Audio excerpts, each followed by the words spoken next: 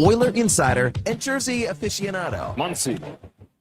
Swing in the air, left center field. Hit on the run. He'll turn and watch this ball go. Muncy finds the seats yet again. 20th of the year. 229th as a Dodger. Moving past Ron Say. And the Dodgers move past the Phils. 60% talent, 40% Swedish hair cream. This ball drilled deep to left field. You can forget about that one. Back-to-back jumps. Isaac Paredes behind Yordan Alvarez, and the Astros in front by 2. It's all gas, no brakes. A fly ball aimed deep to left, and this one will go. A home run for Kirk, his third of the season. It's 4-2. Presented by Bet365. Alberta, we're here to stay. The Tom Gazzola Show on Edmonton's sports leader, Sports 1440. Fire it up. Let's go. It's Friday. Welcome to the Tom Gazzola Show here on Sports 1440. Brought to you by Bet365. Tom Gazzola, Eddie Steele, Donovan Paulson in for Brando, and Josh Fenwick with you. Hope you're doing well out there. Let's go. What a game last night. So much to talk about. Loaded show. Great guests. Great sponsors. Great times all around on what should be a wonderful day in the Big E. We will start with this. Canada just hit the biggest home run of the summer. Bet365 is available in Alberta, and it's here to stay. Download the app. Must be 18 plus to play. Please play responsibly. Join the conversation all morning long. 1-833-401-1440. Edmonton Elks. Woo. Woo. Woo! Little Ashley Schaefer BMW. Woo. Holy, Tommy. What the heck was that last night?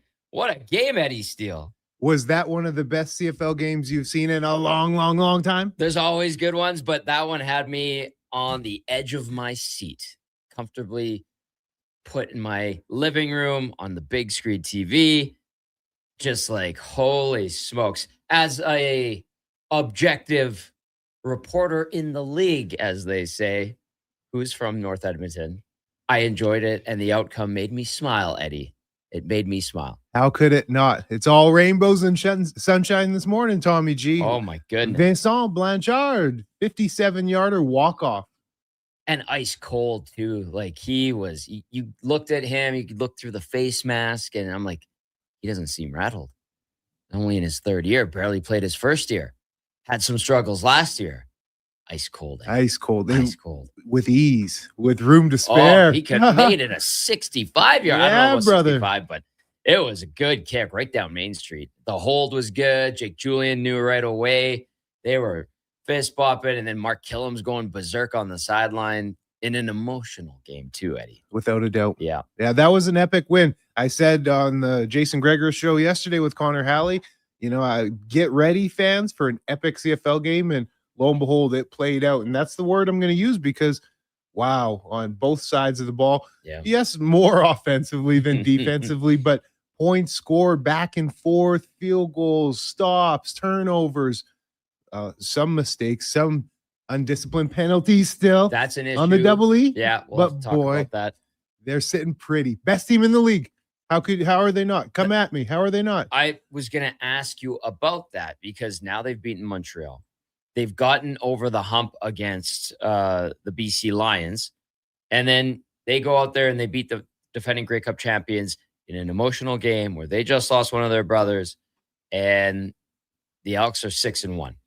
Like, I'm very surprised at the effort that Sask had in the counter punches that they were able to come with. I thought there would be a little more of a letdown throughout that game, but Trevor Harris, he was spicy dicey out there. He was lighting it up. And listen, there were a couple of turnovers. There was some. I had people texting me saying, like, what's with the play calling on offense? Not converting on a third down situation, third and short. Honestly, like when you get into one of those games, I just become a fan and I go, wow, that was wild. Instead of why the hell didn't they get that? Now, sometimes I put on my coach's hat and I go, that seemed dumb, but I'm sure there was a reason for it.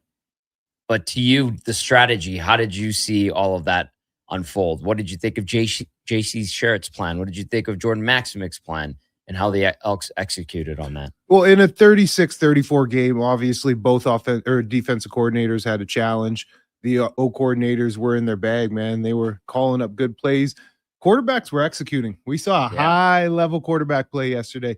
Cody Fajardo's numbers, 25 of 32. Missed 7 passes all night. 510 yards, That's 4 it? touchdowns. 510, is that good? Just a measly 5,000. Wow. Jeez, man. That's like the efficiency behind that is staggering. It really is. Ball. Like, that's wild to go out and go for 500 like that. Yeah. Couple of deep shots to Austin Mack.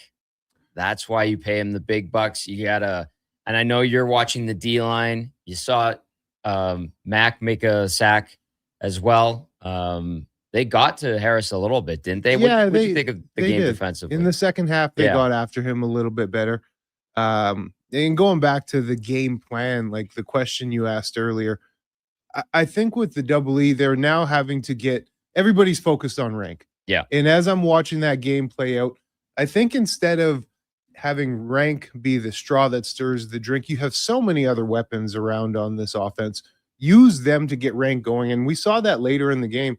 You're getting guys involved. All of a sudden, rank, it opens up for him as opposed to first down, telegraph a run to rank, try and chop it up, getting into short yardage. But defense is key on that. Yeah. Right. So it's going to be so much more challenging for rank to pop off. So if you can get the other pieces going, which Cody Fajardo did, then it opens it up for rank, man. Rankin, 39 yards on 12 touches. Javon Leak had 1 carry. Cole Snyder, he's short yardage. And then Cody Fajardo, just 5 yards. So again, the rush game, if you want to nitpick, which is fine to do, but the running game, the last couple of games for the Elks hasn't been there. It hasn't been there at all. It's been a solid 3 outings now where, the running game has kind of been irrelevant, but you're still having success. It's so interesting. And it's really encouraging for this team because look at last week's game. 19-17, I believe they won. 19-17. Defensive battle. The offense had nothing going for them. It was all a defensive win. Here we are a week later, Tommy G, and it's a 36-34 shootout. Offense blaze them down. Fireworks. It's wild. And the defenses were kind of nowhere to be seen with all these bombs, aerial attack. And this Elks team is proving they can win any style of football game. That's a good point. That's a really good point. And to the Elks defense's credit, they've held the run the last 3 games against Ottawa, BC, and now against Sask. AJ Ouellette, who they managed to take out of the game. I have to ask you something about that. Had 52 yards on 12 rushes. Thomas Bertrand Houdon had 9 yards, and then Tommy Stevens, the big QB, with 4, and Trevor Harris had 4 as well. I was saying to the boys, Penny and I were talking before O'Donnell got here, that is Nathan Rourke that the defense is taken out of a game early, and then they get to AJ Ouellette, and unfortunately he gets hurt. I know they're not trying to injure these guys, but this defense is playing mean when I watch them. Is that a fair assessment, or am I off on that? No, you are absolutely bang on. I have it in my notes. You see the defense flying around. Yeah. Even when they miss tackles, the way they rally, the way they try and gang tackle. Oh, man, it's reminiscent, I'm telling you, of when I played. Bone. This defense, Tommy. Bone through and through. And the way that they tackle, that is the standout everything to me.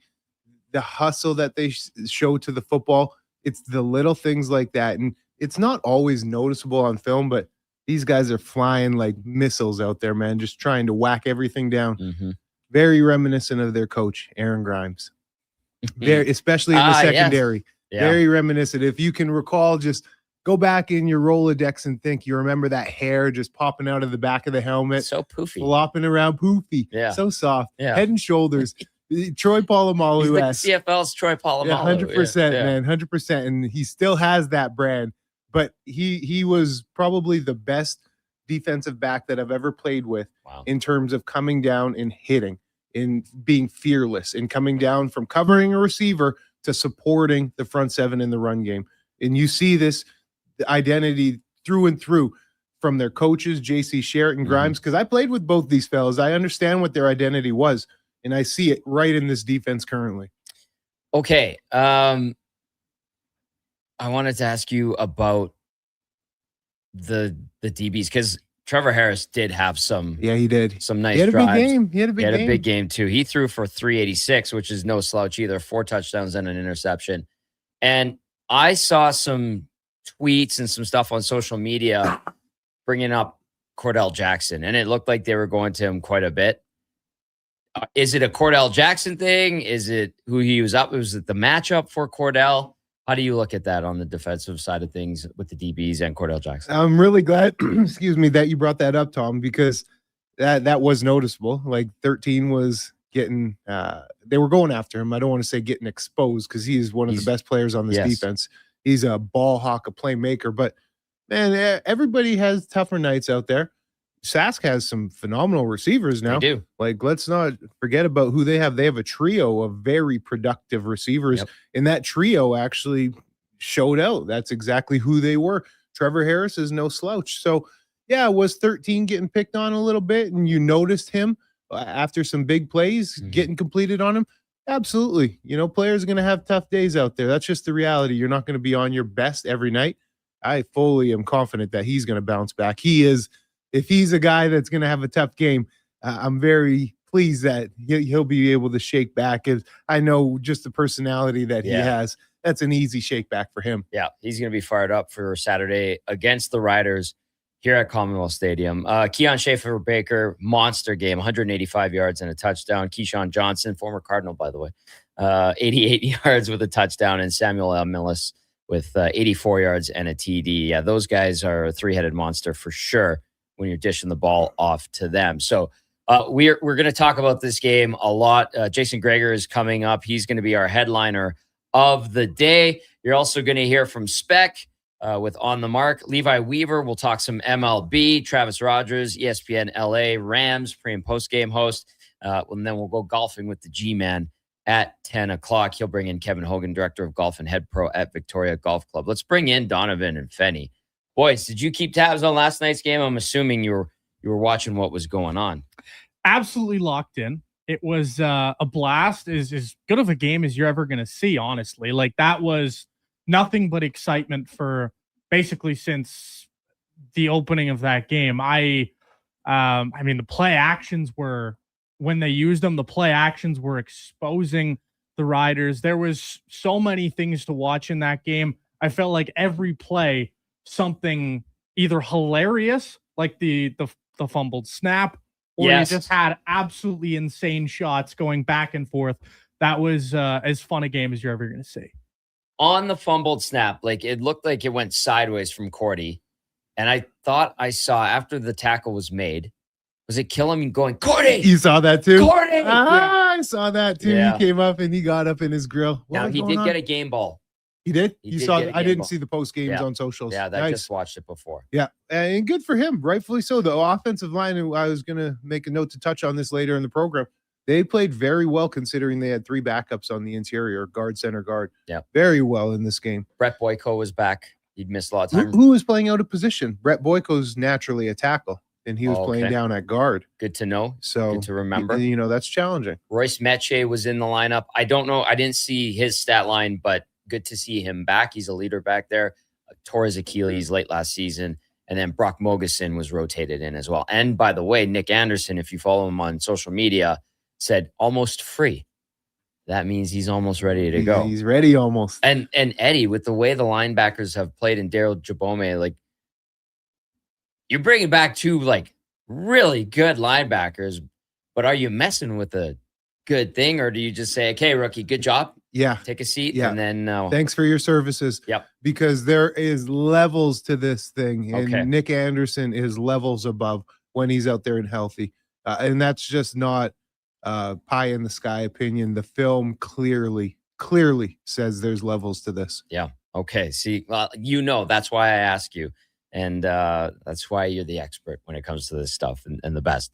Let's get to some text. Okay. A lot of people fired up about last night's game. And obviously the result, the entertainment value through the roof. 1-833-401-1440. Jane Victoria, we'll start with this, by the way. Well, guys, don't tear up very often, but last night on the first punt, it got me. Wow, what a game. The good guys won. Unbelievable. Question for Eddie, was the defense on both teams bad or the offense is just that good. Cordell Jackson got beat a lot last night. So Jay and Victoria was thinking a lot of what I was seeing on socials during that game. Yeah, it was a tough night for the defense. Just look at the point total, 36-34. Mm-hmm. Edmonton had 526 net offensive yards. Sask had 448. So, we had almost 1,000 yards of offense last night. Clearly, the defense had some tough plays. There was some big plays too. Huge plays, yeah. Edmonton got really deep, and Donnie brought it up. It was the PA, the play action actually, that opened up a lot of seams for some of these receivers for Fajardo to hit some big shots. So it was just an overall tough night for the D. I really agree with the tribute though. The first punt with the 11 on the field. And I think overall Sask did a phenomenal job even at the beginning of the game, just in the manner that they rolled out the tribute, the timing of it, and just how they did it. I think they did the appropriate way. Yeah, honoring Bhishma Rajaguru and Jaden Dalkey, of course, both guys passing away in that crash last week. Okay, a couple more before we go to break. And I know Greg's is going to be ready to pumped up to talk about this. Bin Dangle says, are the Elks nice? Oh, they're nice. Oh, they're sweet. Cop Pro Evolution says, wow, oh, wow. Now that was an impressive game. I am converted back. Building that trust back, Eddie. It's a big thing. Paul says, I'll need to hear the explanation again on why moving the goalposts, shortening the field will make the game more appealing. We'll get there. Amen. I'm with it, though. I like the goalposts moving. I'm cool with the goalposts moving. Yeah. I'm not, that one doesn't move the mark for me. No pun intended.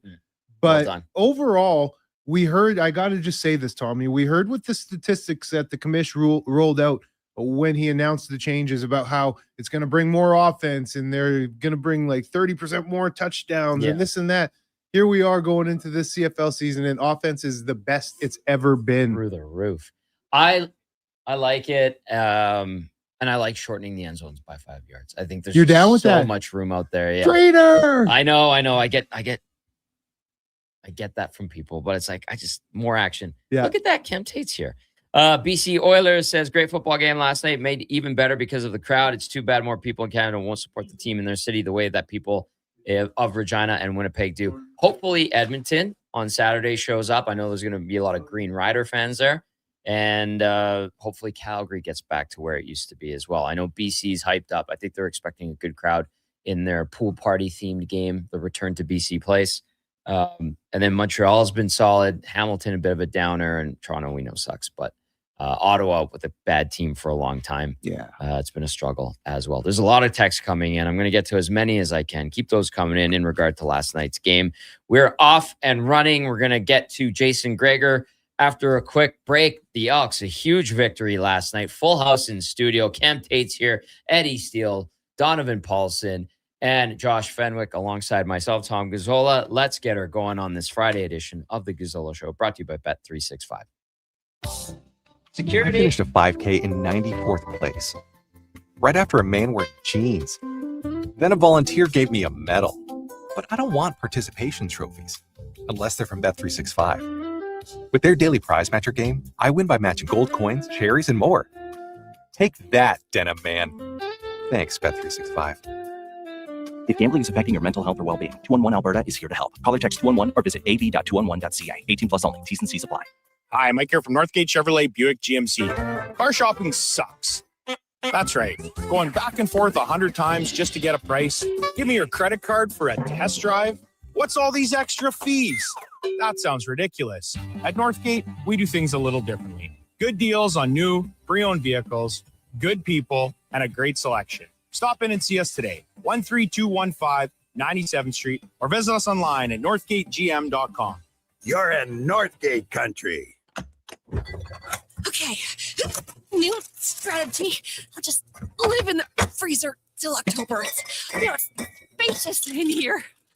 It's spacious. There's a better way to survive the coming AC season. Pro Solutions is your one-call solves-it-all expert for AC repairs, tune-ups, and new installations. We offer convenient financing options and fast appointments so you can enjoy your entire home, not just the freezer. Now I can leave the frozen peas where they belong. Book now at prosolutionsinc.ca. The Bricks 55th birthday bash continues with big savings store-wide. Save on furniture, mattresses, appliances, and electronics. Plus, take 55 months to pay with 0% interest on furniture and mattresses, or 36 months on appliances and electronics on approved credit. Find up to 30% off bedroom packages, up to 40% off select mattresses, and don't forget, you could be one of 275 winners with over $155,000 in prizes to be won. Hurry in, the birthday bash ends July 29th at the Brick, saving you more.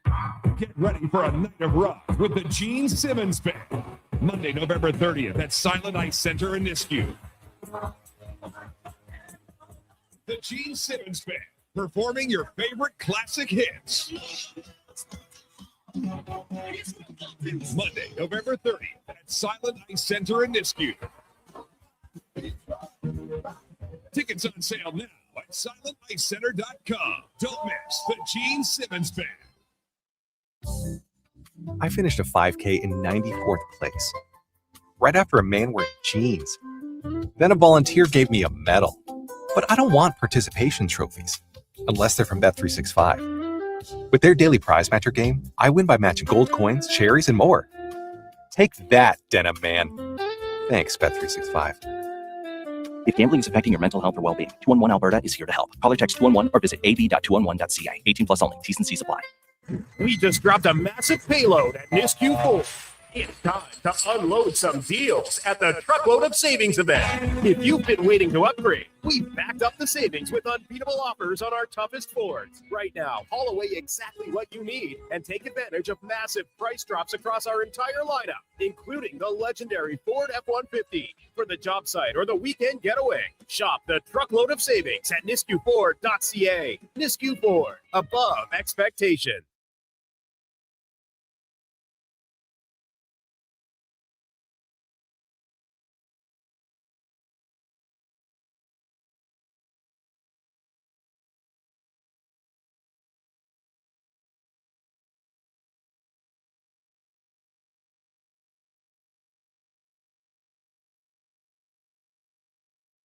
The Tom Gazzola Show. 60% talent, 40% Swedish hair cream. Edmonton's sports leader. This is Sports 1440. Presented by Bet365. Alberta, we are here to stay.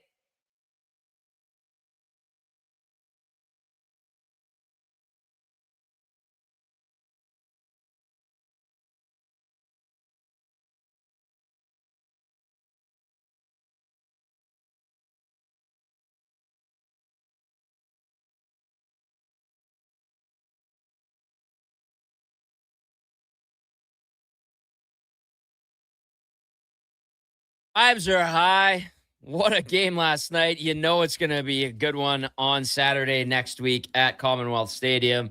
The Edmonton Elks 6-1. Holy smokes. And a lot of texts coming in. People fired up. Have they won you back? Best team in the league right now. And we're going to discuss with Jason Greger. He is our headliner of the day. Of course, brought to you by Mr. Rooter. Plumbing, draining, clogged pipes like three-pointers for all your plumbing needs. Go to mrrooter.ca. Tom, Eddie, Fenny, Dono, and Tater in here as well. And Greg's joined us via video. Greg's like, we're pumped up. Even in the commercial break, first of all, Tater brought Starbucks, that's clutch. That's a good team player. And then secondly, like the vibes from that game last night, and we're talking about Fajardo. You pointed out where that stacked up in Elks history. That's all time, man. What'd you take away from last night?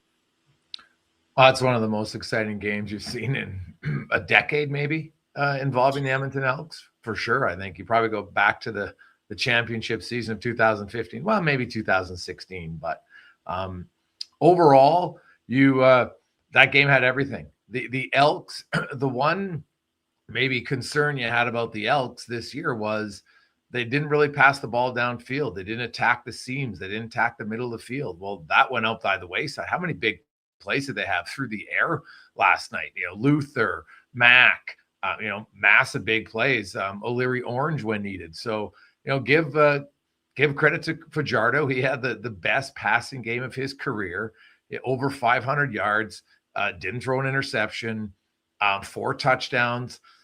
I don't know what his QB rating is. I don't really necessarily care. I think 158 is perfect, but he had to be right up there, man. That was That was a hell of a game and just highly entertaining. Like how many Elks fans were watching that game and thought that they lost it when, when they turned the ball over on downs? Like, the Fajardo one, I don't really have an issue with it. He's trying to make a play. He's thinking in that moment, God, I got to get it to Rankin. And I understand it. But the 3rd and short, that's been a problem suddenly with their backup. I'd rather just keep Fajardo in. He's been better on 3rd and short. And I would even say in 3rd and short, sometimes it's better just to leave your normal traditional offense out. I don't like, especially down in goal line situations where you get everything condensed and it's always going to be a sneak.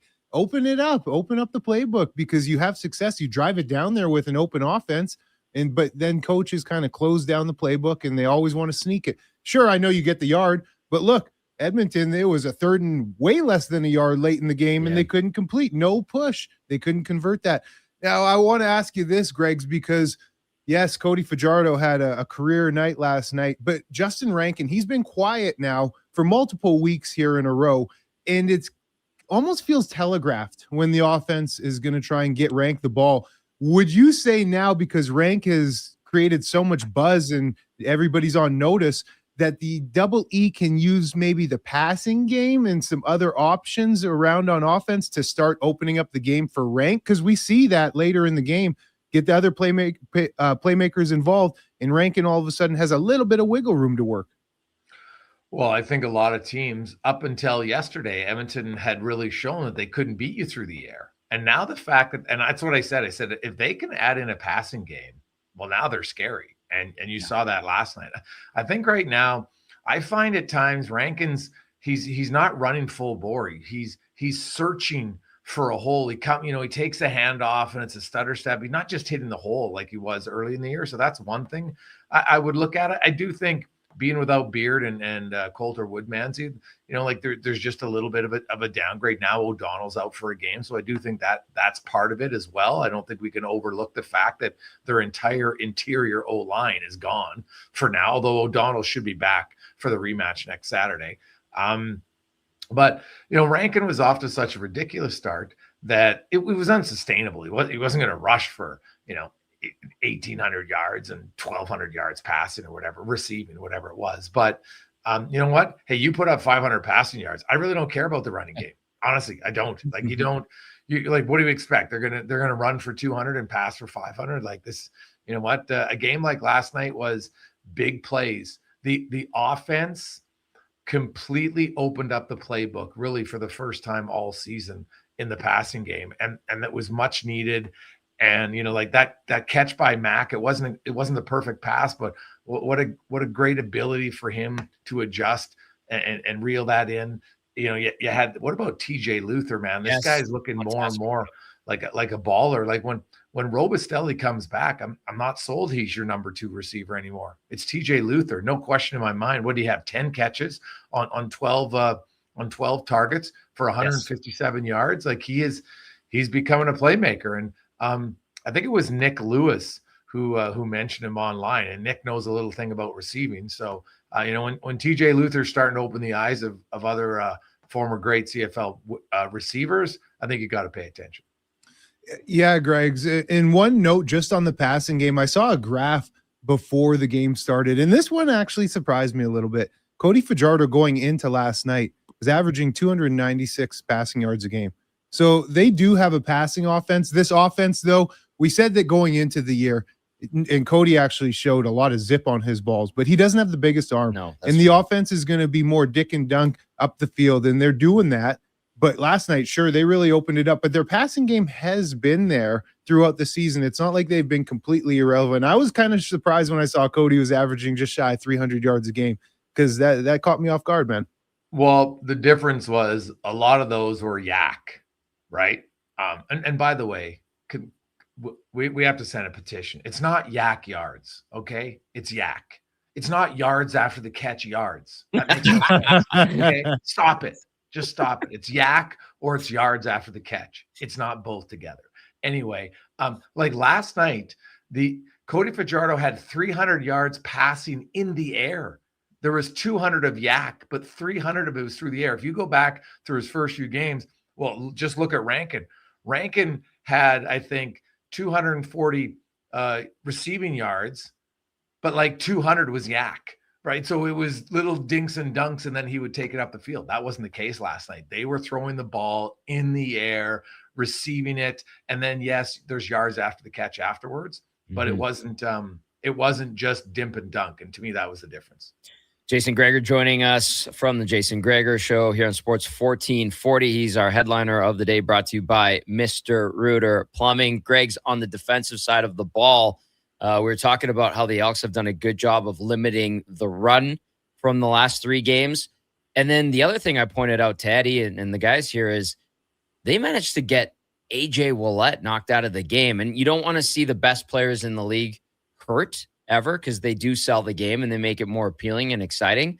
But that's 2 weeks in a row that the Elks defense has managed to get to a superstar player in the league and take them out. Is that indicative of the way that this group is playing on the defensive side of the ball, in your opinion?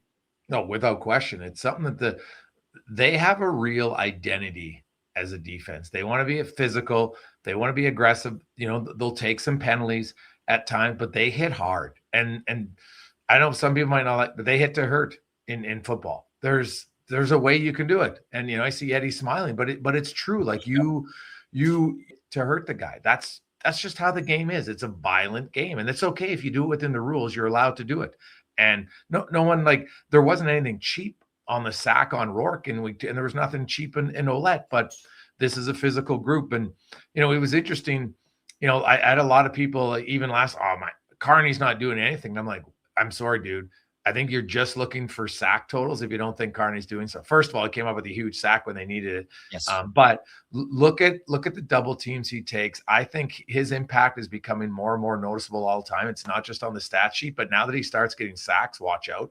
He becomes more dangerous. I think Tamari Fox has looked really good in his 2 games since coming in and taking over. There's been no loss at all from Williams. I would argue Fox maybe is even playing better, and Williams was playing really good. So, you know what? Like, what about Jabomi? Another guy, big body, physical. Like, you know, the Elks and hey, by the way, the Riders, they put up 34 points. Like, they had over 400 passing yards last night. Like, their receiving core is very good. You know, it's kind of the first, like, I think they attacked the Elks' aggressiveness. And I think I saw them at times.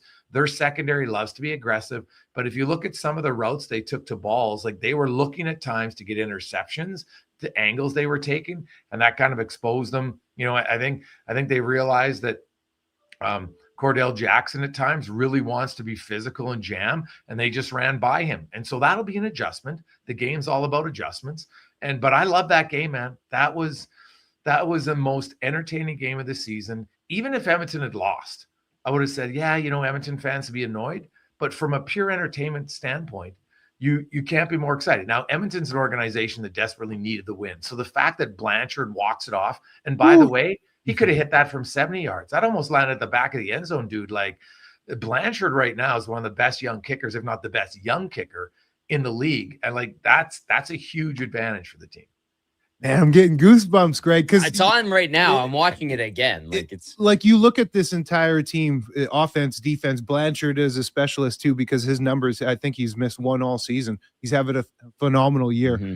They are, and the record shows it. This is the best team in the CFL. You could argue Montreal, but Edmonton's already beaten Montreal. So as of now, I don't know how you could go against Edmonton being the best team in the league, going on the road into SAS coming off of a bye week, Edmonton coming off of a short week, getting this output. But what's really stands out, Tom and I touched on this, Greg's, last week. How did the game roll out? Offense stunk it up. Defense had to step up and really win that game. 19-17. Next week, 34-36 win for the Double E. This team is showing that they can win in any different way, and specialists involved too, because I normally don't give the kickers a lot of love out here, but when you're Blanchard and winning games with 57-yarders, you got to get your flowers. And that is what stands out to me, Greg's, is full, well-rounded winning in all different facets, OD specialists. And that is so encouraging, and the record proves it, man. Yeah, well, they've shown they can win in different fashion. And that's good team. Not every game's a Picasso, right? The offense wasn't great last week, but they won because the defense was stellar, and the defense did their job. They took Rourke out of the game, and And then BC's backup, they're like, hey, no problem. You're not scoring 20 points and we have enough to win. And then this week, it's like, hey, you know what? We're going up against a pretty good pass team. And Saskatchewan, hey, they had their way at times with the Elks secondary, but they still came up with a big defensive surge twice, I felt, like forcing them into a missed field goal and then settling for a field goal. If they score a touchdown on either one of those, Edmonton probably doesn't come back. So their D, even though their D gave up a lot in the fourth quarter when needed it, they shut it down twice on some key drives. Special teams was massive. And then really, I think for the first time all year long, their offense just was dominant, right? And the great part was it wasn't just Rankin. And to me, that's what Edmonton needed. Like Cody Fajardo had a big game, and he looks like he's a little bit banged up. I think like the Elks are 3-0 against teams off bye weeks, right? Yeah. BC, Winnipeg, and Saskatchewan, 2 of those games on the road where they have ample time to study your team. Yeah. That I give Edmonton a lot of credit for the record. Now they get a little extra time off. They played the early game. Now they don't play again until next Saturday. And I'm telling you, the days off this weekend, the bruises, Eddie can attest to this. It always feels better when you win, right? You always heal up quicker when you win. You walk around the house, I'm a little sore, but yeah, we're 6-1, dude. And all of a sudden you feel better. So you know what? Riders coming into town, we know that means the crowd's bigger. But I do think last night's game will get a lot of fans excited about the team because it was a back and forth shootout. There's lots of lead changes, and then you win it on the last play of the game. And I also think when you see, the reaction from the players and even their head coach, like Killam's an emotional guy, right? Like he's running on the field, he's fired up. And I'm telling you, his players love it, but the fans love seeing that stuff. They like seeing the coaches and the players react how they would. So I have a quick last one for both of you. Next week, Saturday, 5 p.m. kickoff. The weather already, we're sunny every day through Saturday. It's going to be 26 and sunny. Over under 30,000 fans. Go ahead, Greg. Last year, I think they had 29 for the Saskatchewan game. Yeah, it was pretty good. Yeah. Without a 6-1 best team in the league. Right. Yeah. I'll probably still say under slightly, but I'll say this. They were at 20,000 last week. I think if you were to give me 28,000, I'll say over 28. Yeah.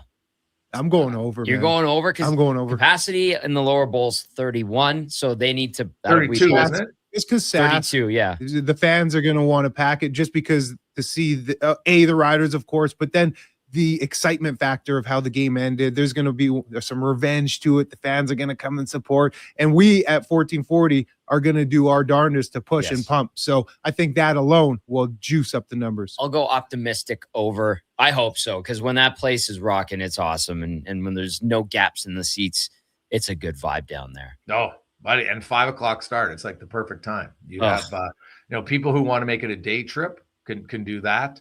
Lots of people will come in overnight. Those people who, like Tom Gazzola, he'll be out on the town on Saturday night because he'll be done work at 8 o'clock. Oh, man, those early games as a player, that we always loved them. Oh. Get it in, get it out, have some fun. Let's go. Earn it. Greg's, what's coming up on the show this afternoon?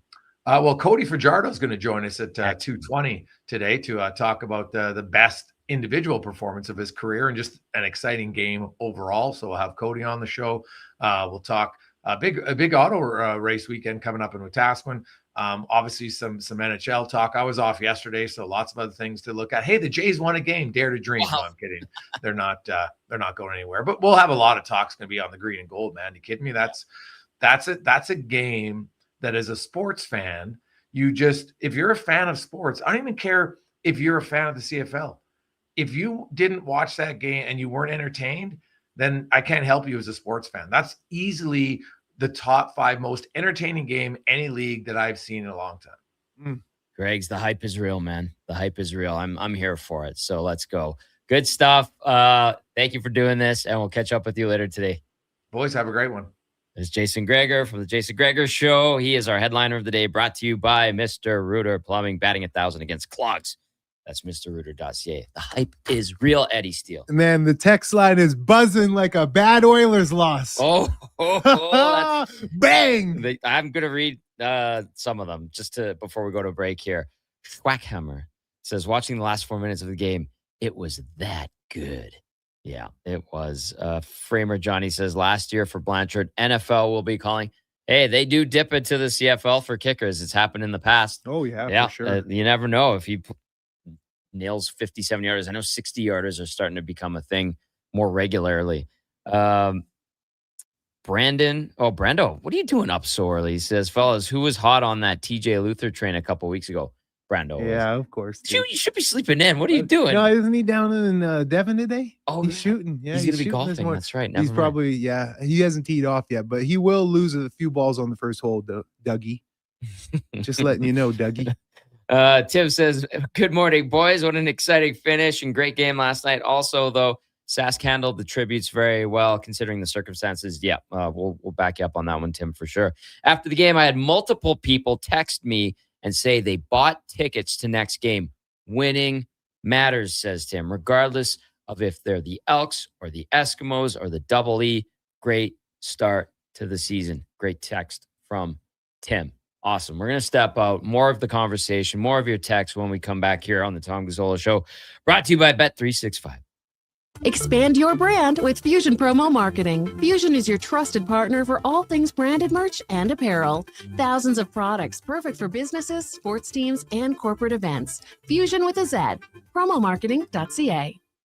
For all your welding supplies, think AWS Welding. Located in Nisku, their readily stocked storefront carries a wide variety of welding glasses, cylinder rentals, plus welding rod, wire, and consumables. Same-day delivery is always available. And if they don't have it, AWS Welding will find it for you fast. Visit their online store today at awswelding.ca or give them a call or text at 780-979-0470. AWS Welding. They make it happen. It's cone season at McDonald's, which means vanilla cones are $1 each plus tax in the McDonald's app all summer long. Soft, creamy, and crunchy. For just $1 each plus tax exclusively in the McDonald's app. App download and registration required at participating McDonald's in Canada. Guys, there never seems to be enough time in the day, but you need to make time for this. Ken Franchek here. If you're 40 or over, a quick PSA blood test is crucial for early prostate cancer detection. The Prostate Cancer Center's Man Van is a mobile health clinic driving change for men's health. A few minutes could save your life. To get the Man Van out to your business or event, book today at getcheck.ca. Recently, our company softball team lost the big game by 1 run. Then Dale tried to console us with the quote, "Winning isn't everything."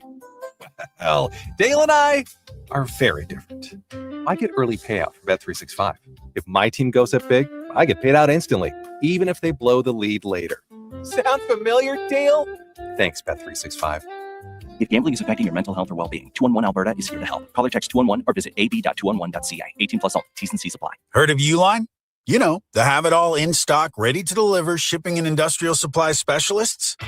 The company that does things for you that are unheard of, like keeping 41,000 items in stock in our own warehouses.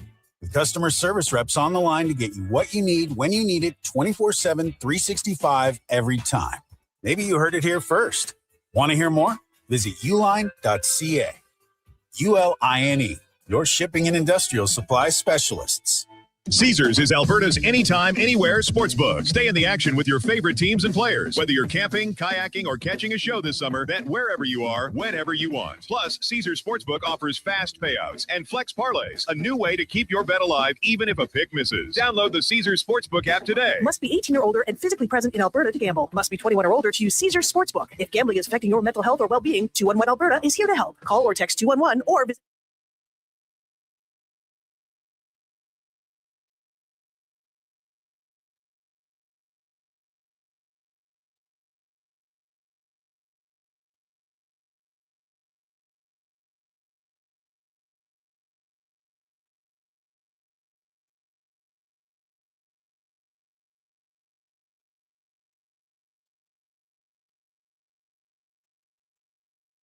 The Tom Gazzola Show. Oiler insider and Jersey aficionado. Edmonton's sports leader. Watch us on YouTube, Facebook, and X. Presented by Bet365. Alberta, we're here to stay.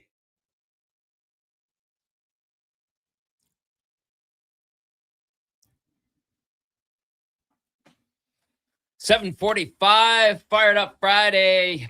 Big Elks win last night. People are loving it. The text line is buzzing, 1-833-401-1440. It's the Tom Gazzola Show. Eddie Steele, Josh Fenwick, Donovan Paulson, Cam Tate, and me, Tom, with you here. Full house in studio, and everybody's fired up. Tater has some information he'd like to pass along about last night's game. I will not read the subject title because he used an expletive. Naughty. Yeah, Too early for that. Look at him on a Wide Friday. smile, giggling. Dirty He knows dog. what he's doing. He's sneaky. He's like a ninja. Tater says 510-yard monster game for Fajardo. Quarterback Cody Fajardo recorded a career-high 510 passing yards and 4 touchdowns against his former team, becoming one of only a handful of CFL quarterbacks to eclipse the 500-yard mark in a single game. 57-yard walk-off stunner. Kicker Vincent Blanchard sealed the win on the final play with the clutch 57-yard field goal as time expired, tying for the third longest field goal ever kicked against Saskatchewan in CFL history, which is crazy because the wind at Old Taylor Field, and even I know Mosaic, I think they dug it down a bit, right? Yeah, it's underground. Yeah, so that About kind of 3 floors. changes the wind, but It swirls in the one end zone because it's a horseshoe pattern. Yeah. And it's open. The roof, it's open, but it's kind of covered at the backside. So the open end, it really swirls. I think Corey Mace was talking about that, the Pill Country end. Yeah. Yeah, that it's a bit tricky for kickers. It's open over there. And I remember some of the kickers talk about even Commonwealth because it's kind of a horseshoe as well. But you get, like, I noticed my first game at McMahon last year where it's just ground level. Yeah. And you just stands at ground level. You're like, it's windy. Like, this is weird. You feel it. Yeah. Yeah. It absolutely. affects things. Classy sportsmanship moment. Tater points out in the first quarter, Saskatchewan took the field with only 11 players on a punt to honor their late teammate Jaden Dahlke. When the Riders drew an intentional time count violation, Elks head coach Mark Killam respectfully declined the penalty. Nice touch there. All air, no ground. Every single one of the 8 touchdowns scored in the game, 4 for each team, came through the air via passing plays on a single rushing TD, what was recorded all evening. And then 2 more from Tater. Austin Mack's big play efficiency. Elks wideout Austin Mack racked up 173 yards, 2 TDs on just 4 receptions, averaging an astounding 43.25 yards per catch, highlighted by an 81-yard second half strike. And then Tater points out sole possession of first place with the win. The Edmonton Elks improved to 6-1, taking sole possession of top spot in the CFL West Division ahead of their rematch next week. Juicy numbers from Cam Tate there. Well, I mean, sole possession of first in the league, too. I know. If it came down to it, even if Montreal wins, there's a tiebreaker. Edmonton has it. Right. Right now, they are number 1 in the league. I was thinking about this as I was doing show prep last night. Like, does it feel wrong to say they're the best team in the league? Oh, that's so good. Like, do you trust it? But they beat Montreal. Yeah. It was a close game, obviously. They beat Sask. They beat BC, which has been a team that's beaten Had the their crap numbers. out of them. Beat Winnipeg, who's been dominant in the CFL for years, over years. I'm like, no. Like, Montreal or Sask still number 1, number 2. Edmonton is solid number 3. And then I'm like, they've earned first place. Well, you're a Cards fan, so famed Cards head coach Denny Green, they are who they are. They are who they think they are. Man, that's the Elks are. Yeah. Right? Like, their record is what it is. They're beating the teams that they're beating. Greg's nailed it coming off. They've 3 wins against teams coming off their bye weeks, which is a really hard thing to do. Explain. I mean, it seems for some people it'd be like, oh yeah, of course. But explain. Take us through the perspective of a player. You faced a team coming off a bye week, and it was another short week for Edmonton. I think that's the 3rd one for them. Yeah, coming off a bye week, your body is just so much fresher. You have essentially 2 weeks since you had played a football game, the healing process, and then you get to scout your opponent very detailed. You have extra practice days because you'll have your 6 days off usually. Then you're back in the house and you'll have maybe a day A or a day 1A type deal. So a couple extra days to get in and watch some film and practice and just prepare for your opponent. And again, it's all about the freshness, right? When you have that bye week, you're coming in fresh as a daisy compared to your opponent. And when the Double E are coming off of short weeks, that's really challenging to do. But they got this baby. Let this momentum roll. Keep riding. Edmonton, by the way, in the middle of 10 weeks in a row of action. I remember that happened last year as well. They had a couple of early buys. And then this year, just the one I think that they've had. Yeah, but it happened one week early. 2. Yeah. They had 2 within like the first 5 weeks last year, which was really bizarre. I don't put too much into the location of the bye weeks during the season. Just play the schedule, embrace it. When we won the Grey Cup in 2015, we had a bye week in week 2. So right at the beginning, and then the last week of the season. So we had to play the entire season without a bye week. If you think about it, from week 2 to the last week. So what's crazy is we secured up first, then we had our bye week. Then we had the first round bye because we had first in the West. And then we had to play one playoff game against Calgary fresh. We hadn't played in 3 weeks, man. You want to talk fresh? And then you got to play one game and then you're in the Grey Cup. No doubt we had an advantage. Pretty sure that was the last home playoff game. Yeah, that would have been it. Here. 11 years ago. And we smoked them. We were all going up in the stands after and stuff. You remember that? I do remember it. I like the present. We were watching in Washington, D.C. A bunch of us from the media, the traveling media with the Oilers, we were watching in D.C. I skipped going for beers with Jay Woodcroft to watch that game. And Woody's like, "You're watching the CF?" I'm like, "Yeah, man. Important game. This is big." Yeah. Then we went for beers. Much love, Tommy G. Yeah, next day. That team was a wagon too. Okay, a few texts here. Jason says, "Happy for the Elks. Young men still aren't watching it. I had 5 19-year-old boys at my house last night. I was watching the game. My son and his friends did not. It's a huge problem. I don't know how to fix it. These are sports kids, played sports all their lives." Yeah, I mean, even guys in my generation have missed out. I think there's no fixing it. If they're not into it, they're not in. You can't, you force them. You can lead a horse to water, but you can't make them drink it. And if they choose to miss out on this exciting ball, this exciting entertainment, that's, what more can you say? This team is 6-1, ball and best team in the league. Some of my best buddies that are like late 30s, obviously early 40s, they will say like, I don't like the CFL. I only watch the NFL. And it's like, you have such a little brother syndrome. And it's so obvious. And I say that to them, they get very frustrated. Like, this is your pro team in your city. And if you truly understood football and not just fantasy, then you'd recognize how good it really is. Exactly. And look, when people start going and their friends are starting to go, hey, you want to come to this game? But yet your friend group is going and you're the oddball out. Okay, because it's going to come to that. I feel it. I've been feeling it.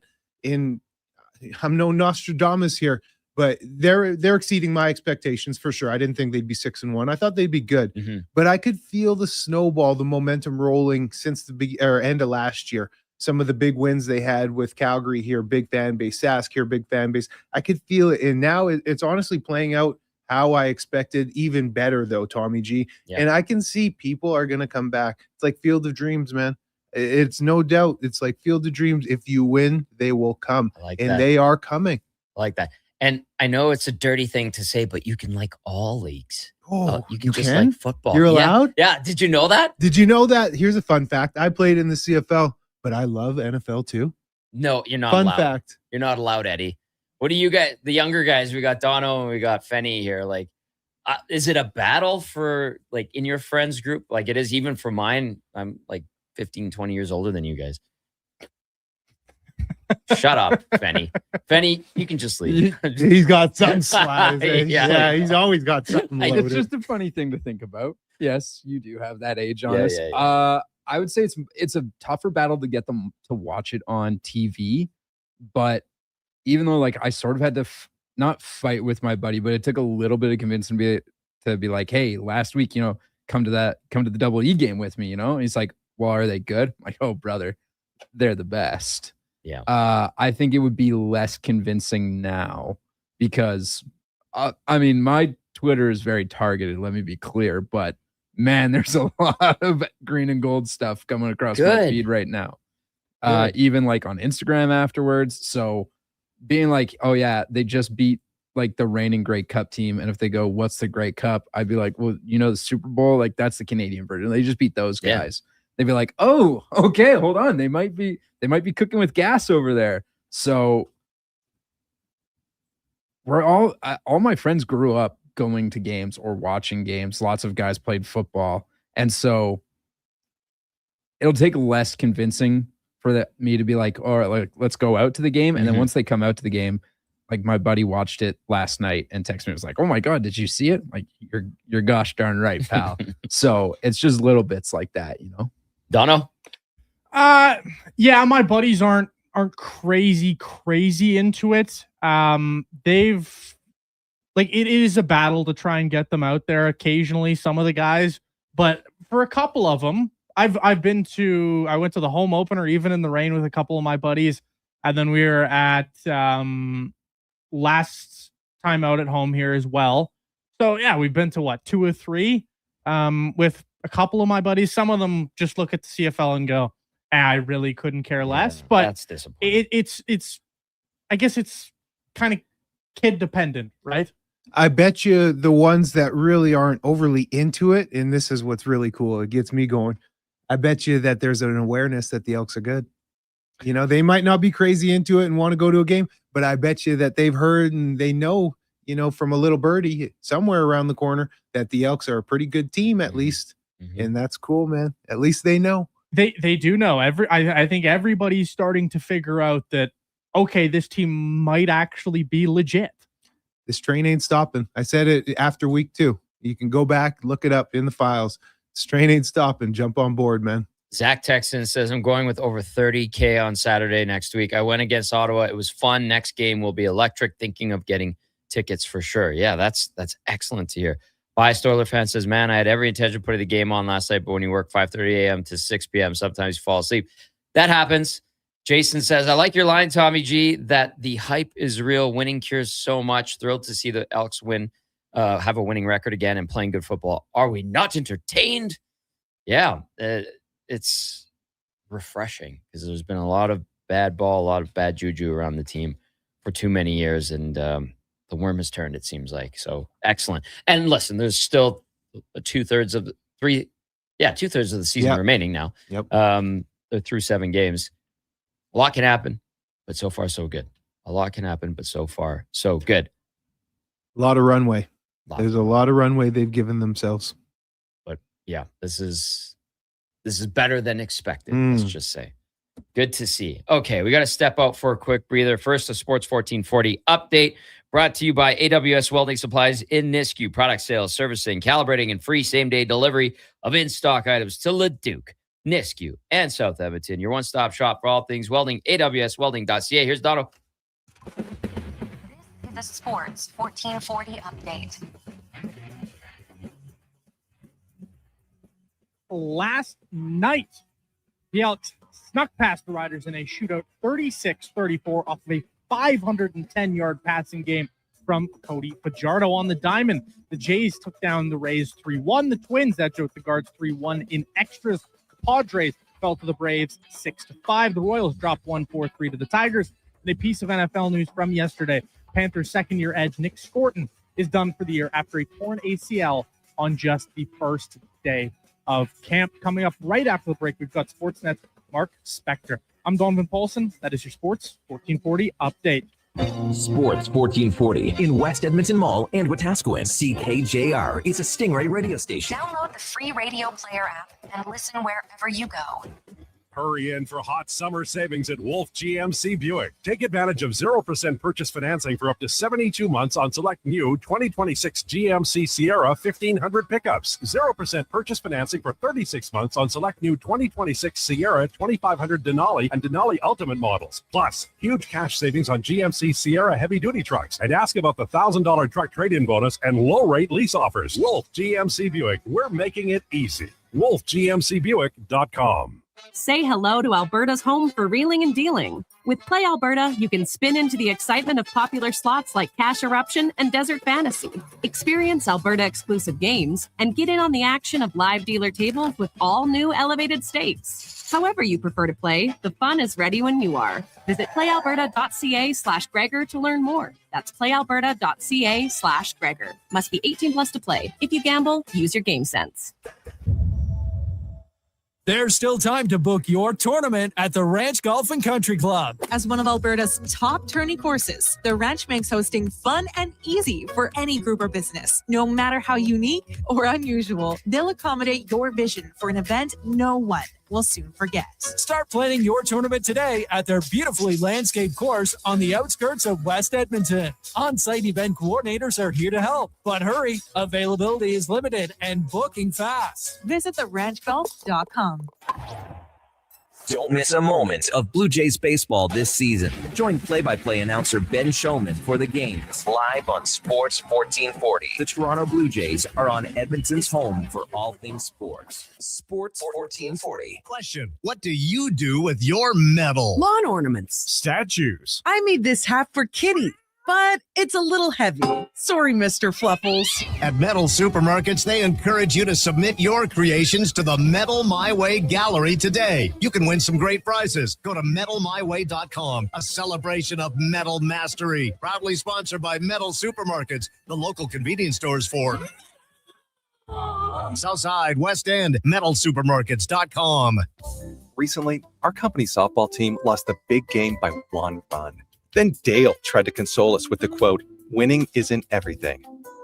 Well, Dale and I are very different. I get early payout from Bet365. If my team goes up big, I get paid out instantly, even if they blow the lead later. Sound familiar, Dale? Thanks, Bet365. If gambling is affecting your mental health or well-being, 211 Alberta is here to help. Call or text 211 or visit ab.211.ca. 18 plus only. T's and C's apply.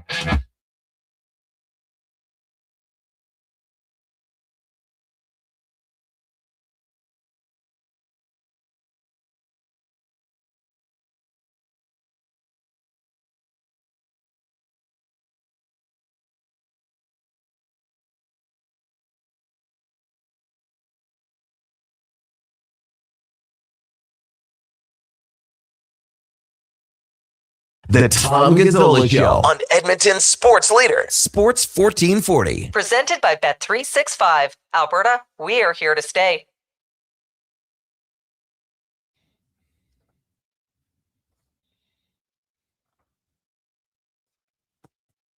Second hour of the Tom Gazzola Show, brought to you by Bet365 here on Sports 1440. Great vibe today.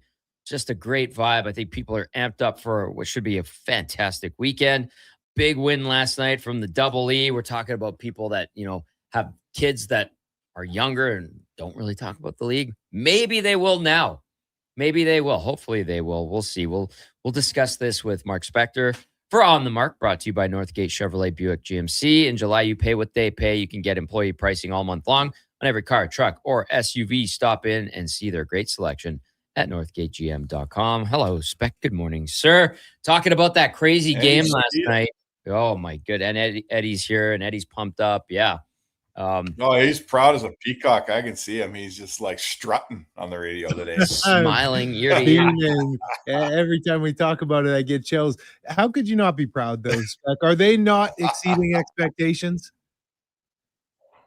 Oh, yeah. And like, what a fun game last night. Like, win or lose. I was watching it with a friend out here on the deck, and we both said before they even kicked that field goal, like, what a tilt this was, whether this goes through or not. We're totally entertained all night. And then Blanchard, who's emerged he's a good kicker, this guy, man. He's consistent. And now we see he's got really good range, and he's got some ice water in his veins a little bit to make that kick. Like, this guy looks like a pretty complete kicker, and he's just a young guy, right? Mm-hmm. Third year, really second full season. He played a little bit that first year, but yeah. So listen, lots of different discussions in regard to this team, to the game last night, to getting people back at the stadium. I know we all talk about like how good it was when there was 30,000, 35,000 people from the 70s and 80s that went to games. Talk about the 40, 50, sometimes 60,000 packed games. And we're hoping at least as many people make it out on Saturday next week for that rematch. Could it be a 30,000 in attendance type game? What do you think, Spec? Well, I mean, we have watched the barometer kind of go down. Like, I was around as a younger guy in the 50,000 days, and then we got to 40, and then all of a sudden it was like, well, as long as we don't get below 30 every night, and now we're kind of at, I hope 20s show up. So it's going back up is the point. Would they have against Ottawa 20 the last home game? It was announced 20 and change. Yeah, against BC, about 14 against Ottawa. So it's incrementally gone up. Yeah. Yeah. Yeah, it's going up. It's going up every game, and it should. And this is the perfect storm because they're coming off a fun game. They're playing the Riders, which is always a huge, that's their best home gate opponent. They're a very respectable team. Everyone who watched that game last night, who wouldn't want to watch the Riders and Edmonton play a rematch off of that game? Holy cow. So we've talked for a long time here about it's taken a long time and there's been some missteps and we don't need to go over all that stuff. They got this ball rolling in the right direction. And now they're getting when you do things right, you get a break. Like that offensive pass interference was a giant break. That it was a phantom call, but hey, every good CFL game has a couple of phantom calls in it. NFL games that one too. went Edmonton's way. Yep. Yeah. He got him in the head. I got to stick up for the D. He got him in the head. Cordell had a tough night out there. So I was glad to see a little positivity go his way because he was getting a bit exposed out there defensively. They were picking on him a little bit. So it wasn't everybody. Everybody. Sorry, Eddie. No, you're good. Everybody was. Offense. I haven't seen Edmonton's offense exploit the long ball like that in I can't remember the last time I saw an Elks quarterback go over the top like that on a regular basis. They figured something out, Eddie. They certainly did. And a lot of it was coming off of the play action, opening things up. And I think that because the defense puts such a focus and an emphasis, so much attention to Justin Rankin. So when you do hit a play action, it just freezes them a little bit. But Cody Fajardo, 510 passing yards spec on 25 completions only, 32 attempts. Yeah. That's almost that's unheard of. That's ludicrous numbers. And 4 touchdowns, no picks. That's one of the best quarterback outings you'll see really in the history of football. I think the thing that Fajardo does best is he doesn't make the mistake. He doesn't give you a pick. He's not a guy that, and it's funny, Eddie, because he doesn't throw the ball away. You don't see him chucking it out of bounds very often. He hangs in and he'll take a sack or whatever. And I heard him say it after a game a couple games ago. He says, I know that if I just protect the ball and don't give it away. I know they had the one goofy play where the snap came early and they chucked it all over the place, but he protects ball. He doesn't throw. I don't know how many picks he has this year, but very, very few, if any. And that allows your defense to, hold the rudder here and just count on your defense because they got a really good one here and they got the right quarterback for this team, it looks like. Yeah. I think the game in Kelowna where they all said they had a tough night is the one where he had a few picks and there was some errant passes for sure. That's it. Right. Yeah. There you go. Yeah. And what happened in that game, right? Well, yeah, they lost. That's their one loss of the year. Now, it's great when it's the Riders. We're expecting a nice crowd on Saturday. It would be awesome, too, for the league if the Stamps started filling out their stadium. I know winning helps there, but they've had a lot of success. But when Edmonton and Calgary are bustling and the games are packed, that only helps the league. But it just feels like these last couple of years, Spec, it hasn't been happening. You're seeing a lot of empty seats in the prairie cities that aren't named Winnipeg and Regina. Yeah, that's like in the old days, not that long ago even, everyone talks about, Winnipeg and Regina are the two hotbeds for football, and they really are. They built new, beautiful parks, and they take the game pretty seriously in those towns. But quietly, crowds in Edmonton and Calgary also kept this league afloat here, and that's gone away.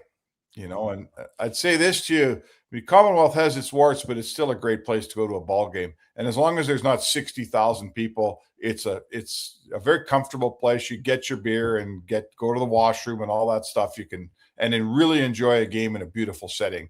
I still think Commonwealth gives you a hell of a night out. They can't say that in Calgary, right? McMahon is a stadium from the 50s. And when I talk to people in Calgary, they just say, it's such a crappy place to go to a game. Like, you want a beer, you miss most of a quarter. You want to go to the bathroom, it's a giant lineup. And trough. That's not something that a good team guys, you can't just win games and solve that, right? There's more to it in Calgary, and somehow Edmonton's always built stadiums before the old one is overripe, and in Calgary they haven't, and now they're suffering for that, the football team. Man, you bring up the trough. I can never do it. I'm too shy to do the trough, man. I nothing to be ashamed of. I can't do it, Tommy. It's can't unique. do it. It's hard, man. I'm not a trough guy. But I got to say, with Calgary, though, it's funny. My 2 cents on the Stamps, kind of, eerily, in a sense, similar to the Oilers in the fact that Calgary, through last week, leads the league in points scored with 226. So they have the best offense, but then they have the worst defense with 214 points allowed. So you lead the league with 226, but you also give up 214, which leads the league. That's why Calgary is kind of stuck in the middle as we speak right now. Yeah, well, I put a little sprinkle on them to win. I put a parlay for the Alberta teams to win this week. So we'll see if that happens. I'm going to throw this at you guys. It comes in from Bobby. Spec, I definitely want to hear what you have to say about this, obviously. Says, good morning, gents. In my opinion, the NFL is popular because of 2 things, fantasy leagues and betting on games. In the NFL, when the team that is leading the game has possession with 7 minutes left, this is hyperbole, by the way, they can run out the clock with the first down. Wow, what suspense. In the CFL, there could be 5 possession changes in the last 3 minutes. To Bobby, he says the NFL is overhyped. Now, that's a great league. It's a lot of fun to watch.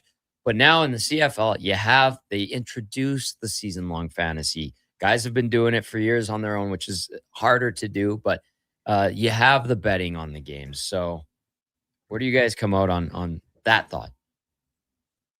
When it comes, go ahead, Eddie. When it comes to the betting, it's funny because we hear this, right? Fantasy, I'm not much of a fantasy guy, so that's never really floated my boat. But when it comes to the betting, you can actually really cash in on the CFL because they're kind of a little bit behind in terms of the trends with being up to date on things. So if you actually know the CFL to a little, slightly to pretty decently, man, you can really cash in because if you pay attention to the betting trends, there is opportunity there in the CFL, plenty of opportunity. And why are you betting? To make money. Go and make the money. Yeah, that's true. Spec, what would you say? I mean, regardless of the betting, I'm sure Eddie's right. There's probably some guys quietly making bank on the CFL and not telling anybody. I'm not a betting guy. I feel like today's, the NFL is the best league. It's number one. They got the best athletes. Their players are all over Instagram.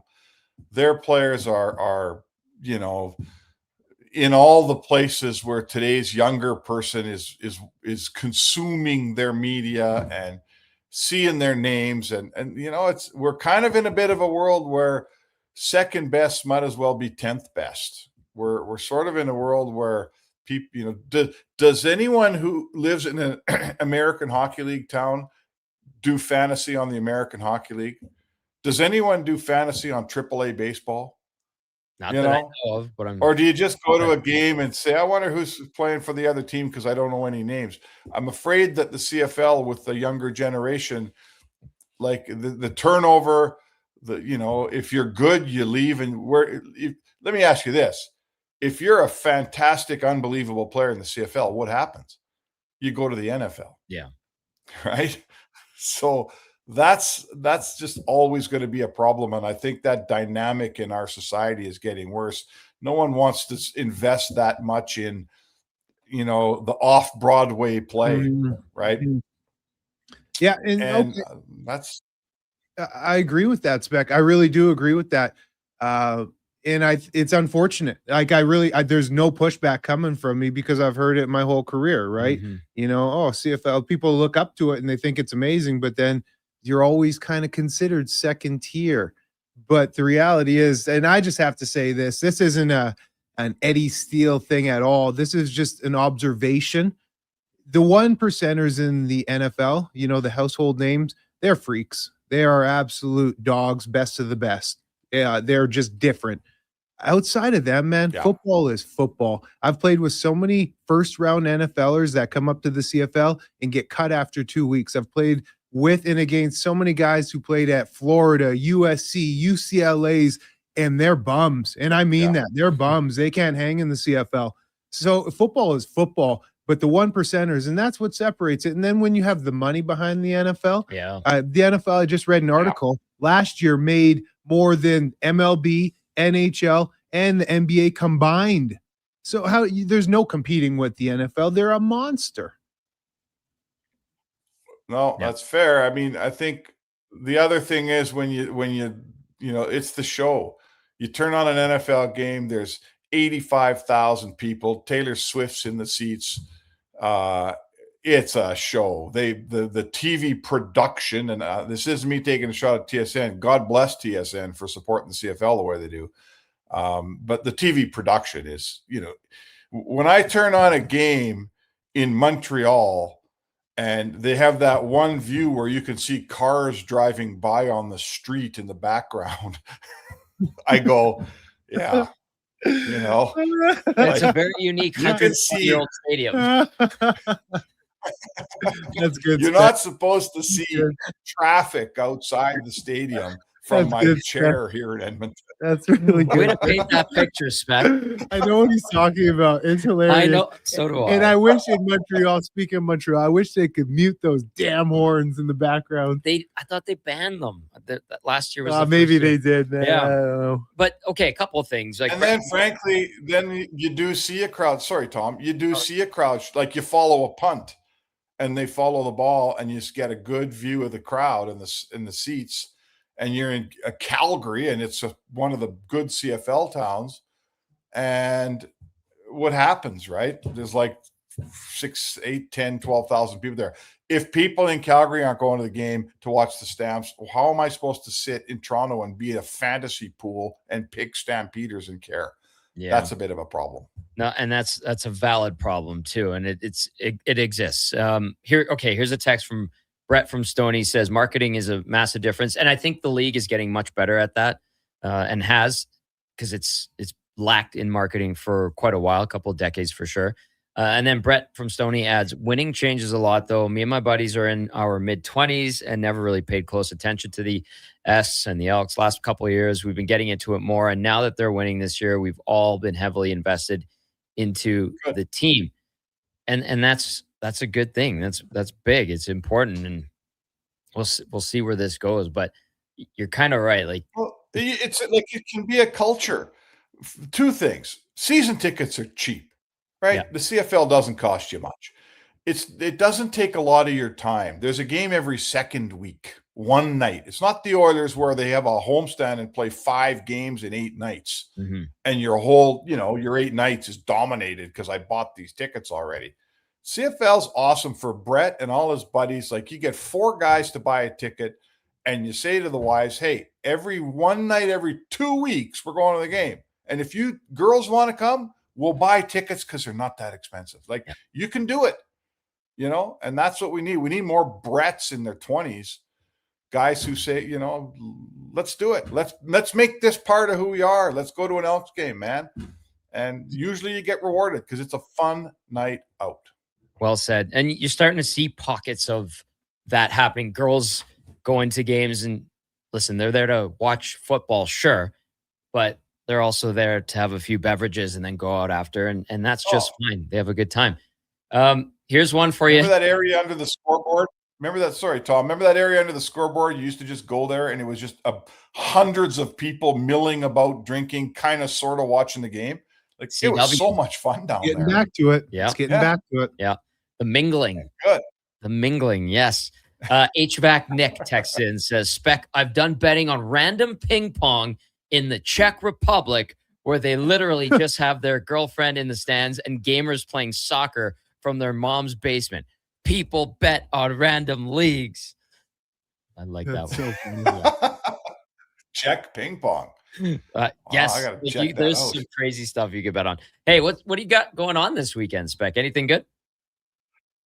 No, we had a little change of plans. I had some people coming, now they're not, so I'm kind of wide open. I'm kind of chilling. I think it's a good time to. Actually, I got to figure something out with our tournament. We may have awarded the trophy to the wrong team, so I got to figure that out.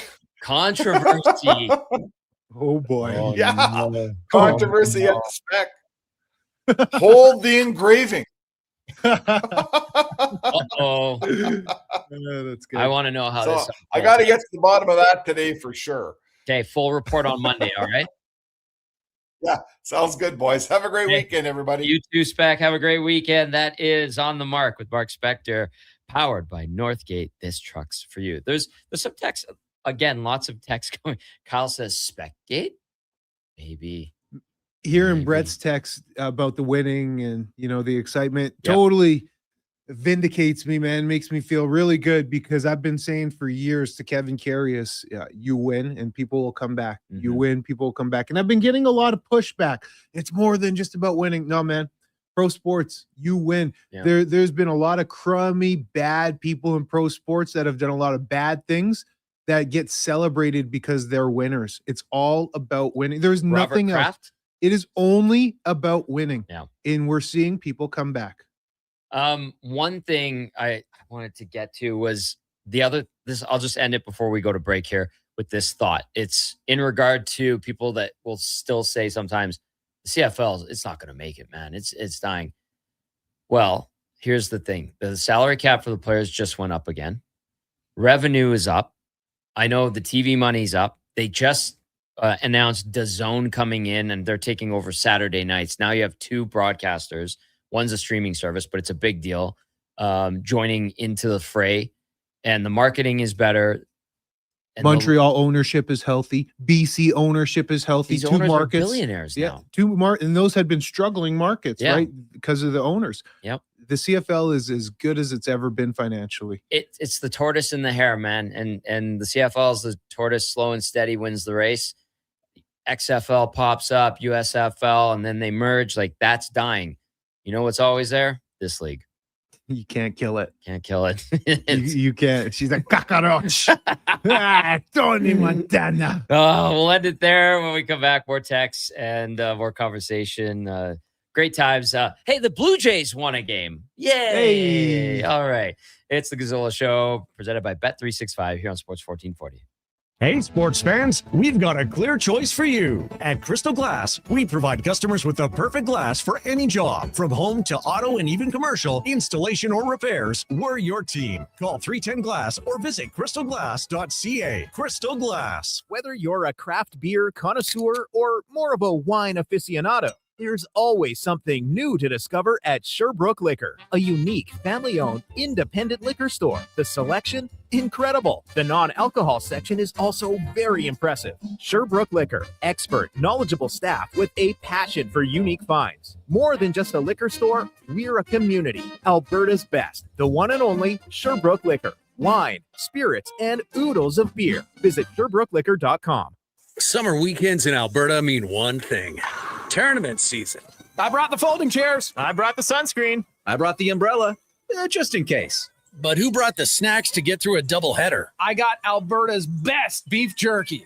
Wilhock Beef Jerky. The ultimate sideline fuel. Whether you're cheering on the kids or watching the pros, load up on Alberta's best beef jerky. Wilhock Beef Jerky, because you can't have summer fun with salad. Only available in Leduc. Hi, Mike here from Northgate Chevrolet Buick GMC. Car shopping sucks. That's right. Going back and forth 100 times just to get a price. Give me your credit card for a test drive. What's all these extra fees? That sounds ridiculous. At Northgate, we do things a little differently. Good deals on new, pre-owned vehicles, good people, and a great selection. Stop in and see us today, 13215 97th Street, or visit us online at northgategm.com. You're in Northgate country. The Riverhawks' final regular season homestand is on deck this week. Catch the bobblehead giveaway, a 2K dance party, Margaritaville, and Wizards, Wands, and Magic Night. Don't miss the party. Tickets at GoHawks.ca. From the first pitch to the final out, catch Toronto Blue Jays baseball games live right here. Don't miss a moment of Blue Jays baseball this season. Sports 1440 is proud to be the home of Blue Jays baseball. Everything is going to be okay. If your debt has you feeling like you're in a free fall, you have options. I'm Dan McDicken, a licensed insolvency trustee with Faber. Becoming debt-free is possible, and a personal bankruptcy or consumer proposal will get you there. Schedule your free Faber Focus session at faber.ca today. You'll learn how a consumer proposal allows you to eliminate your debt by paying a percentage of the amount owed without interest. At Favor, we'll tackle your debt. It's Dollar Drink Summer at McDonald's. Sip on a refreshing small fountain drink or a small iced coffee for just $1 each plus tax, all summer long. Only at McDonald's. Excludes flavored and cloud iced coffees. At participating Canadian restaurants. Taxes extra. Prices exclude delivery. Legacy Heating and Cooling is the #1 air conditioning install company for lovers, because it's been a while since you kissed her tender lips or felt his warm embrace, because it's too hot for love. But you can rekindle that fire with AC from Legacy with no payments and no interest for 1 year. Your legacy of love will grow stronger, because with AC from Legacy, it's never too hot for love. Recently, our company softball team lost the big game by 1 run. Then Dale tried to console us with the quote, "Winning isn't everything." Well, Dale and I are very different. I get early payout for Bet365. If my team goes up big, I get paid out instantly, even if they blow the lead later. Sound familiar, Dale? Thanks, Bet365. If gambling is affecting your mental health or well-being, 211 Alberta is here to help. Call or text 211 or visit ab.211.ca. 18 plus only. T's and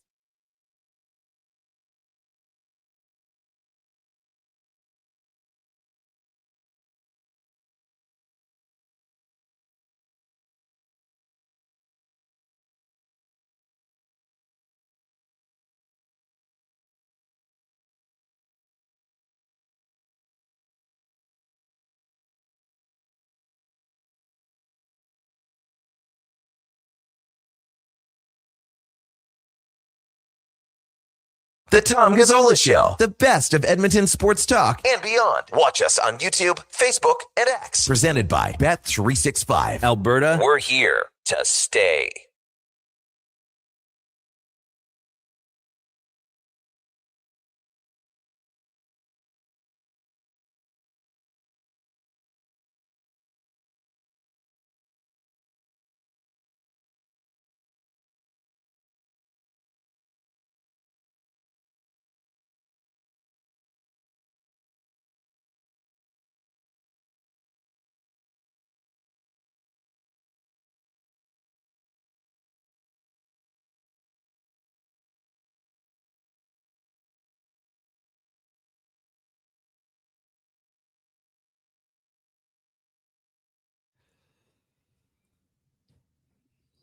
Let's go. Happy Friday. It's the Tom Gazzola Show, brought to you by Bet365. Maybe you sprinkled on the action in the CFL like Tommy did.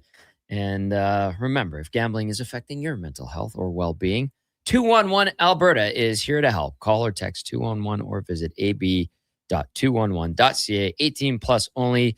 Terms and conditions apply. Of course, the Gazzola Show presented by Bet365.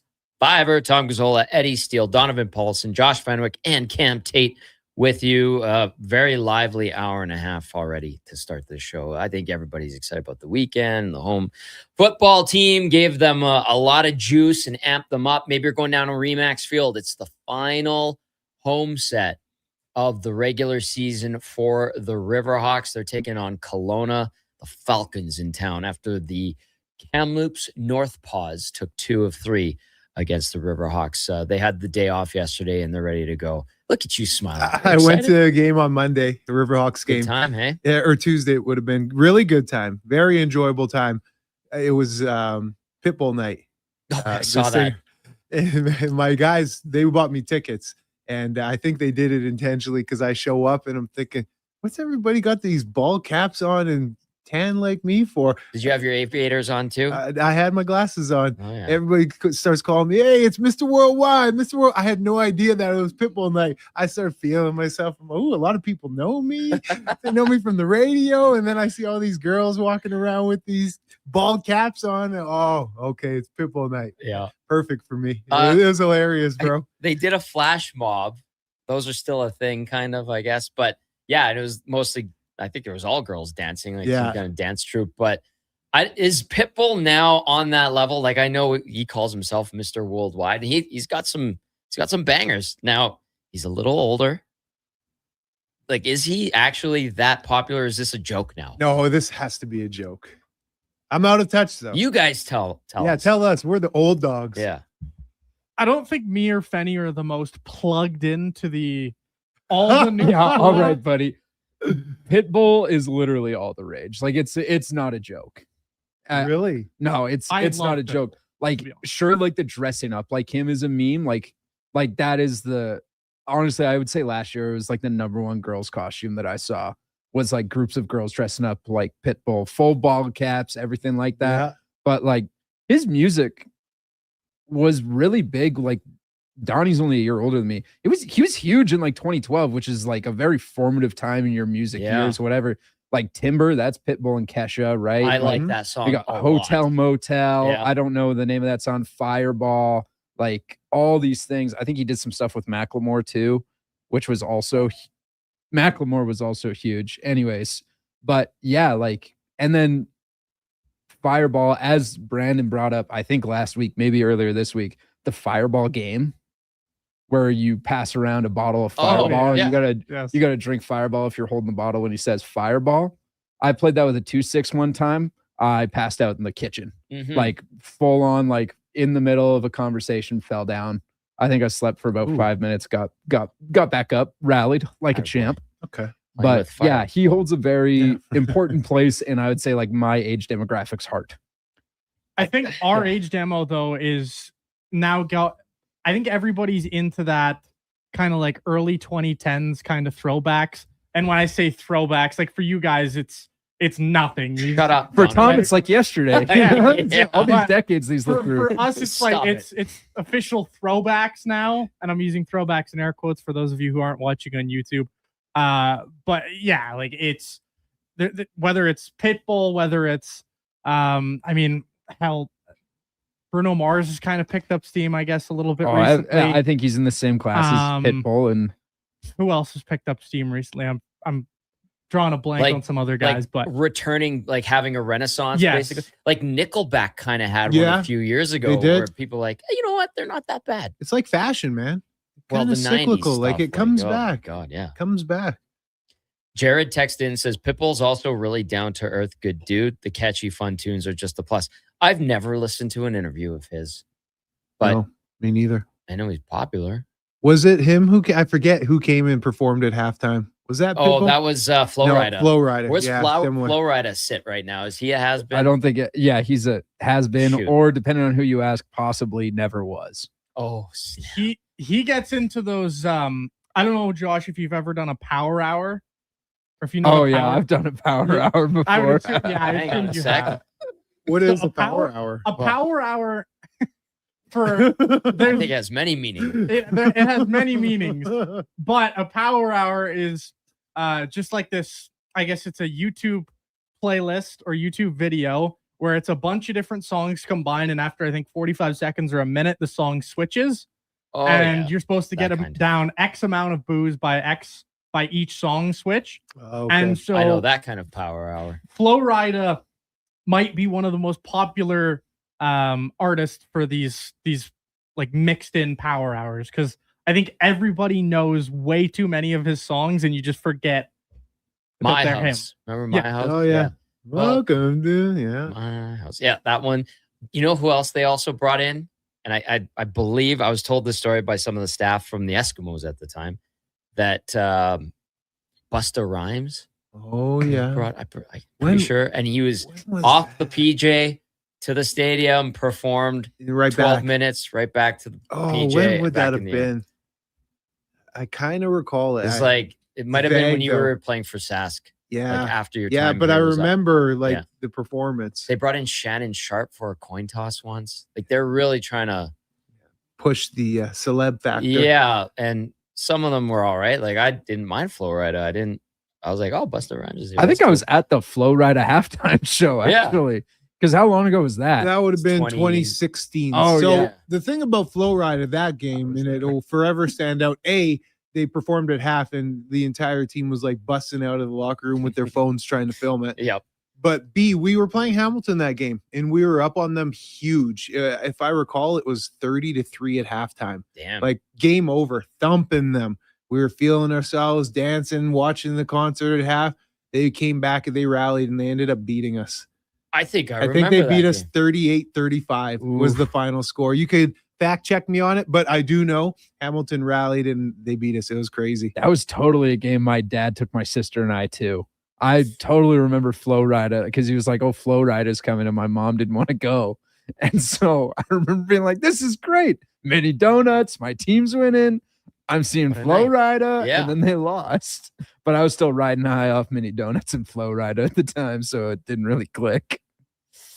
Oh man, oh man, oh man. That's hilarious. So yeah, good times. So you had Pitbull night, Mr. Worldwide at the baseball game. It was so funny because I thought it was like people were coming up to me, "Hey, Mr. Worldwide." I thought, oh man, Eddie Steele is making a name for Daddy's myself back. around here. I'm at the Riverhawks and they know me. And then I see the group of girls walk by. I thought, oh, okay. Oh, I get God. it. Yeah. So if you're going down to the ballpark, have fun. It's the last homestand of the season for the Riverhawks. And listen, they're looking to punch their ticket to the postseason. They finished with 9 in a row on the road, three-game sets. And so I think they go through Kelowna, Kamloops, and Bellingham to wrap up the season. And so we'll see what they can do. And I know people love going to those games. Again, good vibe. It's different than the football because football, like you could tell there's the hook and the connection. And when the team's good, you want to go. With the baseball, this is a short season college ball league, and it's fun. It's a good time. They do a great job at the ballpark. The motivation is always to have a good time. But, you get the hardcores when it comes to football. On the baseball side, you still have the hardcores, right? Yep, There's people still scoring the game, and they care who they're watching. And For sure. But there, it's more of a vibe. Yeah, more of a vibe, more light. And it was fun. Hey, no denying. It was a lot of fun. Yeah.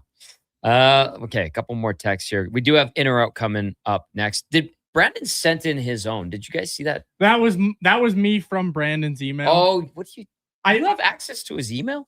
Yeah, well, everybody Interesting. has a little profile on here, and I've always just done that.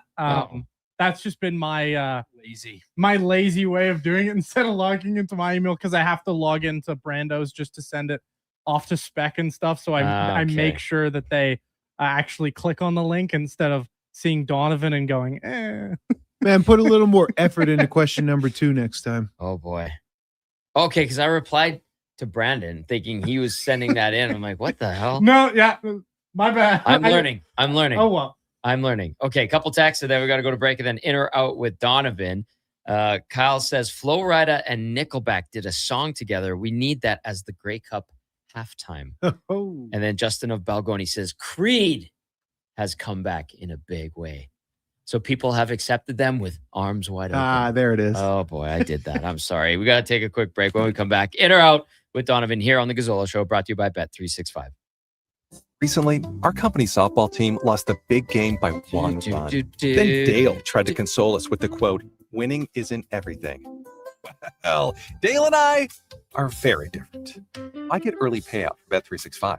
If my team goes up big, I get paid out instantly, even if they blow the lead later. Sound familiar, Dale? Thanks, Bet365. If gambling is affecting your mental health or well-being, 211 Alberta is here to help. Call or text 211 or visit ab.211.ca. 18 plus only. T's and C's apply. Want to invest in Alberta's workforce, fill your talent pipeline, and get funding? Careers, the next generation connects employers with motivated, pre-vetted youth through funded internships.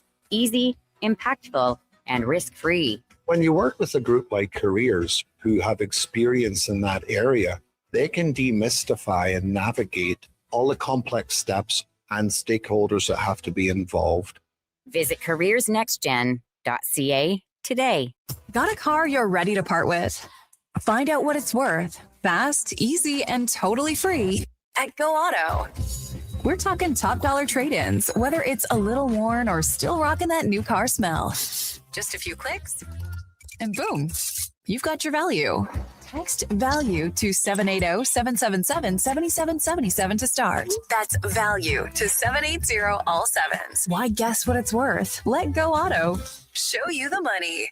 Yeah, it's me again. And if you're sidelined with a sports injury, you already know nothing's more frustrating than being told to just rest. At Leading Edge Physiotherapy, we get athletes moving sooner with our zero-gravity treadmills. You can run, train, and rebuild strength with up to 80% less body weight, so your injury heals while your confidence comes roaring back. When your sports injury's yelling, whisper back, leadingedgephysio.com, because life shouldn't hurt.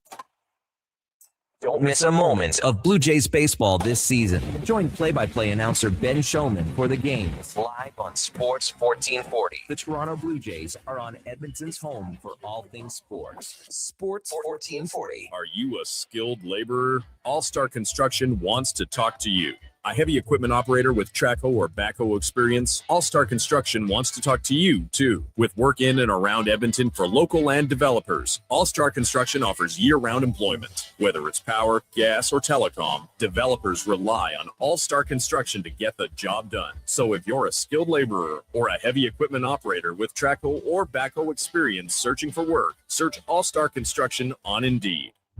This summer, cheer on your favorite teams at Sully's Sports Bar and Lounge. Never a bad seat in the house with tons of big screens. Plus, Sully's Big League menu has it all. Small bites and big bites, game day food and drink features, something for everyone. From the gridiron to the diamond, this is the place to catch all the action all summer long. Sully's Sports Bar and Lounge at all 3 Century Casino locations, Edmonton, St. Albert, and Century Mile. Every day is game day at Century Casino.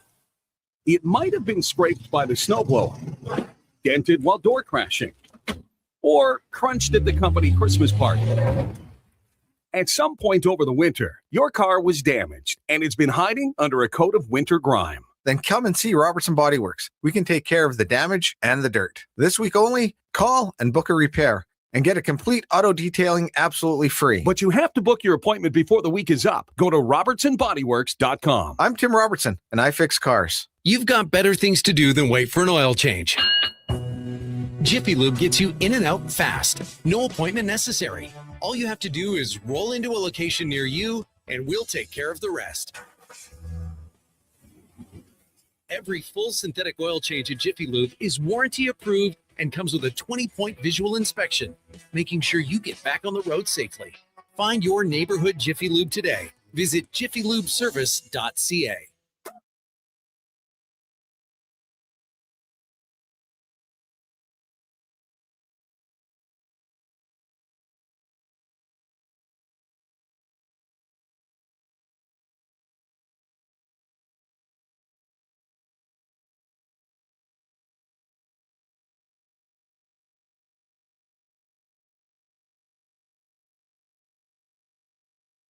The Tom Gazzola Show. 60% talent, 40% Swedish hair cream. Edmonton's sports leader. This is Sports 1440. Presented by Bet365. Alberta, we are here to stay.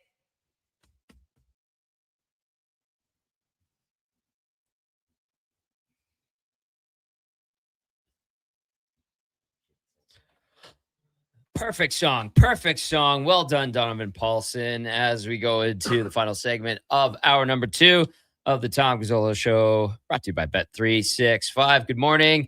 Hope you're having a great Friday so far. We're having a lot of fun, and man, the time is flying by. Tom, Eddie, Donovan, Fenny, and Cam with you as we roll along. A lot of funny texts have come in. Norman Combine says, I'm not a fan of Creed. They can stay retired in my mind. And then that was Pitbull, our Mr. Worldwide, Eddie Steele, smiling from ear to ear. That grin, man, you're pumped up. You're having a Friday. It's a good Friday, man. It. I love it. We're going to have some more fun here. Okay. It's time to get to In or Out with Donovan, not Brandon, who sent the email and confused the heck out of me. So In and Out brought to you by Pro Solutions. Need fast AC service? Pro Solutions offers expert repairs, tune-ups, and installs with flexible financing. Book your appointment now at prosolutionsinc.ca.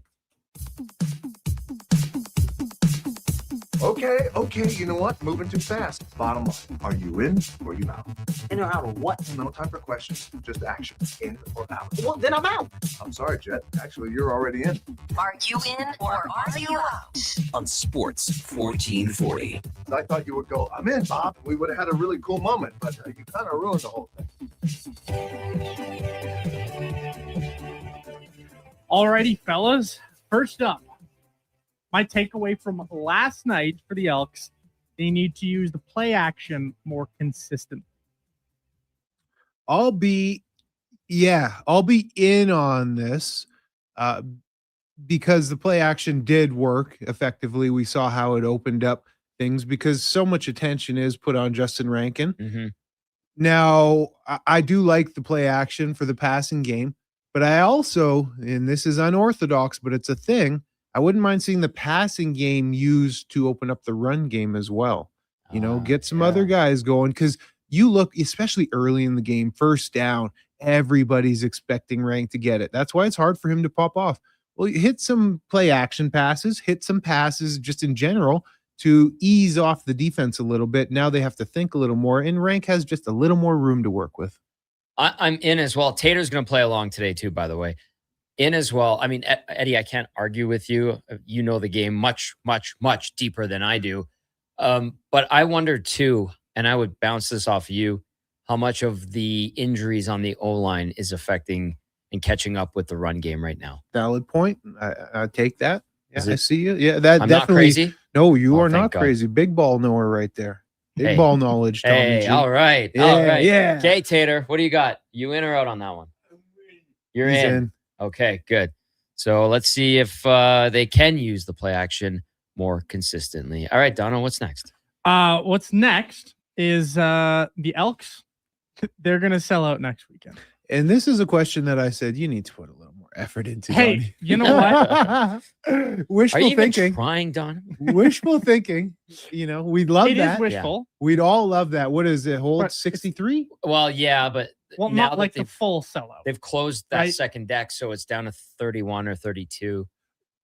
Okay, so Yeah, technically- not the 60K sellout, but like the okay, 32K. okay, the lower That's what I bowl. meant. With the Okay, top lower end. bowl, lower Totally. bowl, lower bowl. Yeah. So, okay, Tommy G, my question is, you got a blazing 6-1 double E team. Sass coming to town. Yeah. What if there is demand that you have to open up the second deck? I would love that. And they kind of did for the Labor Day rematch last year. I know they had a group of, I think it was minor football. I snuck up there. Oh, you did, hey? Bad Like old boy. I times. wasn't supposed to. Bad Eddie Steele, bad. And, well, you can do whatever you want around there. You've got the alumni swag, and yeah, you're You good. said it, not me. Hey, I'm just it's a thinking it. thing. It's I'm a just thing. thinking it. And I'll just flash that little GC ring. Hey, you seen one of these before? I did. Look in that corner, 2015. That's me, baby. I like that. That's swag. I'll be optimistic and go with in on this one. And I know we're getting very excited. A lot of people are texting and a lot of people watch it talk about the team. The perfect storm is brewing for it to be a very strong crowd. It will be the best crowd of the year, which doesn't say much about what the crowds have been so far, but it's been going up. But a 32,000. If it's lower bowl, I'm in. I'm in. Let's go. Sold out. Tater, sell out. He's in. Cam's going to be there. He wants you to be there too. Tater is in for the X will sell out next weekend. All right, Donna, what's next? Off to number 3, we've got the Jays will sell off at least 5 players before the deadline wraps on August the 3rd. Ooh, okay. I'm very conservative, and I think that they still have a lot of talented players that should be capable of much, much more. And I think I'll go out. Maybe a couple of pieces. Remember, we've been talking about expiring contracts and guys that you could kind of shoo out of there, but you want to keep most of that team in place. As bad as they've stunk at times this year. They stink right now, although they won yesterday, which is great, wonderful. I'll go without maybe like 2 or 3. They keep it relatively quiet. Powder dry, as Low Tide likes to say. What do you think, Tater? Jays will sell off at least 5 players before the deadline. Out. No. Keep your powder dry. 3. 3. Okay. I'm out as well. I'm kind of in that same mark. 3 or 5 feels a little bit much for me off of the roster. They certainly will move some pieces, but just 5 is a little too high for me. Yeah. You got 4 pretty key expiring contracts in Gosman, Bieber, Barshell, and George Springer. Yeah. All 4 of those guys I think are going to be traded. The Springer one might be the tougher one, but based on the playoff rap sheet, I think somebody's going to acquire him. Mm-hmm. And then what are the odds they don't trade some bullpen arm? I don't know who it would be, but bullpen arms are always just traded like hotcakes. And when you're a team like the Jays, who frankly you stink, you're probably going to trade one. So I think they probably trade 5.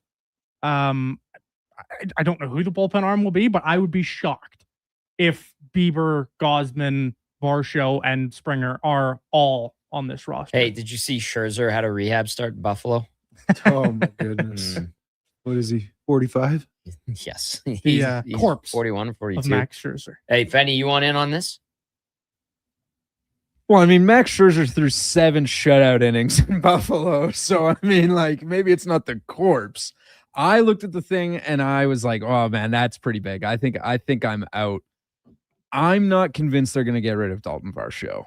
He seems like a piece that they would keep around for next year, especially if they're going to go the retooling route, because he's a good enough center fielder. Like, you get good players for Kevin Gosman. I'm not sure how many good players you would get for Shane Bieber. But like if Tyler Rogers gets sent out, I'm sure you can get a good position player as well. If that's the bullpen arm. Pitching is always at a premium on the deadline. So like depth. It's you saw it last year at the deadline. There are some weird names that get sold off. You never know who's going to get sold. And some of these pitchers that get sold off are just terrible. So Shane Bieber will be up there as one of the, even as, as much as he's not looked like the same guy since TJ, I think he's going to get sold. But as for Varsho, that's the first guy I'm selling. I just bye-bye. I've seen enough. He might be the least clutch athlete I've ever seen. That guy, 1 for 9. I'm gonna always go back. 1 for 9 with runners in scoring position in the World Series, as well as just it seems like every time he comes up with runners on base, he is either striking out, grounding out. Like that guy just cannot come through with a clutch hit. Him and everyone else on the Jays, though. They can't score with runners in scoring position. Varsho at every key turn has kind of failed. So I'm so out on Dalton Varsho, and there's not a lot of good offensive center fielders. And as bad as his season has been, he's still one of the best center fielders in terms of his all-around production. So really quick thought on, perception of players. This happens in hockey too. I find we're all guilty of it as fans of sport. But when a team or a player has a bad season, I feel like we're very quick to dispose of them now. Yep. As opposed to stick it out and be like, all right, they're bouncing back next year. Let's ride it out. That seems to become less and less of a thing. Microwave in mentality. Sports. Yeah. Everything quick. What have you done for me lately? Yeah. Forget about the history. Yeah. And right now.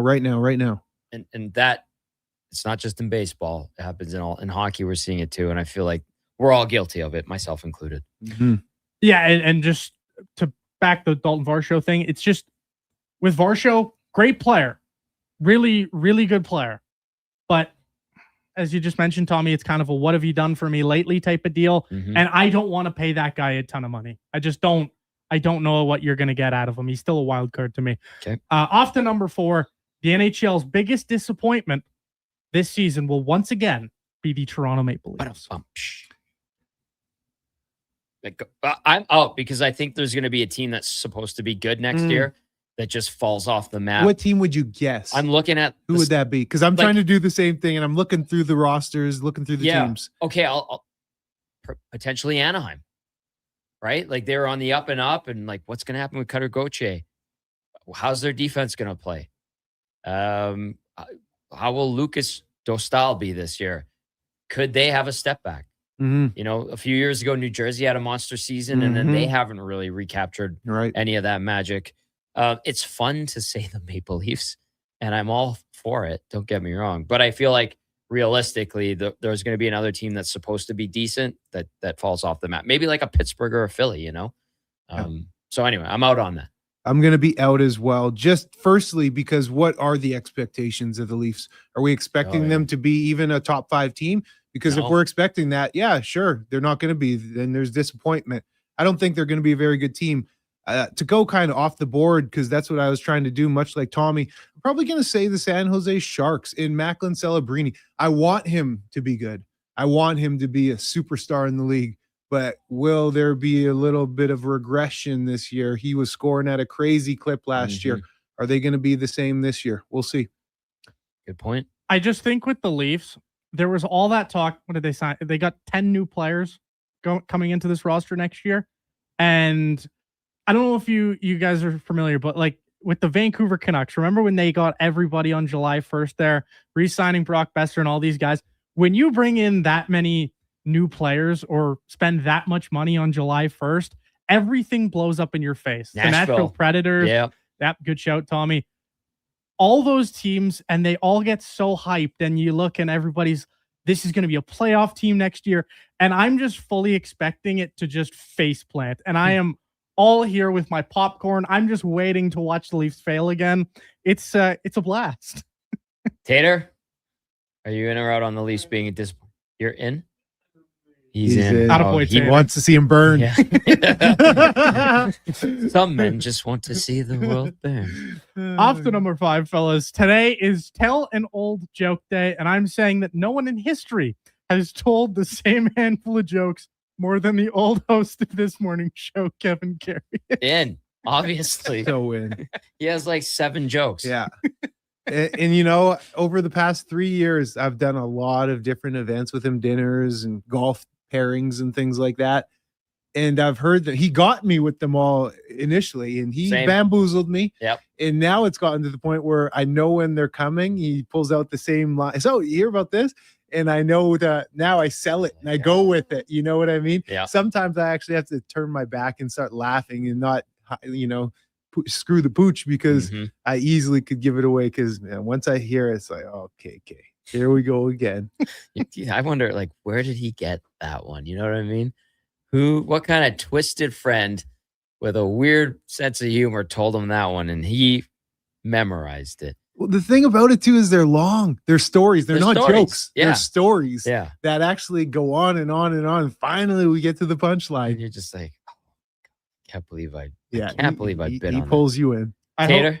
I hope MTR is listening there. Oh yeah, he's all full in there. MTR, come back with your favorite KK joke, because I know MTR was sick of those two. Because how many times? I mean, Eddie, how many times did we hear the same joke? I swear to God, he's probably told the same joke at least 5 times on air. Like he does it. He used to do it all the time. It was so funny. And then you're out on the golf course for the Spec Classic in my shoes, and you're walking up to him, and he just tells you the exact same joke again and again and again. It's just, the guy is hilarious. Love the guy. Happy retirement to Kev, but this is all I'm gonna say. And hopefully, if you know, and you'll laugh. This is Kevin right here. So you hear about what happened on the White Mud last night? Oh God, I know this one. And that's all I'm gonna say. Armed robbery. Everybody does. Oh, that's all I'm gonna say. Playoff Al texted, says, morning boys, regarding the Leafs, only in Toronto do the Leafs fall in the spring. Only place in the whole world. Hey-o. I like it. There's a good one. And then Reed Clark says, hey, Mr. Worldwide, when are we getting some fresh nets up? The streets are demanding more Mr. Worldwide to take care of their courts. Reed Clark. Reed, whenever, baby, I'm down. Let's get some hoops up and put some jumpers up again. Ooh, yeah, I like it.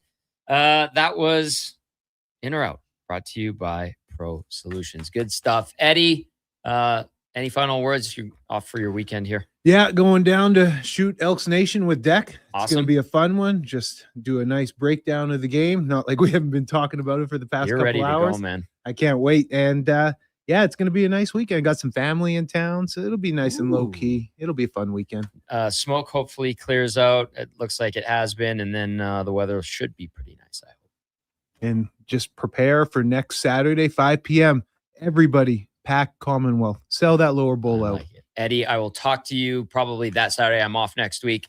Good stuff, my friend. Good stuff. Have a great weekend. See you then, Tommy. There you go. There's Eddie Steele, co-host today and every Monday and Friday right here on the Gazzola Show. We got to step out for a quick break. But before that, let's get to a Sports 1440 update brought to you by All-Star Construction. They shape and build Edmonton communities specializing in underground utilities like power, gas, telecommunication, and street lighting. That is All-Star Construction. Here's Brandon. Or no, here's Dono. Sorry, buddy. The Sports 1440 update.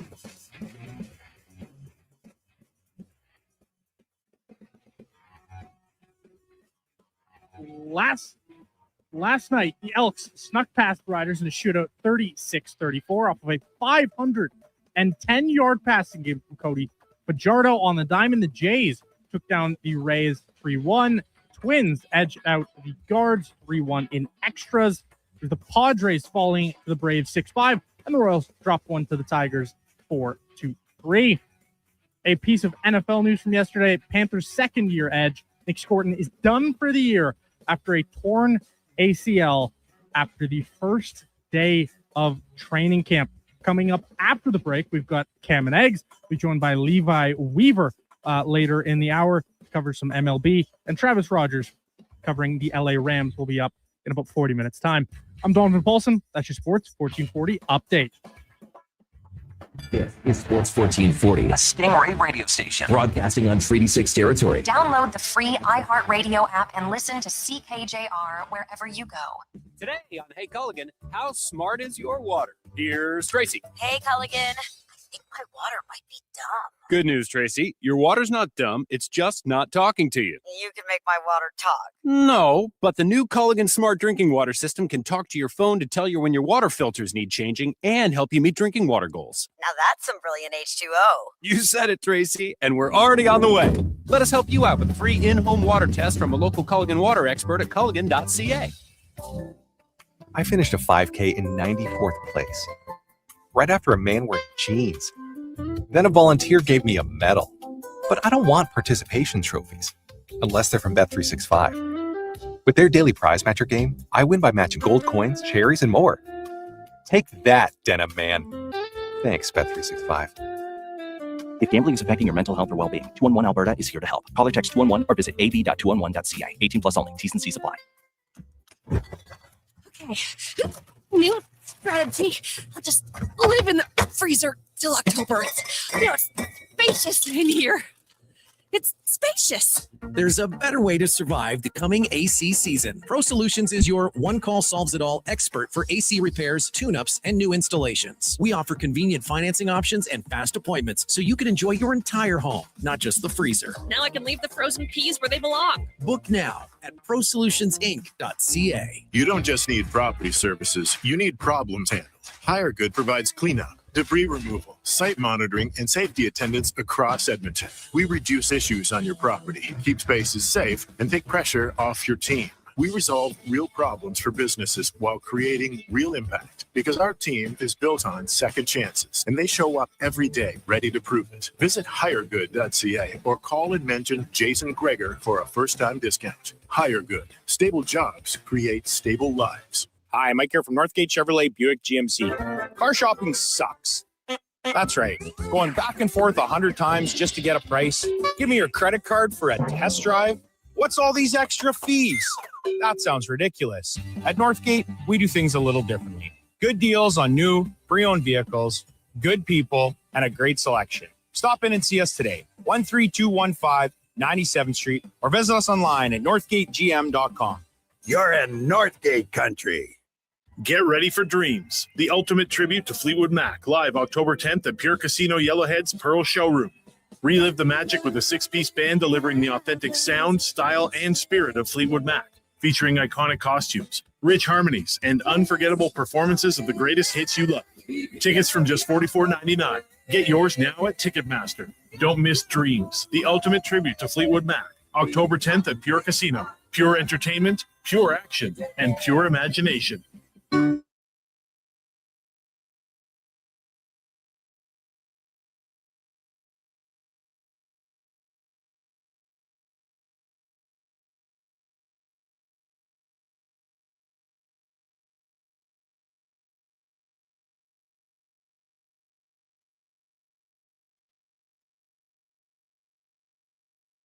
The Tom Gazzola Show. Oiler insider and Jersey aficionado. Edmonton's sports leader. Watch us on YouTube, Facebook, and X. Presented by Bet365. Alberta, we're here to stay.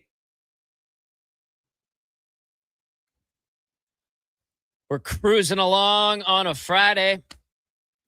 It's the Tom Gazzola Show here on Sports 1440. Brought to you by Bet365. Tom Gazzola, Donovan Paulson, Josh Fenwick, and Cam Tate in studio. We have the G-Man coming in for the final hour of the show. We're going to go golfing with Gary Meyer from CCT. And then we also will talk a little baseball and football this hour, a little NFL, because we're getting ready for training camps here.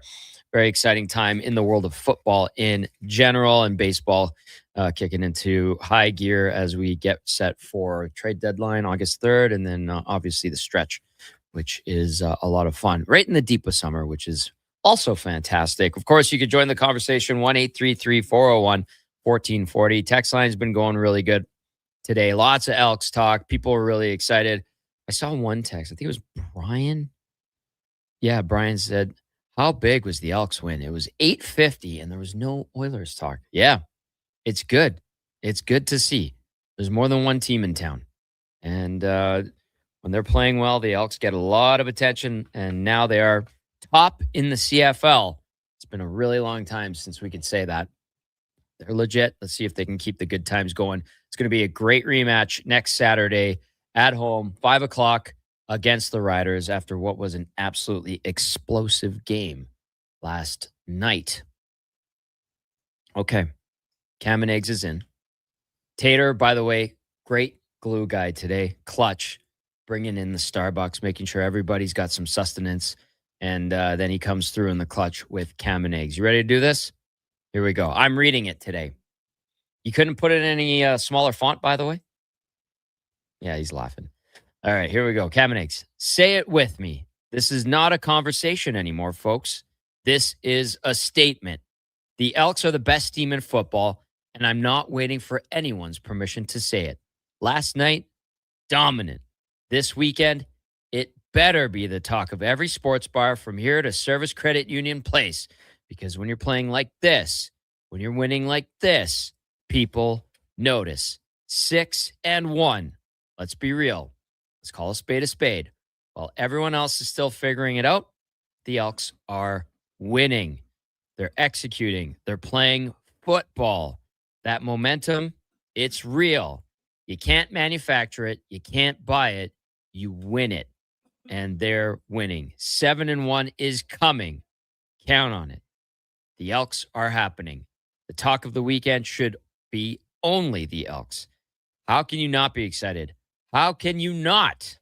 Did you see what Cody Fajardo just did? A throw like that, Regina to Saskatoon distance, twice. How does a quarterback even have that kind of arm strength? Last play of the game, walk-off win against Saskatchewan. At home? Did anybody in Saskatchewan see that coming? Is this the Elks team we've been waiting for? These guys are the best, and I mean the very best of the CFL. Championship football, folks. Pure championship football. The city of Edmonton. Are they alive right now? Can you feel it? Can you feel what this team is doing? And that, folks, is why you can't be anything but excited to be an Edmonton Elks fan. How can you not be? Cam Tate, Sports 1440. Did I read that okay? Yeah. All right. He approves. You're clearly hyped up. I can tell. And you should be. And I think a lot of people are. Like, I think you kind of point out how a lot of people are feeling. It's been a long time since that happened, right? I mean, even the young guys are excited. We're hearing from younger people starting to get in on it. So lots of texts. Like Brian had texted in earlier. It was 8:50, and it was all baseball talk. Or, pardon me, football talk that led into a tiny bit of Riverhawks talk towards the end. And baseball talk. Good stuff. Cam and Eggs. Boys, any thoughts on what Cam had to say? I mean, hey, you know what? The throw. What was his line from Saskatoon to Regina? That's right. Yes, that's. I mean, it's not wrong. Cody Fajardo, for a guy who, I think, what percentage of his throws are 5 yards in the air, 6 yards in the air? Like, he is such a dink and dunk passer. They're very safe, right? He is so safe and reserved and composed with his throws, with how he runs this offense, that last night was kind of the first time, I think, in an Elks jersey that we've seen him kind of unload. Yeah, he stretched out the defense a couple of times with Austin Mack. It was unbelievable to watch. Austin Mack was great. Luther was great. Yep. I mean, O'Leary Orange was great on that first drive. You had every single receiver kind of got in some way yesterday. There was just, Cody Fajardo showed that there is arm strength in there, and maybe we are kind of underrating how the arm can be. It's not an absolute cannon, but he still can work the ball downfield. And he reminded us of that last night. Austin Mack, 173 yards in the air. TJ Luther, 157. Great pickup. He's arriving on the CFL scene, TJ Luther. Keon Julian Grant, 68 yards on 2 targets, 1 reception.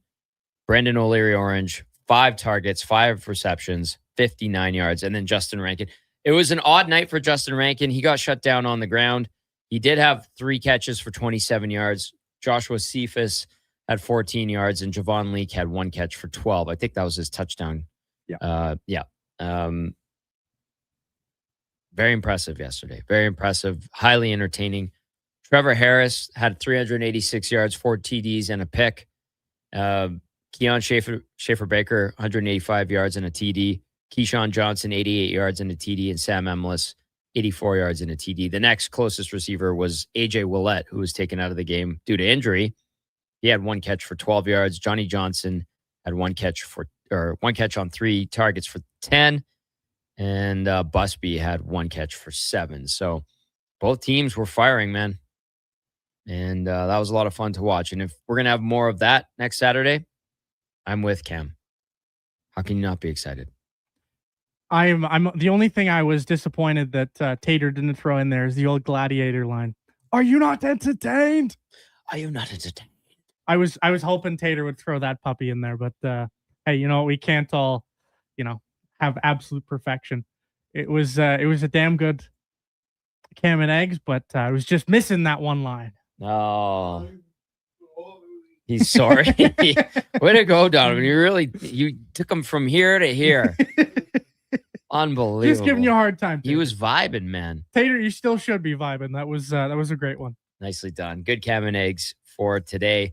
We're cruising through the show. This is good vibes, man. Really good vibes. Love it. Framer Johnny texting in says, where can I get a job like yours? Work 3 weeks and get a week off? Who do you think you are? Kevin Carius? Good point. No, I had time off booked. And that was part of the deal. Gregor was nice enough to say, that's all good. Guess what? I'm doing it in August as well. So yeah, we've got the schedule up on the wall, and myself and Josh will be absolutely work to it is bleak up there. It is bleak. I'm sorry, boys. No, hey, you know what? That's all right. He's actually taking time off. Yes, sir. You get what, 3 days off? You're taking 3 days off? I take 3 days off here. I'm off to Toronto in exactly a week's time. So you son of a gun. I'm gonna see a couple Jays games. There you go. Hopefully they pick it up. I would like to see at least one win out of the 2 games I go to. So I don't know. Yeah, all right, pal. I don't know if that's gonna happen, yeah. but they do play the Cardinals, so it could be worse. Keep dreaming, pal. See, unlike you guys, my I'm missing half of a show so I can make it to the airport. Now that's commitment. Yeah, make it to the airport, fly out, land at the exact time that I fly out because I'm going back an hour. Lovely. Excellent. And then I'm there until Sunday night when I fly back. I'm not missing anything. I've done those trips. Hey, it was a free plane ticket. I wasn't in a position to say no. Do what you got to do. Hey, I'm just pointing out this is my only 3 days off of the I believe calendar year. To be honest, that's nice. I might take a week off. There's 1 free week in August. There's one. There's one. I've got a week that I could take. You do. I deserve it. Donnie, I mean, he barely works. You know what I mean? Summer is his busy time. You've got Cam giggling over here. Yeah, I hear Cam giggling. Bickering that's going on. Yeah, little bickering, little shots fired. You want to talk about people who don't work? All right, Tater. Oh. Don't make you get up. Uh-oh. Oh, no. I want Come on, to see Tater, this. come I in. want to see this. Come and hit him. Gord Oil texts in, what is Donovan going to do? Or what's he going to Toronto? Just to boo Hoffman? Yes. If go. I see Jeff Hoffman, you can bet your you know what. There will be some loud booing from my section. me and my buddies are probably all gonna boo Jeff Hoffman. He's not your guy. No, Jeff Hoffman will forever be.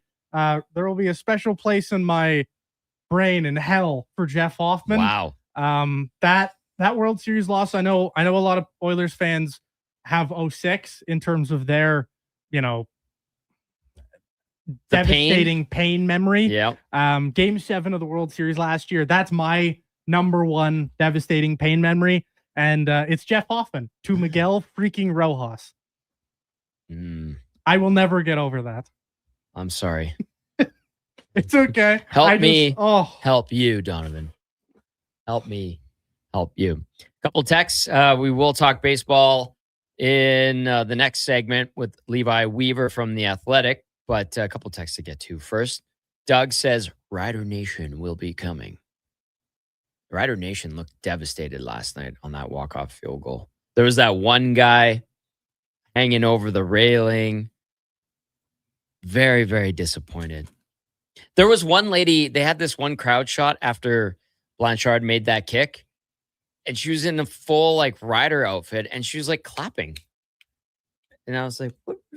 Are you happy right now? I'm confused here. Anyway, Rider Nation will be coming, says Doug. Good. Let's fill that barn up. Let's have a great time next Saturday. I'm excited about that game. It's going to be a lot of fun. Doug texting in says Fajardo has said if he takes care of the ball, they will win. He is 35-13-1 with no interceptions, 16-14-0 with one interception in a game. He is 4-6 with two interceptions in a game, 0-4-0 when he has three interceptions in a game. So the numbers speak for themselves. He does call himself a kind of a game manager, I think somewhat reluctantly, but when we do the games, we get, for the broadcast, we get interviews with the two players and a coach from each team to kind of get our storylines and kind of pick their brains a little bit going into the game. And it's awesome because you get to know the players and the coaches a little bit better too.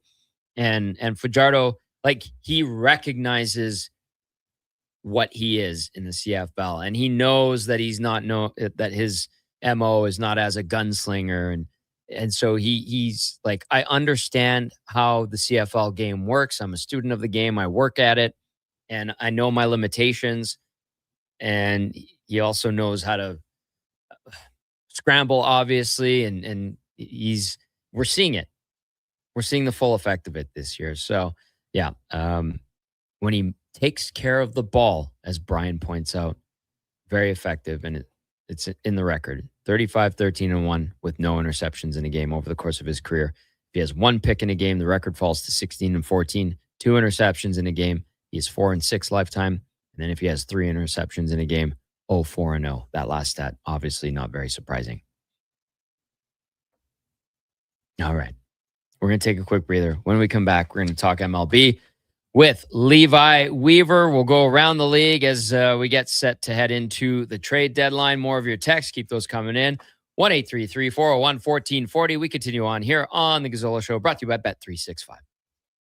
At GS Construction, people grow with the company. 50 years of experience doesn't live in a binder on a shelf. It lives in our people at every level, passed down on every site. Many of us started with a shovel in our hands and built whole careers here. The work is honest. The company's been around since 1974. So if it all sounds good to you and you want to grow with us, GS Construction is currently looking for experienced pipe layers and topmen. No shovel required. Visit gsconstruction.ca today.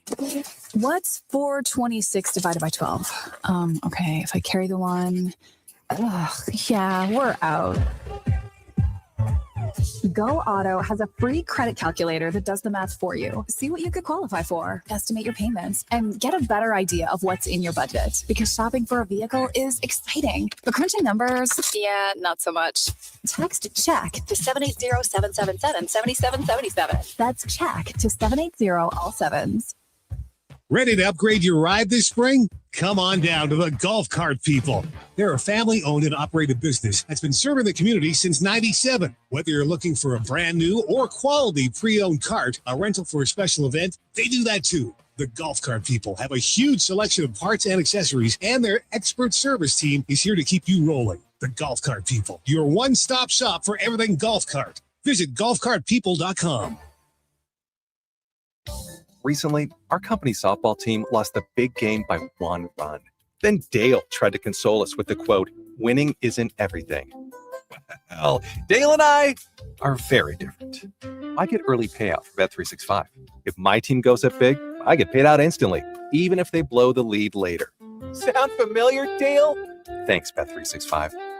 If gambling is affecting your mental health or well-being, 211 Alberta is here to help. Call or text 211 or visit ab.211.ca. 18 plus only. T's and C's apply. Hello, Edmonton. Did you know the Subaru Forester has earned an IIHS Top Safety Pick Award or higher for 20 years running? With advanced eyesight driver assist technology, 360-degree surround view monitor, driver-focused technology, and of course, the legendary Subaru symmetrical full-time all-wheel drive, all working together. And it's available as a hybrid, delivering fuel efficiency as low as 6.8 liters per 100 kilometers. Visit your nearest Subaru dealer and test drive the Subaru Forester today. Welcome to Uncommon.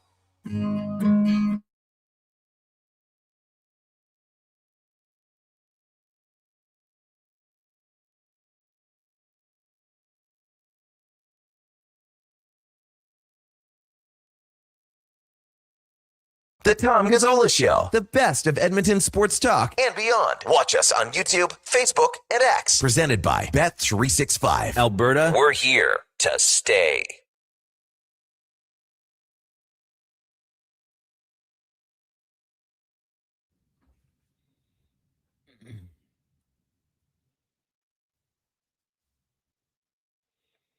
$9:21. Hope you're having a great Friday morning out there. It's the Tom Gazzola Show here on Sports 1440. Of course, title sponsor Bet365. Canada just hit the biggest home run of the summer. Bet365 it is available in Alberta, and it's here to stay. Download the app. Must be 18 plus to play. Please play responsibly. Join the conversation. Text us 1-833-401-1440. And if you're listening on the AM dial, thank you. Classic. If you're watching on YouTube, we appreciate it. Maybe you're on one of those new hip and with it alternative methods of listening or watching. X, Instagram, Twitch, iHeartRadio, TuneIn Radio. Fenny, why are you laughing? Why do you have a spit-eating grin on your face right now? I just I do think it's funny that like I'm bringing your age into this again. Shut up, Fenny. You look so young, and then you say things like hip and trendy or whatever. I'm like, God, like you're not, you look 27 and then you open your mouth and you're like 54. You know what I mean? Yep. I sold my soul to the devil. All right. Let's talk some baseball. Go around the MLB, and we're going to just ignore Fenny for the rest of the show. Let's bring in Levi Weaver to discuss from The Athletic, and you can read the wind-up. He covers the league. And lots to talk about in the big leagues. And welcome to the program, Levi. Appreciate you hopping on. It's my third week hosting this show since taking over for Kevin. So getting used to the surroundings and dealing with my new coworkers. So I apologize for that in the introduction, but away we go. And listen, I appreciate the game within the game in any sport. And you were writing about and talking about for the second time in a week, something going on with the pitch clock and something happened between the Pirates and the Yankees, and take us through what's been going on, because you laid it out there nicely in your last article. But this whole new rule with the pitch clock the last couple of years, like guys are trying to cheat their way around it, aren't they?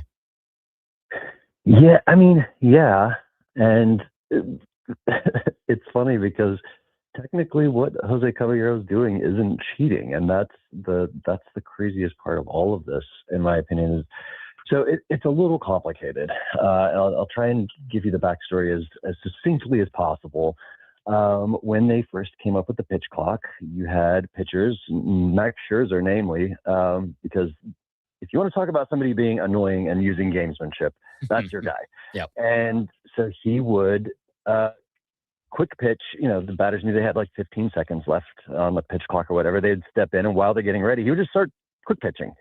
And umpires are like, listen, you can't do that. It's dangerous. If somebody's not looking up, you can hit them in the head. Like, stop. So they sent out this memo to teams, and they go, we're going to have to, it was colloquially known as the Scherzer rule. You have to wait until the batter makes eye contact. And batters were like, well, what if I step in with 15 seconds left and I'm just looking at the pitcher and he just holds it right for 15 seconds, and then I'm standing there getting all tight. And so they went, okay, you have to look up by 8 seconds. You can take your time and get ready, but you can't just wait until 1 second, because then you're forcing the pitcher to throw with 1 second left on the clock. Right. That's not fair either. So then Wilson Contreras started doing this thing, which is very funny to me. He would have 1 foot out of the batter's box and 1 foot in, so he's not ready. He's not in a hitting position. He's not in the batter's box, and he would look up as if he was ready to go. And pitchers would start to throw, and umpires would be like, no. You can't, he's not ready. Look at his left foot. He's not in the batter's box. That's a pitch clock violation. And so the MLB sent another memo, colloquially known as the Contreras rule, that you can't do things to trick the pitcher. And so that's what was kind of cited the other day with Caballero. He was called for a pitch clock violation, but he was very clearly looking up at the pitcher with 9 seconds left to go. So I dug into it, and sorry, this is a long explanation, but it's good. And I found a video by Close Call Sports, who went back to the situation that happened earlier this year with Toronto, where John Schneider said, "Listen, we're all sick of Caballero's antics. Right? He's sitting here waiting, blah blah blah." And what they found was that Caballero had been sort of looking up as he stepped into the box and then looked down. And so they said, well, we think that this is kind of, a fake look. He's not sort of overtly pretending to be ready, but he is looking up. And so maybe that's what this is about. Mm-hmm. But I looked at the video. He didn't do that against the Pirates. And yet they called this pitch clock violation. And he goes, "Hey, what are you doing?" I was looking up at 9 seconds. And the umpire, you can hear on the field mic, goes, "You can't do that step in with 3-4 seconds thing, or you can't stand there for 3 or 4 seconds anymore. You can't do that anymore." And the other umpire, Adrian Johnson, said after the game, "The league called us and told us to enforce this rule. Not to give him a warning, but to give him a violation. It's a pitch clock violation." But the problem is we don't know what it was that he did. And if MLB has issued a memo, they need to make that public.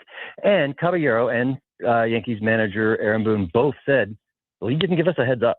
They did not tell us that this was going to be happening. They didn't tell us what the problem was. Last we heard, it was you look up before the clock hits 8 seconds, which is actually not what the rule says.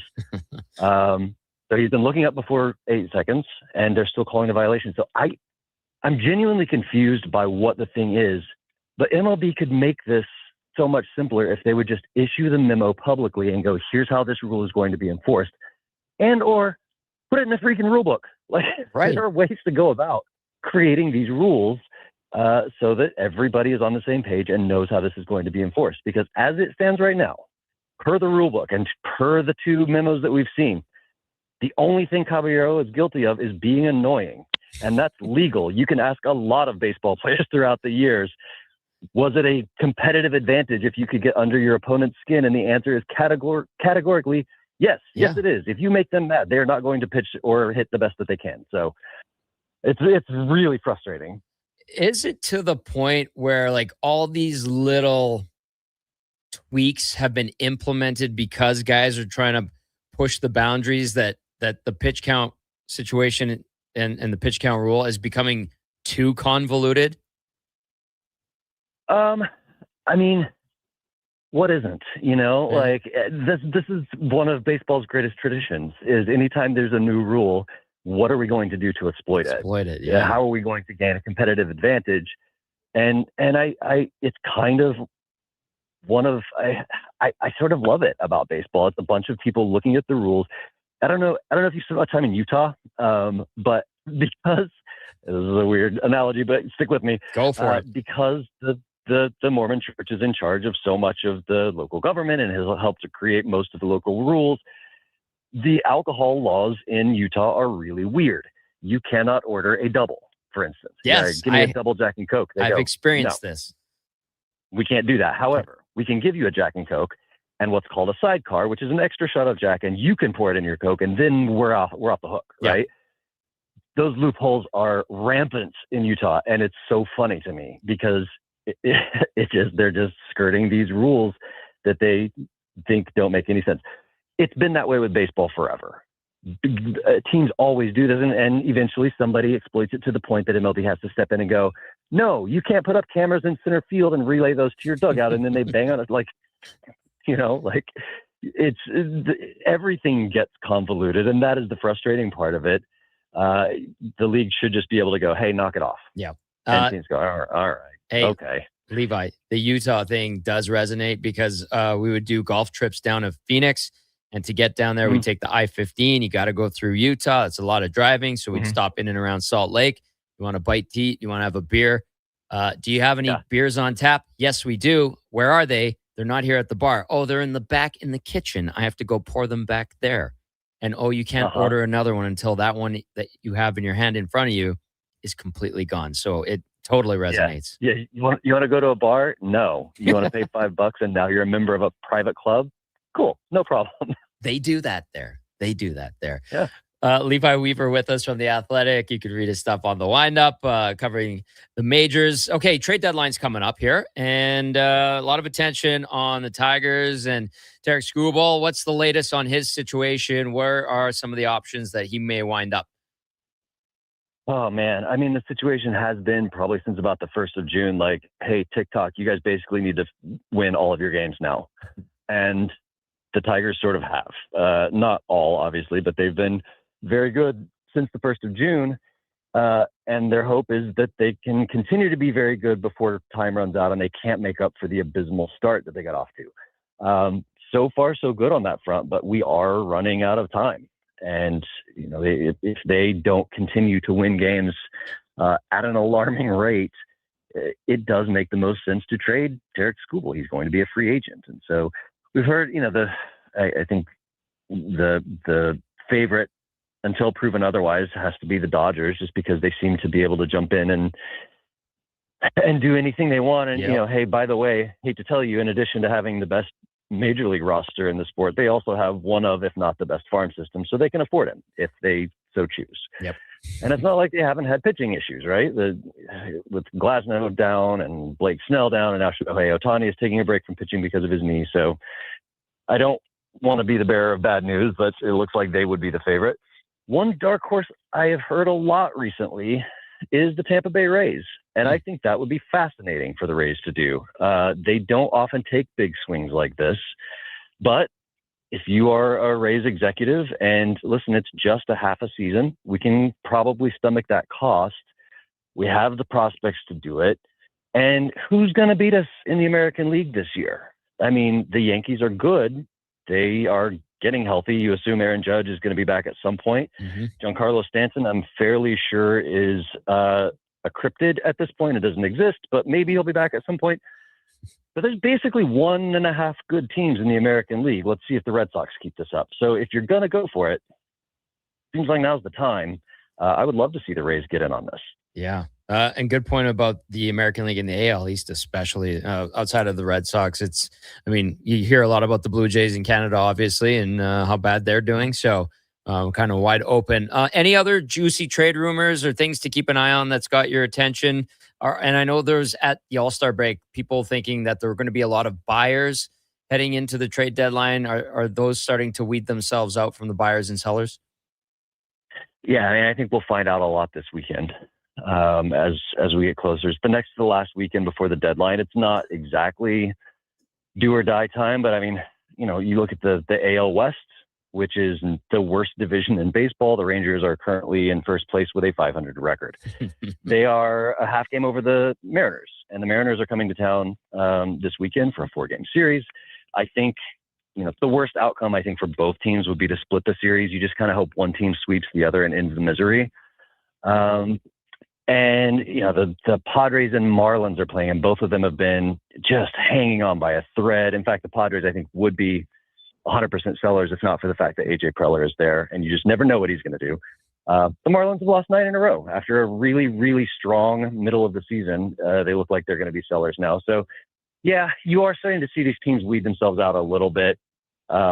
I put in today's windup, I sort of ranked the matchups from 1 to 15 based on the intrigue. And I think we could see as many as 3 or 4 teams over the weekend finally wave the white flag and go, okay, well, you know, we tried, but it's time. Yep. We're getting to that point. Levi Weaver with us from The Athletic, talking MLB. Okay, this one, I'm just curious your thoughts on. And listen, John Fisher he sounds like hot garbage. And the way he handled things in Oakland and how everything's going with the move to Vegas, think of it what you will. To me, it's crazy. Like Vegas doesn't even really want the ball team, but they're getting them. Anyway, Mark Cuban, part of a group that bought a minority stake in the Athletics. So I'm wondering, considering how generally loathed Fisher is, and I know MLB teams are usually a license to print money, could this Cuban and Harbinger Sports Partners foot in the door lead to maybe a controlling share at some point? Or do you think that's not going to happen ever? I don't think it'll happen soon. Fisher does not seem to be heeding the pleas of, anybody, but particularly the Oakland fans who sell the team. This is almost like a troll, like, oh, okay, I'll sell a minority stake and get richer. Do you like that? I will say that, I live in Dallas. I've been here for all of the Cuban years with the Mavericks. He was, I would say, between Cuban and Jerry Jones, geez, we got some owners in this town. Yeah. Big time. He is one of the most involved, or was one of the most involved owners in all of sports. And so whether Fisher is ready to sell right now or not, Cuban's been trying to get in the door in baseball for a while. There's been a few different times where he sort of tried to make a run at owning a team. One time I think that he was denied. Another time it just didn't work out. So I would not be surprised if his long-term plan is to go ahead and take over at some point.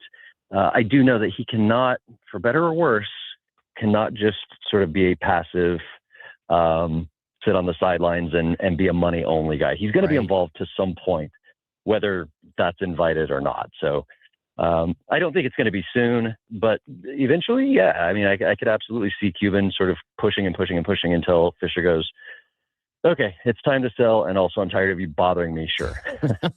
Yeah, he's very hands-on, but I just found that fascinating and curious to see where it goes. And yeah, the plight of the Athletics and how everything has gone.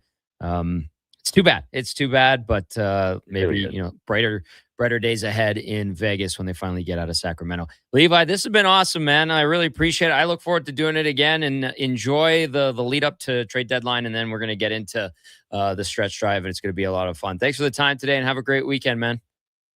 Anytime. Take care. There's Levi Weaver from The Athletic. You can read the wind-up over at The Athletic covering the MLB. Yeah, he's in a good sports town in Dallas. Lots of Rangers stuff as well for Levi Weaver. Okay, we do need to take a quick break. When we come back, we're going to talk about the LA Rams with Travis Rogers from ESPN LA. He hosts their pre- and post-game show, so we'll get a little taste of the NFL right here on the Gazzola Show, presented by Bet365. Recently, our company softball team lost the big game by 1 run. Then Dale tried to console us with the quote, "Winning isn't everything." Well, Dale and I are very different. I get early payout from Bet365. If my team goes up big, I get paid out instantly, even if they blow the lead later. Sound familiar, Dale? Thanks, Bet365. If gambling is affecting your mental health or well-being, 211 Alberta is here to help. Call or text 211 or visit ab.211.ca. 18 plus only. T's and C's apply. Home ice advantage is real at the rink and on your windows. Novo Blinds is Edmonton's own custom manufacturer, trusted by customers around the city. Factory direct pricing with the fastest turnaround around. Book a free in-home consultation at novoblinds.ca. So you're dying from the heat, sweat dripping on your sheets. You want to cool it down, but your AC can't compete. So you fall upon your knees and cry out, oh please, I need a cooling breeze. Send me Legacy's AC Repairman. Legacy's AC Repairman. AC Repairman. Can't spell legacy without AC. Legacy Heating and Cooling's got a guy who's really good at fixing broken ACs. So if you got one, call Legacy. Okay, see you later. Legacy Heating and Cooling. You wanted local sports on weekends. Saturday mornings at 9. Check out the Saturday Sports Setup, where we'll tee up what's happening on the weekend sports scene. Tune in Saturday morning at 9 on Sports 1440. Thinking of growing your business? In partnership with Prairie's Can, the Alberta Chambers of Commerce is helping businesses explore new opportunities, new markets, and build connections through organized trade missions across Canada. Find the right mission for you at abchamber.ca/trade missions. Alberta, this one's for you. Around here, trust takes a few winters. It's why players have known Jackpot City since 1998.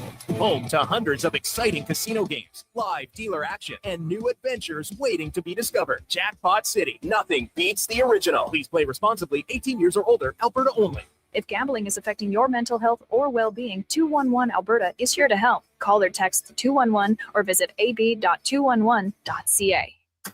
I'm Dr. Vance Elliott. The goal of every one of the thousands of hair restoration procedures I've performed is a full, natural-looking head of hair. I work directly with my patients for the consultation, the procedure, and the follow-up, so we can achieve the best results possible.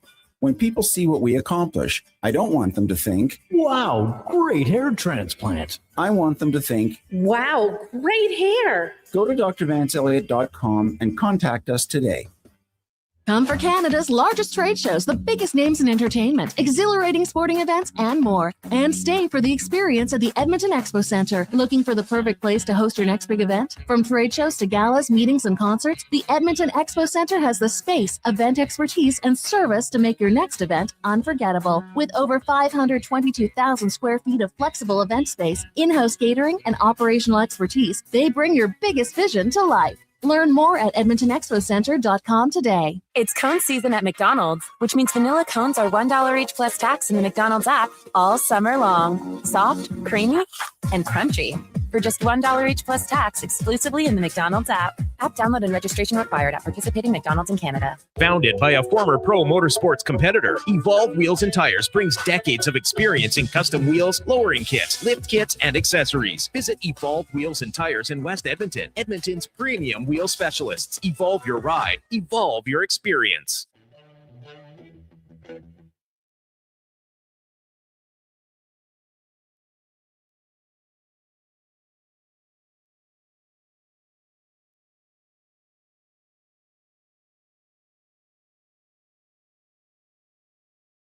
The Tom Gazzola Show on Edmonton's sports leader, Sports 1440. Presented by Bet365. Alberta, we are here to stay.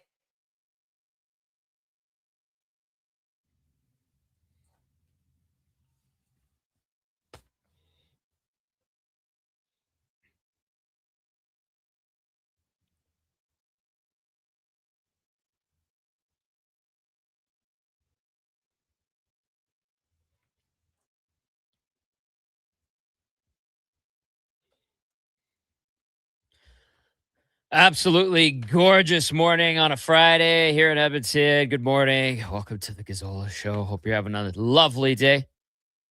Tom, Josh, Donovan, Cam with you in studio as we roll along. It's been a fun show. We're going to go golfing with the G-Man in the final hour of the show. But before we get to that point, we're going to talk a little NFL.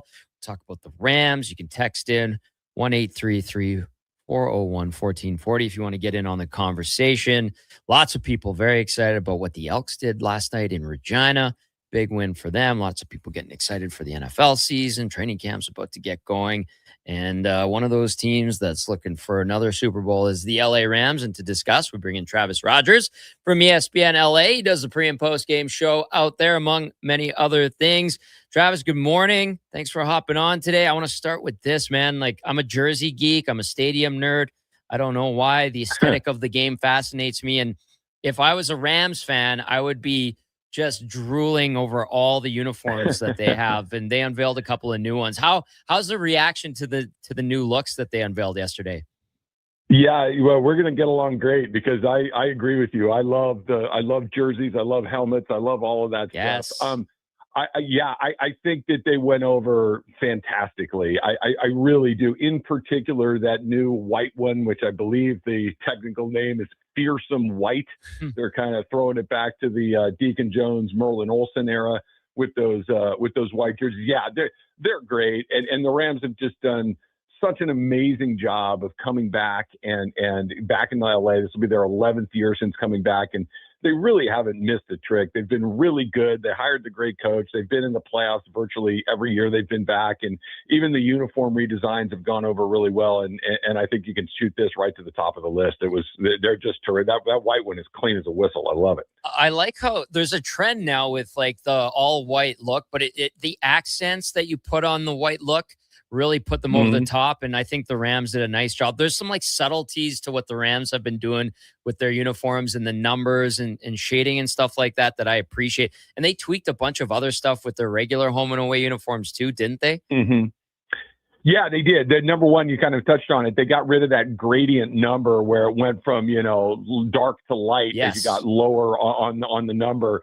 And I like it. I like just the full look of just the one color jersey, one color number. It just really pops from back to front. So yeah, I love it. Like when they first came back and they redesigned the helmet with that more stylized Rams horn, I was like, man, I don't know. That looks a little bit like a Charger helmet to me from a distance, but it grew on me a great deal. I think the Rams have one of the more iconic looks in the whole league, and I think this adds to it for sure. How about that vintage gold look that they went with? Like, what's the inspiration there? That. Yeah, didn't love that. No, that's not my favorite one.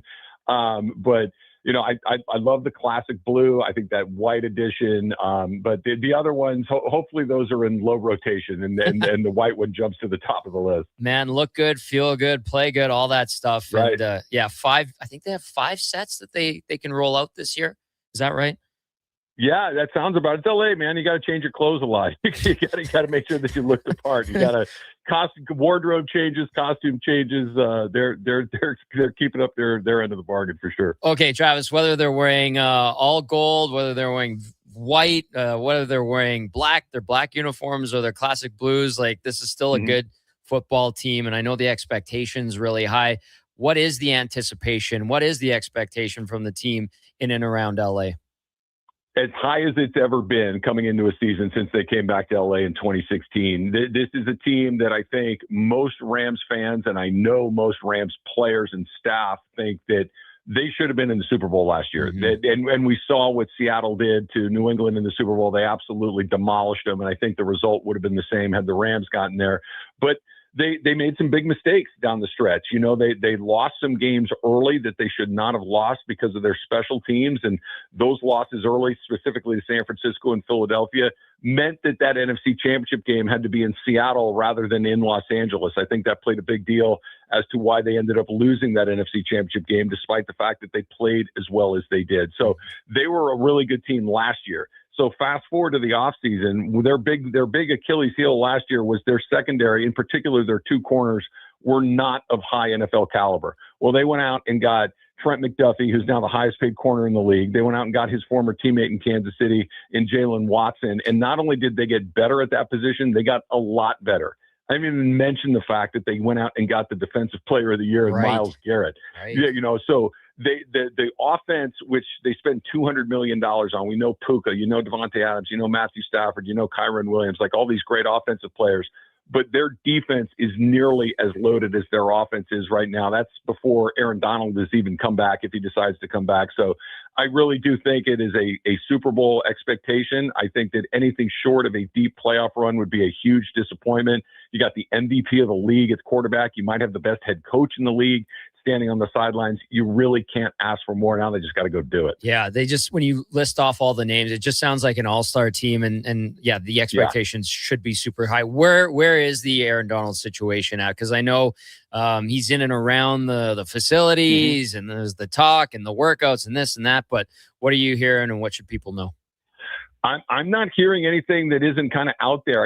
I've talked to my co-host on my daily radio show, DeMarco Farr, former Rams player, Super Bowl champion. I keep peppering him every day because he's over at the facility like, what do you know? What do you know? And he swears up and down that everybody's just waiting for him to make a decision. So it sure feels like he's coming back. I don't know why you do all of this to decide not to come back. But the one thing that leaves my foot on the brake a little bit is 2 years is a really long time. I know Aaron Donald is not like the rest of us. I know that he's kept himself in perfect physical condition and everything else, but the NFL is a hard league. It's a physical league. It's a painful league. And 2 years of not getting knocked around is a long time. And we'll see. I'm optimistic. If I had to place a bet, I would place a bet that he is coming back. But each day we get closer to the start of camp, I get a little less certain about that. I expect him to be on the team, but I expected a little less than I might have a couple of weeks ago. Yeah, you know what's funny? Like with veteran football players, how they always kind of like waited out around training camp. They just get the sense they don't really want to be at training camp and go through the two-a-days or whatever they're at now, because I know they kind of negotiate through the CBA to not be as physically grueling and taxing. But the smart vets are like, I'll sign the last week of training camp and I'll be back in the fold. All good. I find that hilarious. Travis Rogers with us from ESPN LA covering the Rams. Any weaknesses on this roster? I mean, like if we were to nitpick or we would go, maybe there's a little bit of doubt here or there. What would you say, Travis? I think there are two things that if you're a Rams fan, make you kind of go, okay, let's hope neither one of those things bubble up. Number one is that, look, this is true of every team in the league, but I think it's mostly true of the Rams, that if something happened to Matthew Stafford, and look, if he went down for the season, then we know what that means. Yeah. But let's say he gets like one of those high ankle sprains that's kind of common in the NFL and you miss 4 weeks, 6 weeks. Do they have someone that can keep everything running at least good enough to maybe play 500 or close enough to it? I don't know if they have that. Like the last few years, they had Jimmy Garoppolo as their backup quarterback. And, say what you want about Garoppolo. He was a starter in the league for a long time. He took a team to the Super Bowl. He speaks NFL language. He knows how to run Sean McVay's offense. So if he had to play for a month, okay, not a big deal. We can survive. Now you got Stetson Bennett and their first round pick, Ty Simpson. Ty Simpson's only played 15 college football games. Neither one of those guys have ever played in an NFL game. So I think they're vulnerable there in the event that Stafford has to miss a relatively short period of time. So that's number one. And number two might lead to number one. Their offensive line depth is not great. What they have is pretty good, but what they have behind those guys is almost non-existent. So, Alaric Jackson is probably going to miss some time at the start of the season. He's probably going to get suspended for something that happened off the field during the offseason. Now, whether that's a game, 2 games, 5 games, who knows? We're still waiting to find out. But their depth at offensive line, and in particular their depth at tackle, is really, really thin. So I think those are the two things that you look at that could, if something were going to go wrong, that's the two places I'd look. Okay, fair enough. Good to know as well. Okay, let's zoom out and look at the NFC West. And listen, just a heads up, I'm a Cardinals fan. They suck, and I put myself through that pain. Yeah, no, I just want to put it out there for you. Everyone around here knows I am. I'm one of like 9 in the province of Alberta that is part of the Bird Gang. But in the NFC West, can the Seahawks or the 49ers lead the pack in this division? Or do you think it's the Rams all the way from beginning to end? Well, I think the Rams are the favorite, but that doesn't mean much, quite frankly. The Seattle Seahawks are the defending Super Bowl champs. They've got a very, very good team. They've got a lights-out defense. They got JSN doing what his does. And I may be in the minority here, but I'm a Sam Darnold fan. I think Sam Darnold's a pretty good player. Now, with that in mind, I think that I'd like to play him again in a big game. I'd like to see if he can do what he did last year and do it again. He might, but I think that the Seahawks obviously are a formidable opponent. And the Niners are kind of the kryptonite for the Rams a lot of the time. It's weird. Like when the Niners beat the Rams, it's almost a bit of a surprise because the Rams just sometimes look like something other than the best version of themselves. Now, when the Rams play their game, they beat up on San Francisco, but that doesn't happen as often as it does against everybody else. I think Kyle Shanahan's terrific. I think he's really good at kind of neutralizing what Sean McVay likes to do. I think he's really good at putting his offense in a position to take advantage of what Chris Shula's defense allows to be done. So I really do think it's a 3-horse race in the NFC West. I would put the Rams at the front of the race, but any of those 3 teams ended up being the top dog, I wouldn't be surprised. Yeah, I'm looking forward to watching to see what happens as I put myself through the pain of watching a Cardinals loss every Sunday. I do keep tabs on those other teams. I stick with them, man. I stick with them. They suck. They're not going in. Their owner's a weirdo. I think Marvin Harrison Jr. is going to want to trade, but anyway, I love watching the NFC West. Some great teams outside of my team there. Travis, this has been awesome, man. Thanks for the time. Have a great weekend. You got it. I don't know if my watch just buzzed. LeBron just signed with the 76ers. No. Yes. Wow. Yes. Okay, there you go. So there you go. There's the rest of your show. Boom. You did it. Thanks, Travis. Awesome stuff. You got it. Travis Rogers, ESPN LA Rams pre- and post-game host. And breaking some news here. as LeBron to the Sixers. Qu'est-ce que c'est? Pourquoi, as the French would say. Yeah, I did not think this was going to happen. I did not No. think it was a realistic destination. The three of us in the lowdown have been going back and forth all week, last 2 weeks. Oh, where's LeBron going to go? Where's LeBron going to go? And Declan kept bringing up Philly. Why Philly? Because they have a guy who's one of 43 people in NBA history to have won an MVP. They just traded for Jaylen Brown. They have Tyrese Maxey, a good young guard. Like, LeBron gets to go play fourth option hoops for the first time in his career. He just sort of gets to lay back, get his 20 a night and 7 assists or whatever, and just like really rest up until playoff time. That doesn't seem like him, though. It doesn't. But in my brain parts, like the idea of him in Philly does in fact make sense from gameplay wise, because he's not saddled with a lot of responsibility. He just gets to go in and do his thing, which, I mean, he's 41 years old. Who knows what his thing really is, but he just gets, I don't know why the city of Philly, though, he just doesn't make sense. Because anyone here know how bad Philly fans are? I feel like that would have been a detractor, but I guess he was sick of waiting, and Philly had offered him maybe the best chance to win another one.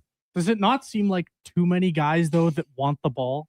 Like that just screams too many guys on this roster are going to need the ball in their hands. I've got great news for you, Donovan. Joel Embiid is probably going to play 40 games this season. Of course. Jaylen Brown, Nick Nurse is a very, very, very good head coach. He's going to know how to scheme this the right way. But like Tyrese Maxey's probably going to go down with injury here or there. LeBron himself might go down with injury. Who knows? But like at this point, it sort of feels like a plug and play. Oh, well, at least we'll have two guys every night, you know?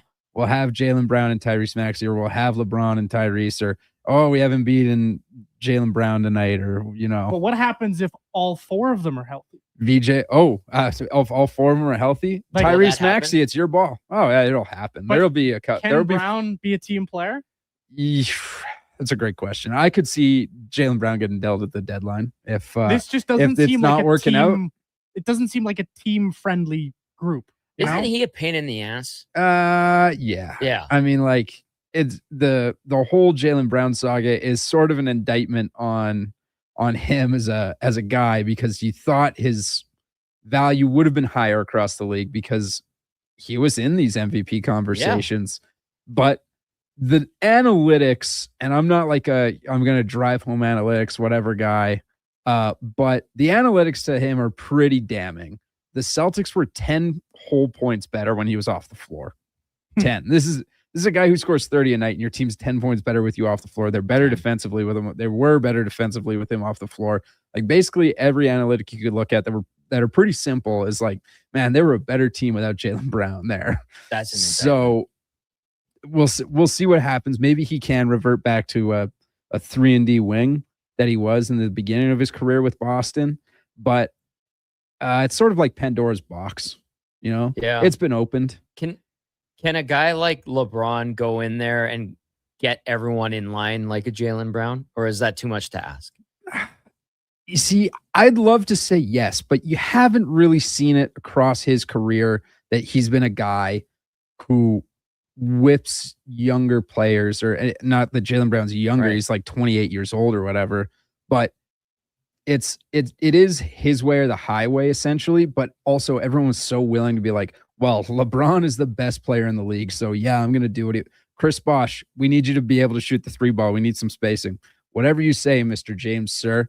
I'll come back to Cleveland, but you got to trade Andrew Wiggins, and I would like to see like a veteran big man coming in. All right, he's shipped off to Minnesota, and we've got Kevin Love. Yep. All right, guys, I did a season with Lonzo Ball, Brandon Ingram, and Josh Hart. You need to get him out of here. It's time for us to build a winner. Whatever you say, we bring in Anthony Davis.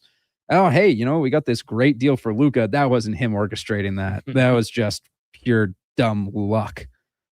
Organized by the league, probably. Yes, the conspiracy. But everywhere he goes, I need it this way if we're going to win. And now it's sort of like, well, I don't really have that swag anymore. I'm 41 years old. Yeah. I might as well just go to a place that seems like everything that I need, which these are very similar to the Cleveland team and the Miami team. They got a big man who can stretch the floor. They got a ball handling guard. Now you just have Jaylen Brown in there also. Damn. LeBron to the 76ers. There you go. It's a thing. It's reality. Good segment there. Good hour there. And time now to get to a Sports 1440 update brought to you by, it would be AWS Supplies. And we did that one. Sean Cunningham of Remax Real Estate. Get the home team advantage for your next move in the Edmonton area. If you're thinking about buying or selling a home, call or text Sean directly at 780-265-0165. Here's Donovan. This is a Sports 1440 update.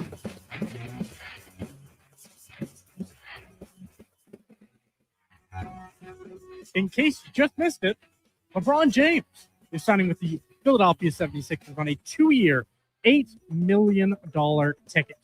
On the dime, the Jays are in Boston to battle the Red Sox. First pitch flying at 5:15. Trey Savage on the bump for the Bluebirds. Patrick Sandoval goes for the Bo Sox. The Pirates hosting the Cubbies. The Yankees clash with the Phillies. The Orioles tussle with the Braves. And the Mariners are in Texas. Some CFL action. The Bombers are hosting the Stamp.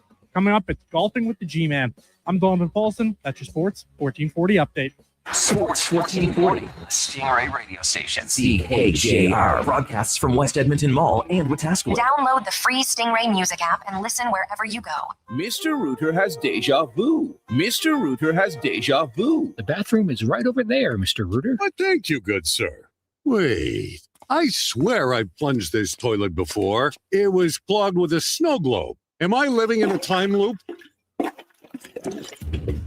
Oh, good. It's just a voodoo doll that looks exactly like me. Whew, what a relief. For a plumbing experience you'll want to relive, call Mr. Rooter. Recently, our company softball team lost the big game by 1 run.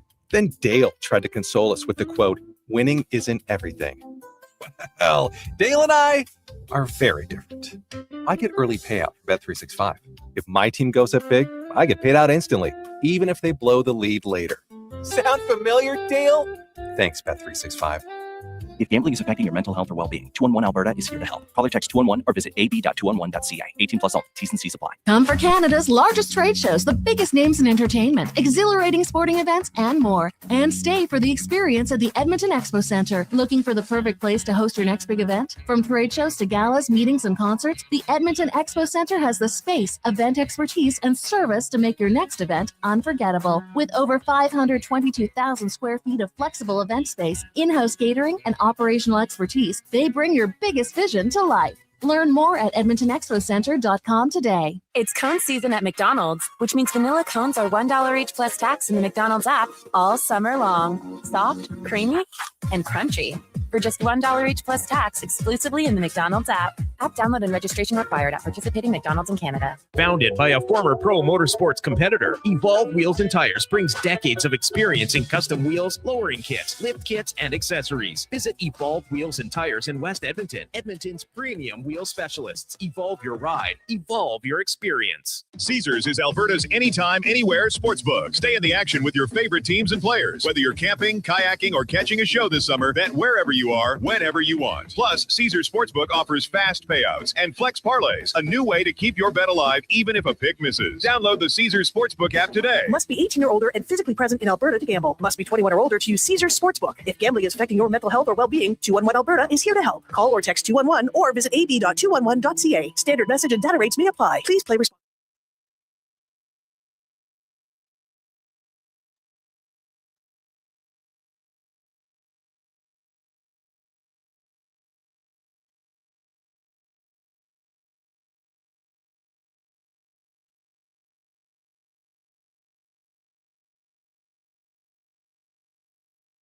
The Tom Gazzola Show, the best of Edmonton sports talk and beyond. Watch us on YouTube, Facebook, and X. Presented by Bet365. Alberta, we're here to stay.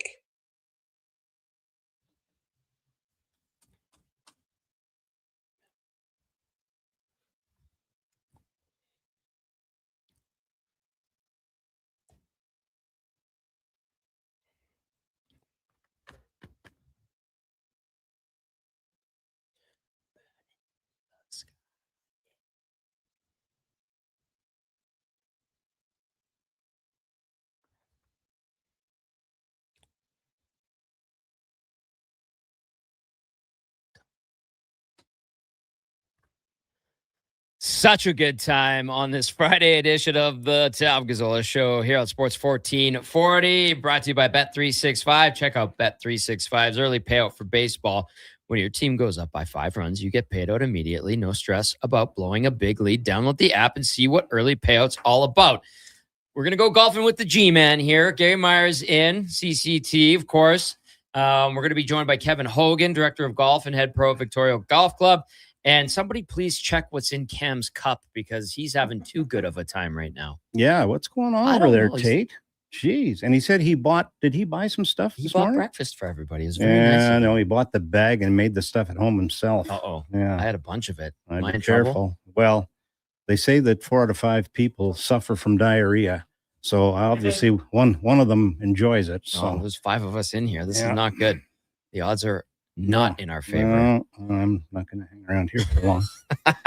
What's up, Gary? How are you? You know what? I was really impressed with the Ryan Fox winning the Open. I mean, Yes. he was steady, but Cameron Young, he's -6. He shoots the best round of the day, and it looked to me like this was going to be it. But what's more exciting than winning a big tournament with a birdie on the last hole?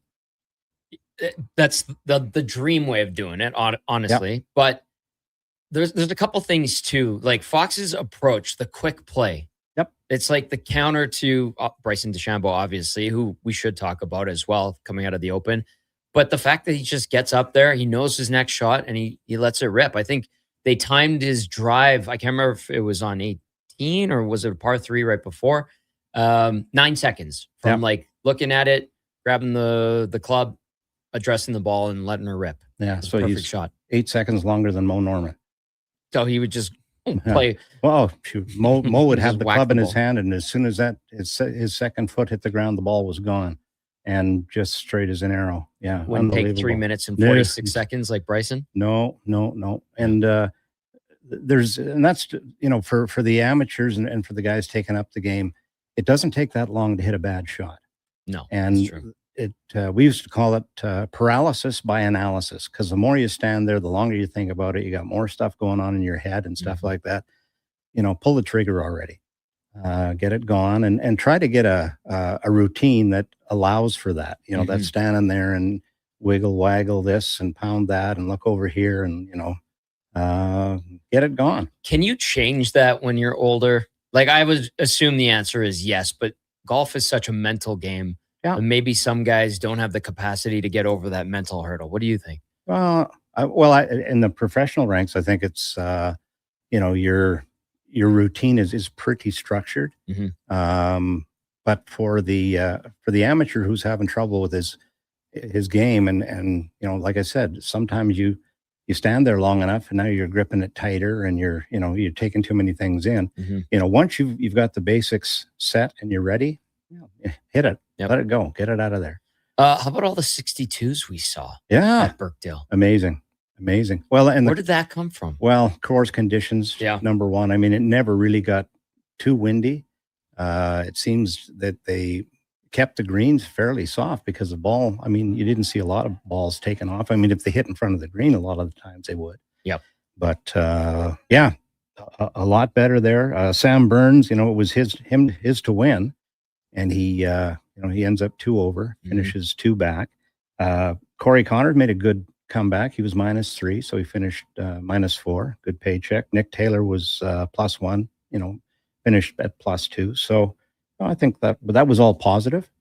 I mean, the crowds were incredible. Holy smoke! That's awesome. Yeah, it was really, really. It looked like a real successful. Now, DeChambeau, I'm missing something. What happened there? Did you see his 2-stroke penalty? No. With the trampling on, he improved his lie, I think is the proper term, but he was in the fescue, or the long grass. Yep. And he was standing and walking around it, traipsing about his ball. And he kind of takes a step back, looks at it. He's doing like these swing out angle things. And then one last step right behind what would be the path of his club. Yeah. Okay. So it doesn't get hung up in the heather as he's taking it back. Yes. And they hit him with a 2-stroke penalty, and he threatened to not play the next day. And yeah. all Oh, this okay. stuff. Yeah. Well, the rules are the rules. I mean, you can't be back there, you know. He knows what he's doing. Yeah. I call him like the evil genius or a wizard or mad scientist of the game. Like he knows what he's doing. I was right? a little more discreet. I came in with a weed eater. Just gonna Why am I not surprised? Well, because if you don't cheat, you're only cheating yourself. That's so true. Oh, hey, you know what? What else? What else? Well, I'm going to find out what's happening with the Meyer Woodpecker dilemma. I'll be talking with Need an Ashley, the update. number one fan, and her dad's been out playing golf, and mom's been out spending money. I think what's been going on over That there. happens. I'll get the update on that. What else did I have that? And I'm remiss about this because this happened, I think 2 weeks ago. Okay. Our good friend Daryl McDonald at the Cross, he rang the bell. So his treatments are done. Very good. And he is getting better. And that means that Finley Maw and Tim Melton and all those guys over at the Royal Mayfair are going to be getting their pockets picked as he gets that game back on track, and it's going to be big money. Excellent. He's got his house for sale too. So Okay. that's only because he's lost so many times to Finley Maw. But anyway, I'm learning so much today. Yep. And looks like my acreage is going to sell. So I'll be moving into the back of a 64 Rambler station wagon. Little upgrade. I don't even know what to tell. Oh. Well, I'm going to Gary. bringing you up to speed. The only other thing I haven't told you is that Bob Michael, the drumming phenom from Sherwood Park, live music is definitely coming back. He's got 3 or 4 different groups that are booking him as their session drummer. Okay. And he's got a 3-day gig coming up here pretty quick. Yeah. And if you want to see him, I think it's tonight. He's at the Legion over by where Lamley's used to be. Where is that? Oh, just off Fort Road. Oh, off Fort Road. Yeah. What a nice Legion. Holy smoke. Oh, on the north side. That's close to where I grew up. Really? Yeah, I grew up in Paula Kenyon, which is on the west side of Manning Drive. There you go. Yeah. Yeah. Anyway, I was being a roadie, helping him set up his drums. You're a man of many different talents. That's as I'm right. learning. I'll tell you what. Yeah. If you don't believe me, ask me. That's good. Oh, what else you got going on? Well, we need a question, right? Yeah, we want to give away a 4-pass to CCT. Did you have some trivia for everybody? I do. Okay. We know that Mike Weir wins the Masters in 2003, right? The only Canadian to win the Masters. Which Canadian finished the closest to winning in the history of the Masters? Ooh. Interesting. Do we have to go? No, I don't want to give away any hints. No, well, no. I can tell. Well, we'll give one hint. Okay. His career started. He was at St. Charles in Winnipeg, and that's doesn't help me. Well, I'm going to give you a little bit of trivia about St. Charles. Yes, please do. Craig Yahiro, who ended up being the head professional at St. Charles, it's a great golf course in Winnipeg. Craig Yahiro is the individual that Alice Cooper ended up with when he needed something to take his mind off of drinking and doing drugs. And he became a golfaholic. Yep. And it was Canadian Craig Yahiro that worked with him on his game and got him started. How did he find his way to Craig Yahiro out of Manitoba? Yeah. Now, I don't know that part of the story. I can get that from Daryl because Craig sadly passed away. He was in Phoenix when he passed away, but spent a lot of time with Alice in Phoenix during the winters. Mm-hmm. And they played a lot of golf. And Craig worked for Daryl over at Mill Woods years back. Oh, wow. Okay. And there's quite a link there. But he's the man. Interesting. Okay, we have some text coming in regard to the trivia question for a 4-pass to the CCT. One more time, the trivia question is what, Gary? We all know that Mike Weir won the Masters in 2003. Prior to that, the best finish by a Canadian was who? Nice. Text us, 1-833-401-1440. Yeah, lots of text starting to come in.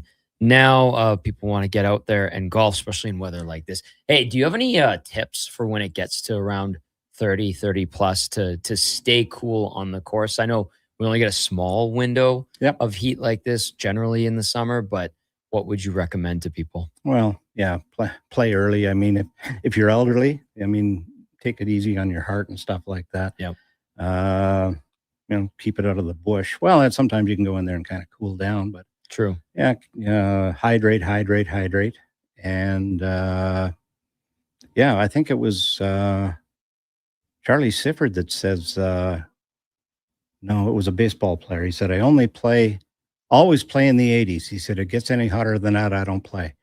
So I like, somebody was saying earlier, they texted in, they're like, you went down to Phoenix to play golf, and this is like in May and June. I love the heat. Yeah. Like the back is loose, the short, like the joints are good, the muscles good. And we had a doctor that was a neighbor, and he said the trick was to take a towel, dip it in, like you usually have like the little cooler with ice water, dip it in there every 2 or 3 holes on your head, forehead, neck, face. Yeah. And it cools you right down. Yeah. Apparently if you keep your neck stem cool, yep, it helps with that, because everything has to run through there. Game changer to your brain. That's why when you take a milkshake and get those brain freezers. Yep.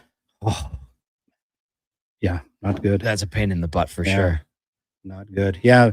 Beer isn't the answer, although it is good swing lubricant. That's true. Yeah. But it doesn't. It's a diuretic. I could never drink and play. I was ever. Well, no, I was never much. I never really drank. Oh, okay. Very little, but when some of those pro-ams you go to and that, and have a couple, and didn't do me any good. I have a golf story for you. Okay. A buddy of mine was at his member guest. He went back home to Pennsylvania, and they were in a big group, big matchup, and they were on like the 9th or 10th hole, and they're down by 4, and he putts it to about 4 or 5 inches, and he goes to tap it in, and the guys that he's playing against say, "Hey, you need to mark that." And my buddy's like, "Okay, that's fine." Yep.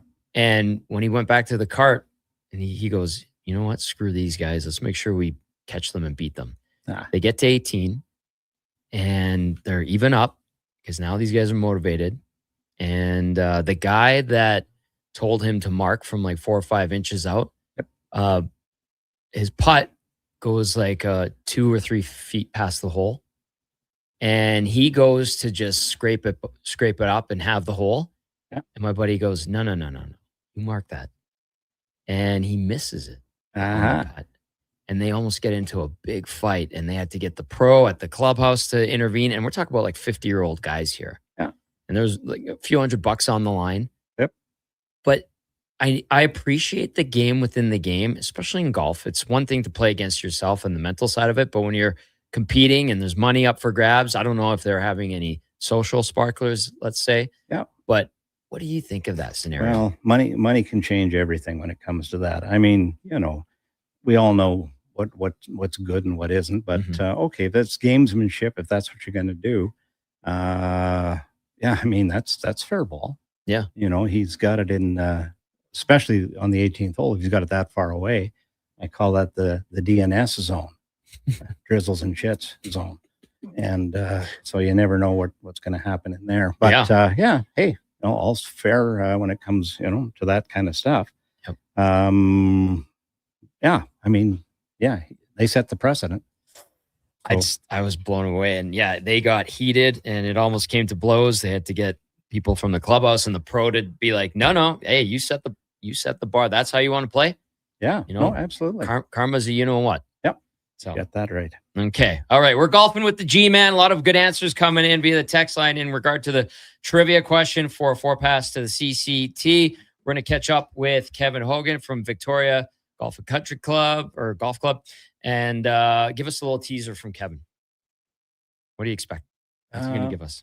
Well, Kevin, he can give us a lot of history. I dug up a lot of history on because we've been talking about Victoria, right? Yeah, we were. Yep. We were talking about the oldest golf course. So, when he gets on, I think we'll dig up some stuff. But like the Victoria Golf Course, what an awesome view! If you're ever up at the Lamarchon Mansion, up there, beautiful area. Yeah, I mean, what a spectacular view that is. Because you can see most all of Victoria, and then you can see on the other side, you can see Royal Mayfair. So it's kind of a golfer's mecca. We've got hidden jewels in our river valley, don't Yes, we do. Yeah. Well, there's, you think about the golf courses in there, Riverside, Highlands. Yep. Royal Mayfair, Victoria, stuff that runs in the river valley. It's very nice. Then you go right further there. down, you got Windermere, you've got River Ridge. Yep. And Blackhawk all the way down. What about Empton Country Club's on the river too, isn't it? But It's higher above- up? Yeah. Yeah. Well, then is it on the river? No. Yes, it is. Well, sure it is. It's right beside the river. Okay. We're going to come, but it's not in the valley though. It's not in the valley. It was at one time.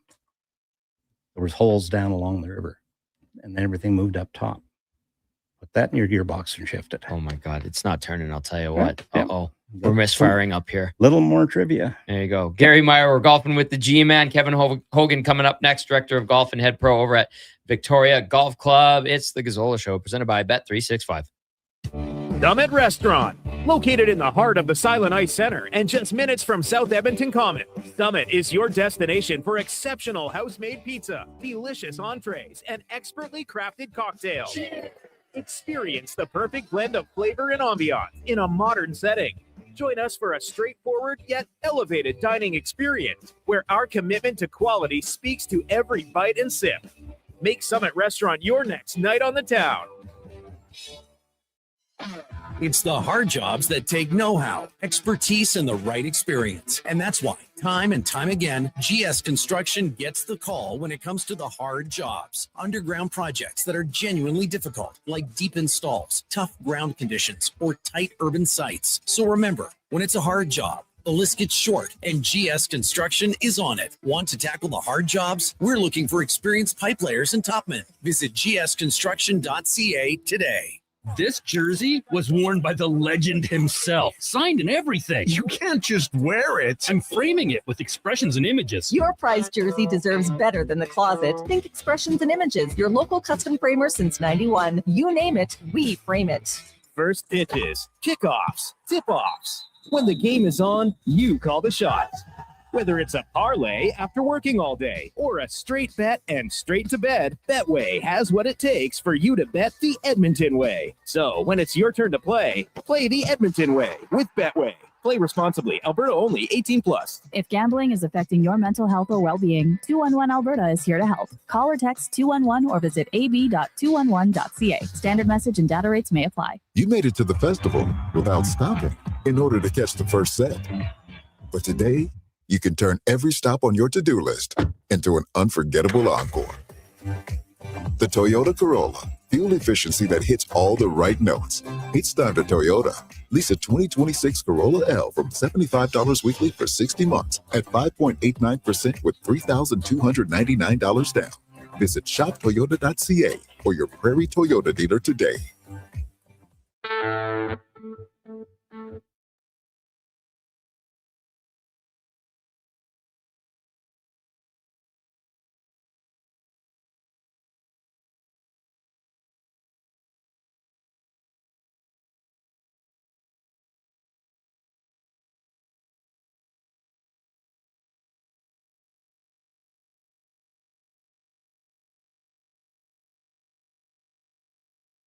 The Tom Gazzola Show. 60% talent, 40% Swedish hair cream. Edmonton's sports leader. This is Sports 1440. Presented by Bet365. Alberta, we are here to stay.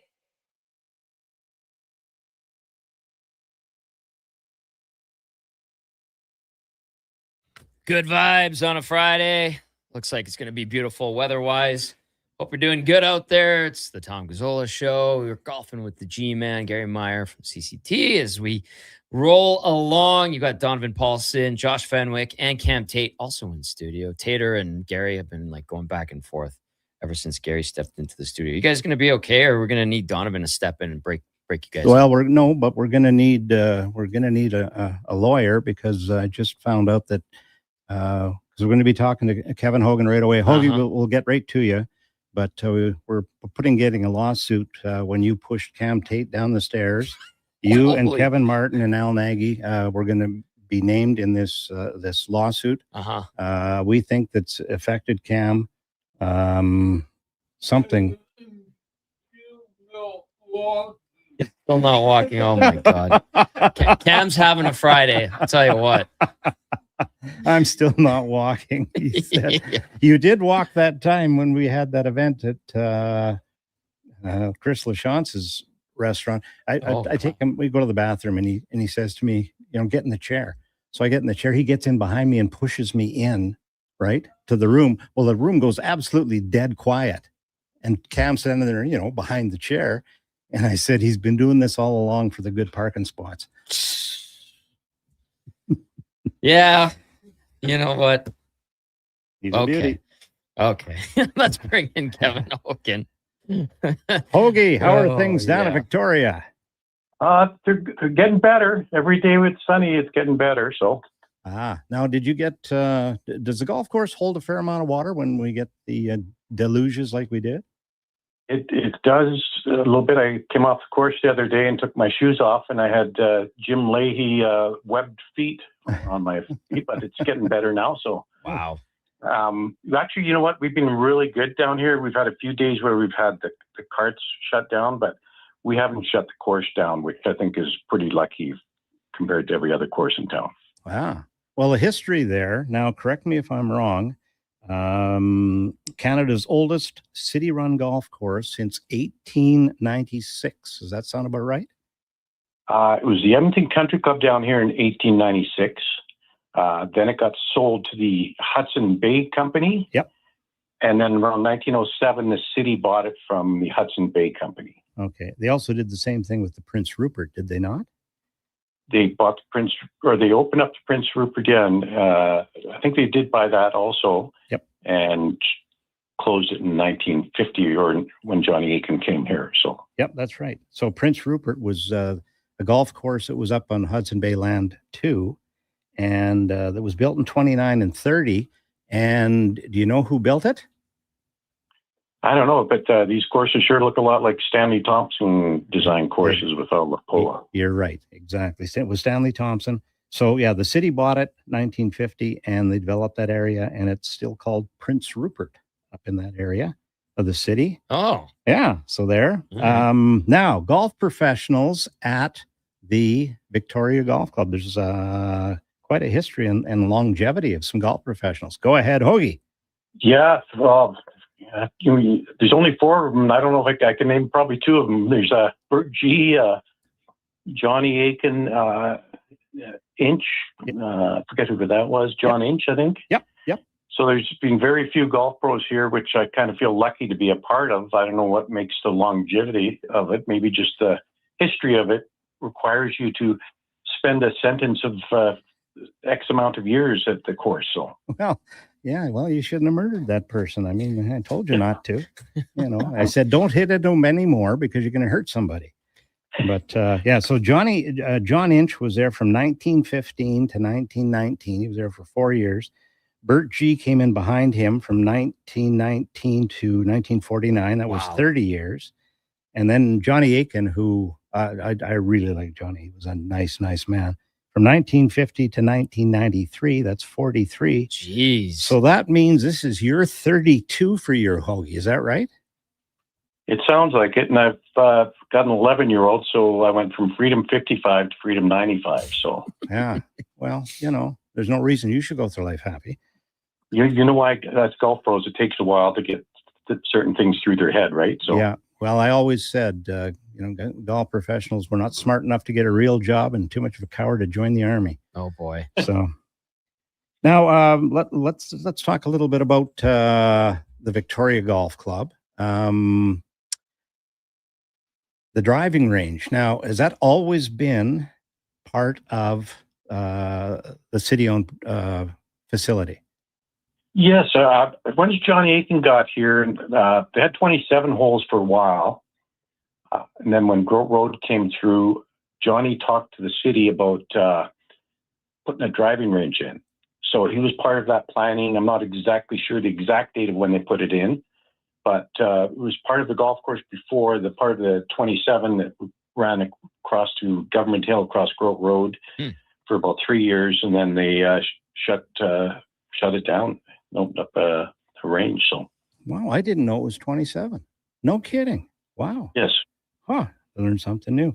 Well, the driving range there, I know that you must have to throttle back a little bit on the golf balls, because I know guys were launching them over top and taking out a couple of cars along the way. What hill is that coming down from Lamar Sean?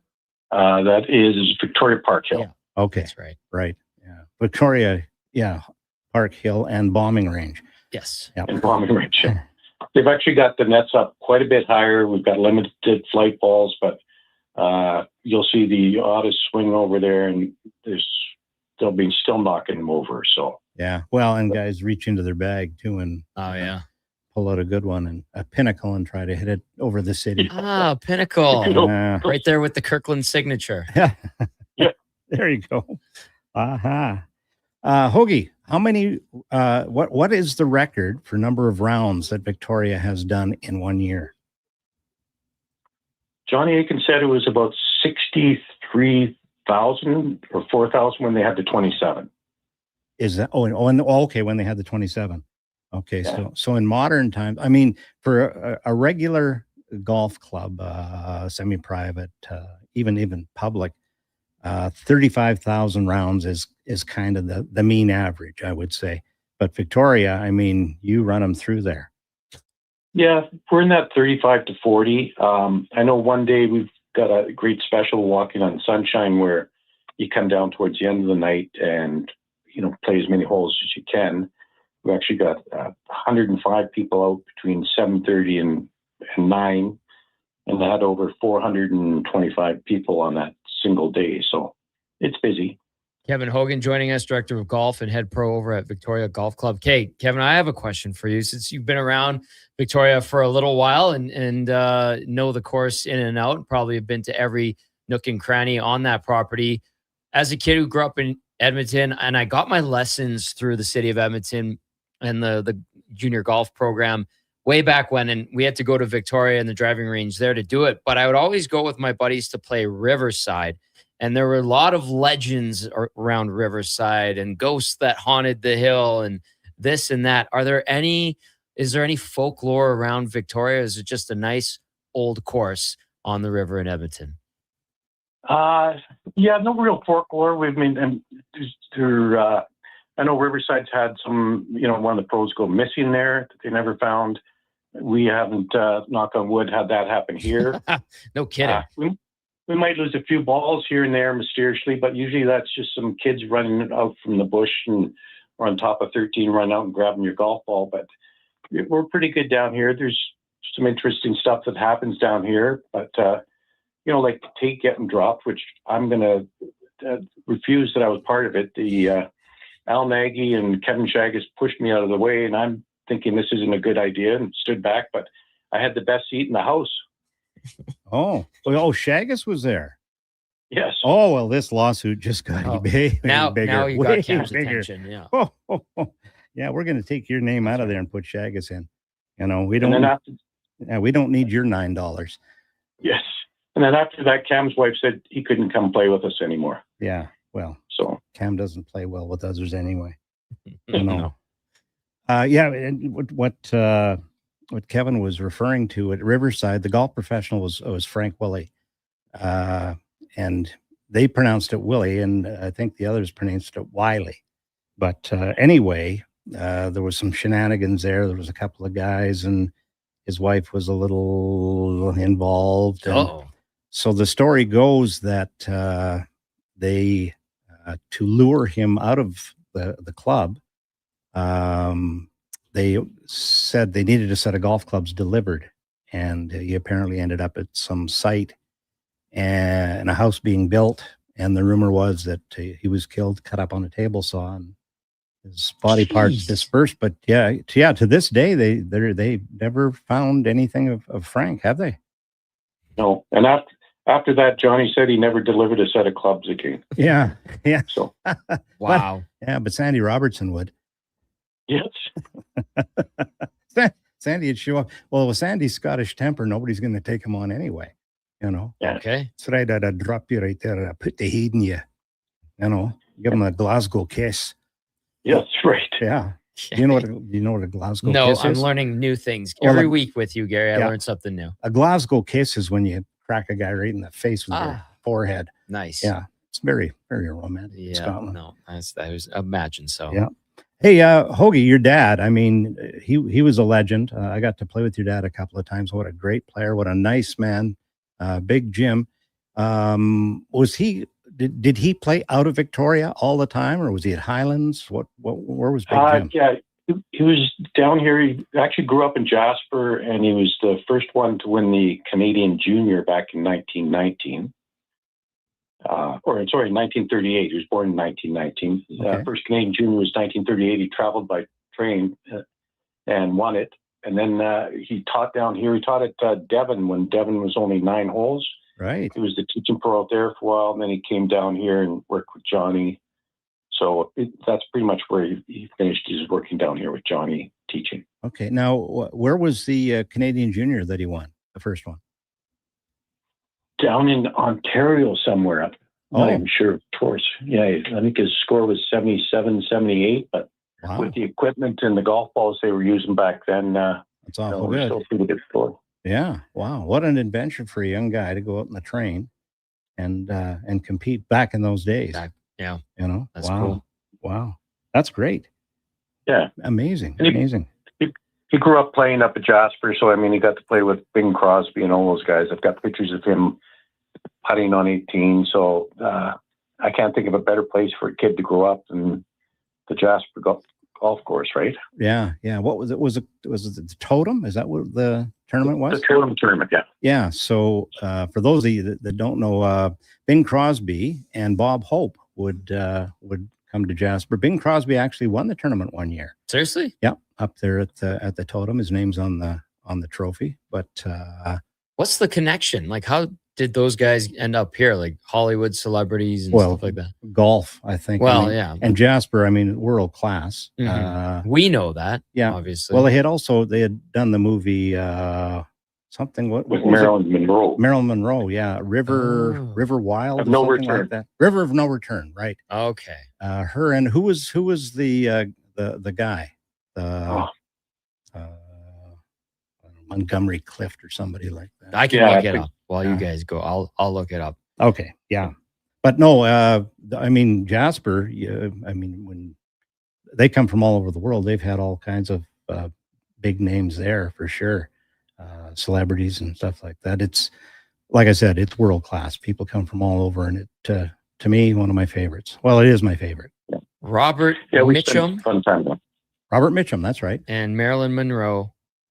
River of No Return. What year? Shot in Jasper in 1954. 54. Okay. Geez, 2 years before I was born. And they shot it in the summer of 53. Okay. There you go. And it came out in 54. Yeah, there was a lot of pictures with I think was it CN or CP through there? It was CN. CN, yeah. Yeah. They did all that. Yeah, a lot of great history up there. Well, your dad knew Stanley Thompson. Probably back in that time, yeah. Yeah, because he was born in 1919. Knew Jack Milligan really good. So I was going to work up there for a summer, but he wouldn't let me work for Jack because he said Jack is just too ruthless. So I worked for Bill Nichols on the grounds around the lodge. But yeah, so it was a fun summer. Oh, okay. Now, was that when Ron McLeod was there as a golf professional? That was when Ron McLeod was there, yeah. Yeah. Ron and his brother, or his son Brad. Brad was a good player. Brad was a good player. I don't know where either of them ended up, but yeah. Speaking of Canadian types, the 3M Open is going on right now at TPC Twin Cities in Blaine, Minnesota, and Canadian EJ Ewart is -2. Pendrith, these guys haven't teed off yet. Pendrith, Connors, Svensson, and Hughes. So both Pendrith and Connors -1, Svensson and Hughes are even. Now, your dad, course records. I think there was a number, was there not? Yeah, I think some of them being broken down here, but I think at Jasper he was shot a 60 or something like that. Yeah. He was a great player, probably one of the best ball strikers I've ever played with, because I got to go play with Chichi Rodriguez, and he hit the ball, and I'm going like, well, my dad hits it every bit as good, but the big difference was as you know, Gary, the flat stick. So yep, if you had a 10-foot or 20-foot putt, they were worried he was going to make it. If you had a 10-foot putt, they knew he was going to 3-putt. So yeah, Funny how that works. Stupid game Yep. anyway. Yeah, I know that pain. Yep. Have you been playing quite a bit, Hope? I haven't played a lot. It's been kind of busy doing other things down here, getting things, on days when we can get open. We had that big windstorm. The grounds crew had to get a bunch of trees off, so I'm out there working with them. We had to start in the back nine, but I'm going to try and start playing now when we get some nice weather, and hopefully we get on a roll with it, right? Kevin, I want to ask you something about the conditions and all the rain and moisture we've gotten. You guys are down by the river there. How have those affected things on the course, or do you guys have a pretty good system to run it back out to the river whenever the water comes down? Well, I must say there's one thing I noticed. There was actually guys using ball scoops down here, which I've never seen before in my life. But we've actually got the wet areas roped off. The course is playable. We just fixed up a green from wintertime. Everything else is in really good shape. It's amazing how well the course drains. Yep. There used to be a bit of a brickyard down here on number 7, and maybe throughout the course. I mean, through some mine shafts and stuff like that. Mm-hmm. So we really haven't, like I say, we've never shut down this year or so. That's pretty good for this much rain. Yeah. Proximity to the water too. So that's good to hear. Well, I know Highlands had they had a bunch of over the years, because all the coal mines that were dug into the side of the riverbank. They had they would have these holes appear, like collapse. Yeah. And did that happen much at up at your end there, Hoagie? We had one where one of the guys was working the range and he noticed a little hole, so he got off the tractor and walked over and laid down on the ground and took a look in about a head-sized hole and looked from the side, and there was about 4 feet all the way diameter around. The grass was just holding him up. So he slowly got off there and ended up, it was probably about a 60-foot aquifer tunnel, and they had dumped a bunch of boulders in there and then gravel to fill it up. So it was a lucky time for him. So yeah, geez, you're out there with the picker especially. Wow. Yeah. Sinkholes, right? Sinkholes. Yeah, there's some nasty ones. Yeah. We only have a couple minutes with Kevin. Do you have anything else you want to? No, I just want to ask the strangest thing that's happened down there that you've had, Hogue, over 32 years. What's the strangest occurrence at the Victoria Golf Club? The strangest occurrence? Yep. Well, I mean, we've had lots of naked people come walking off the golf course. I'm not surprised, oddly. Yeah. Well, never mind about Cam Tate. Yeah. You know what? It's there's so many unusual things that happen here all the time. We've been here on a sunny day, and we take a look down number 1, and just on the right-hand side in the shade, someone's got a picnic lunch set up. They're having a little picnic on number 1. Brilliant. Just all the golfers, yeah. We've had moose down here. It's just whatever seems to happen. It's saying once the strangest thing, it's hard to say because so many strange things will happen over the years, right? So funny you bring up the picnic. You remember Andrew Chesson? Yes. We used to call him Tour. He was from Baton Rouge, Louisiana. He came up here. He was here for a number of years. He was working at the Sherwood Park Golf Course, which doesn't exist anymore. Okay. It's called Salisbury. Anyway, he gets a call that there's trouble out on the 4th hole. He goes out there, and here's an East Indian family. They've got the picnic all set up and the badminton net up. Oh, and they're playing badminton, and the golfers are standing there, and they're, Andrew goes, he said, what are y'all doing? About having a picnic. He said, well, y'all can't be here having no picnic. It's a golf course. No, on the sign it said Sherwood Park. This is a park. We can play at the park. So Andrew had to dust him off and send him down the road. God, yeah. Good old Tour. That's fair. Do you have anything else? Well, just that, I mean, Hoagie's been a big part of the PGA. I mean, the roots of the family go, well back, and always been a great player, good teacher, and gets along with everybody. And he's been a real credit to the profession.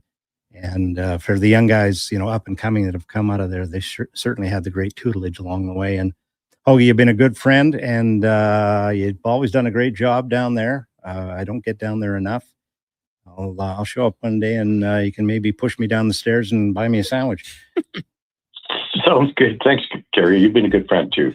And say hi to Cam too. I haven't seen him for a while, but we're threatening to get together the four: Kevin Martin, myself, Al Nagy, and Kevin Shagas from the longest day of golf, where we were played in foursomes. Yeah, nice. Which we actually played 342 holes, I think, on the day that we dropped Cam. Wow. So you can't blame the guys; they were tired. Yeah, they were tired. Never mind the restraining order. Yeah, forget that old thing. All right, Tate, we're taking you back up there. Uh-oh. I'm taking you up higher this time.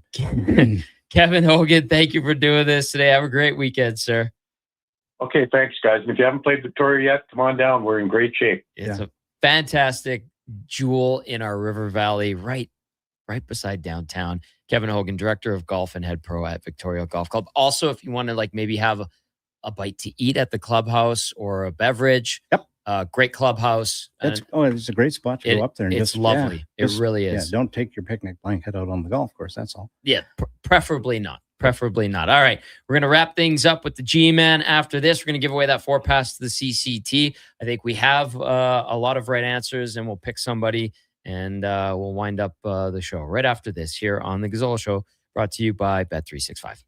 Mr. Rooter has deja vu. Mr. Rooter has deja vu. The bathroom is right over there, Mr. Rooter. But thank you, good sir. Wait, I swear I plunged this toilet before. It was clogged with a snow globe. Am I living in a time loop? Oh, good. It's just a voodoo doll that looks exactly like me. Ooh, what a relief. For a plumbing experience you'll want to relive, call Mr. Rooter. Come for Canada's largest trade shows, the biggest names in entertainment, exhilarating sporting events, and more. And stay for the experience at the Edmonton Expo Centre. Looking for the perfect place to host your next big event? From trade shows to galas, meetings, and concerts, the Edmonton Expo Centre has the space, event expertise, and service to make your next event unforgettable. With over 522,000 square feet of flexible event space, in-house catering, and operational expertise, they bring your biggest vision to life. Learn more at EdmontonExpoCenter.com today. From the first pitch to the final out, catch Toronto Blue Jays baseball games live right here. Don't miss a moment of Blue Jays baseball this season.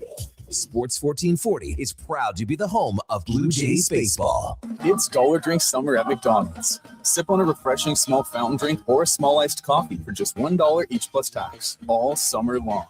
Only at McDonald's. Excludes flavored and cloud iced coffees. At participating Canadian restaurants. Taxes extra. Prices exclude delivery. Hey, Gary, is that your dad? No, this is Evan, the new sales rep I hired. Oh. First impressions matter, but when hair loss takes over, it can feel like you're not being seen for the maverick you truly are. Hi, I'm Dr. Vance Elliott. At Advanced Hair and Skin Surgery, we know that hair loss is more than just a cosmetic issue. It's personal. Let's discuss all the cutting-edge options available so you can make a great impression every time.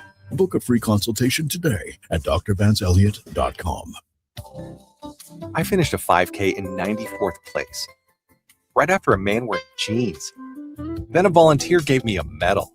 But I don't want participation trophies, unless they're from Bet365. With their daily prize matcher game, I win by matching gold coins, cherries, and more. Take that, denim man. Thanks, Bet365. If gambling is affecting your mental health or well-being, 211 Alberta is here to help. Call or text 211 or visit ab.211.ca. 18 plus only. T's and C's apply. Not sure where to turn? Remember 211, the number to contact for mental health, addiction, and community supports. It's free, confidential, and available 24/7. 211 Alberta. One number, countless connections. A message from the Government of Alberta. Don't miss a moment of Blue Jays baseball this season. Join play-by-play announcer Ben Shulman for the games live on Sports 1440. The Toronto Blue Jays are on Edmonton's home for all things sports. Sports 1440.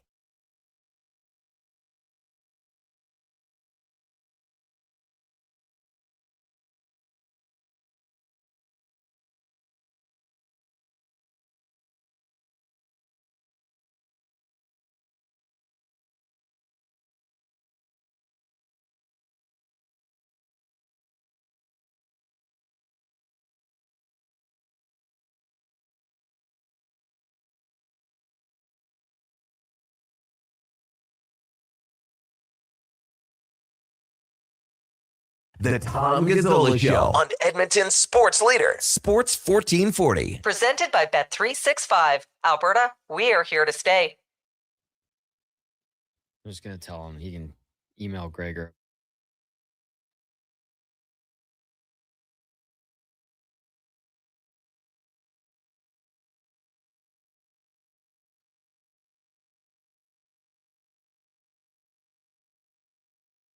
At home, 10:49 in Edmonton. Here on the Tom Gazzola Show, brought to you by Bet365. We're golfing with the G-Man, Gary Meyer. We've got a 4-pass to CCT to give away. We had the trivia. We've got our winner, Gary, the question and the answer, and then Dono will give the winner's name out. Okay, so the question was that we all know that Mike Weir wins the Masters in 2003 as a Canadian, first Canadian to win. Yep. Prior to that, who had the best finish at the Masters?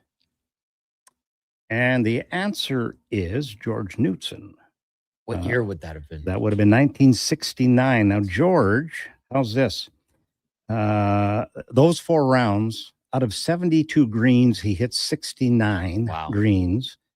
He took 17 more putts over the 4 days than George Archer, who won the tournament. So he's bombing the ball back then. George was a great player. Yeah. Oh, man. Yeah. I mean, his irons and his long irons especially. He finished 10th in 65. He finished 6th in 66. And in 69, he was second to George Archer. So the answer is George Knudson. Nice. A lot of right answers. Out of Winnipeg, Manitoba. Very nice. Very nice. And Dono, who's our winner today? Tons of right answers, but the winner is Trevor.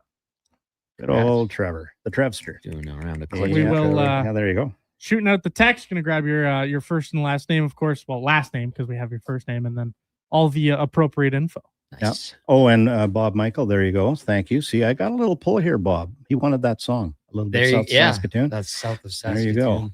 Pay attention out there. I'm learning. Yep. G-Man, what do you got going on this weekend? Well, like I said, I've got the, looks like we're going to close on the acreage, so I'll be scrambling around out there. I cut grass yesterday. I've got close to 3 acres out there. Nice. If I'd have waited any longer, I would have had to got a hay bine out there because it, holy smoke. A lot of water, hey? Well, yeah. And water and sun, this whole photosynthesis thing, and all of a sudden everything's growing like crazy. Oh, yeah, growing right through your feet. My goodness. So that and, probably hang out with my, my daughter and grandson. We're going to go for a little dinner. And my grandson just kind of started to take up the game. Yep. And so he goes over to Broadmoor. He's left-handed. I haven't told his mother. But see more lefties, hey? Oh God, yeah. I was supposed to be left-handed, but there wasn't back then. You rarely could find the club, right? So I had to learn to play right-handed. And I'm sure that's what kept me out of winning and being I was just thinking a phenom. Mm-hmm. That's probably what it was. That and lack of any kind of talent. Oh, that doesn't help. Yeah. No. That's so there's that. But he's already this kid. He's already had made 2 birdies. First, how old is he? He's 15. Okay, yeah, but he just took it up, and I wasn't gonna push him into the game or anything like that. Yeah. Let them take it up as a recreational thing, and if I can help a little bit. But I'll find him a left-handed instructor and get him out there. If I have to, I'll even get Cam Tate to work with him. Oh boy. Well, that would be interesting to watch. That's for sure. Tater has sent in 3 limericks to wind up the show. Oh, should we? Ah, sure. You stop staring at me like that. Look at that grin he's got in his face. Yeah, Don.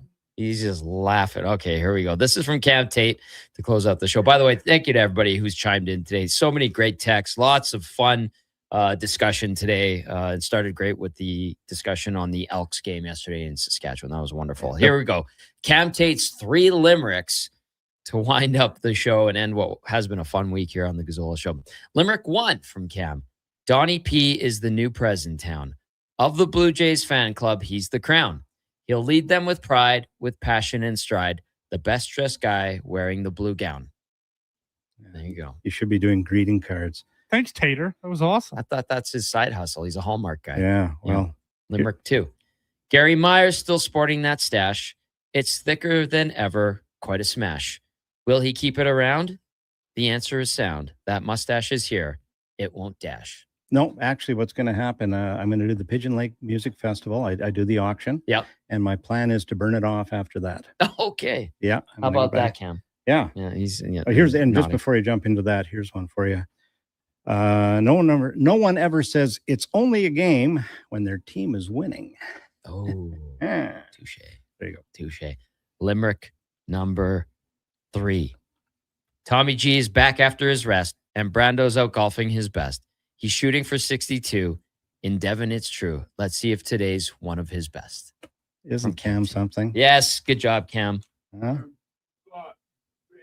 You forgot Fenny. Benny's showing you his love to you for that one. Next week. Yeah, Next week. That's a nice gesture. Wow. If only the camera was on Fenny. Yeah, now he's blowing kisses. Awesome show. Great guest. Golfing with the G-Man for the final hour. Fantastic as always. Thank you to everybody who tuned in. You know, we appreciate it so very much. A fun third week here on the Gazzola Show. Brought to you by Bet365. For Gary, for Cam, for Fenny, and Dono, I'm Tom saying have a wonderful weekend. We've got a sports update brought to you by Fusion Promo Marketing. Expand your brand, high-quality promotional products for businesses, sports teams, and corporate events. Get noticed at fusionpromomarketing.ca. That's Fusion with the Z. Here's Dono. Have a great weekend. This is a Sports 1440 update.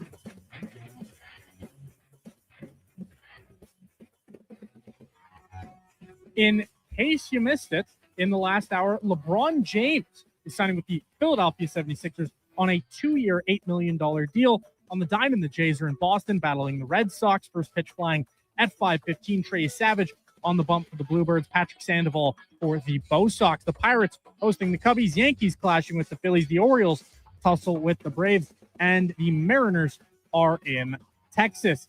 Some Riverhawks action tonight. They are against Kelowna. 7:05 first pitch down at Remax. And CFL action, the Bombers hosting the Stamps. Coming up, it is Fantasy Frenzy.